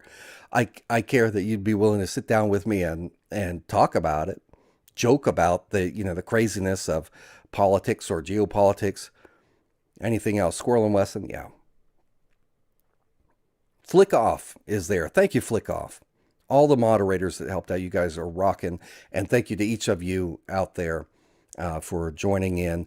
Please hit the like button right now if you haven't already done it. That will help this video get a little some more views, and after it's done processing, share it. Share this stuff. Tomorrow I'll probably chop this up into some pieces because nobody's going to sit here and watch a 5-hour live stream. Maybe some people would, but I'm going to try and chop up this video into some segments and post it that way, and get some bite sizes there. Go to twitter.com/Morphonios, signed up. Mark Dansky. I just signed up again on Patreon and sent you a link to a documentary about Putin's corruption. Yeah, there's some good stuff about Putin's corruption. He is not a good guy. As much as I like his rhetoric on some stuff, he's a mob boss. Anyway, thank you, everybody. Appreciate you all. Yeah, someone's saying, let's get over 1,000 likes. Where are we at? I don't see. Got 991 likes. 993. Hit it. Hit the thumbs up. Let's see what we can get to. 994. Put me over 1,000 and then I'll shut it off. There we go. Thank you. You guys rock. I'm glad to be associated with you. I'm glad you're part of Team Blackstone. Take it easy. I will talk with you soon enough. If I don't stream tomorrow, I'll do it the next day. Sleep good. For Blackstone Intelligence, I'm Jake Morphonios.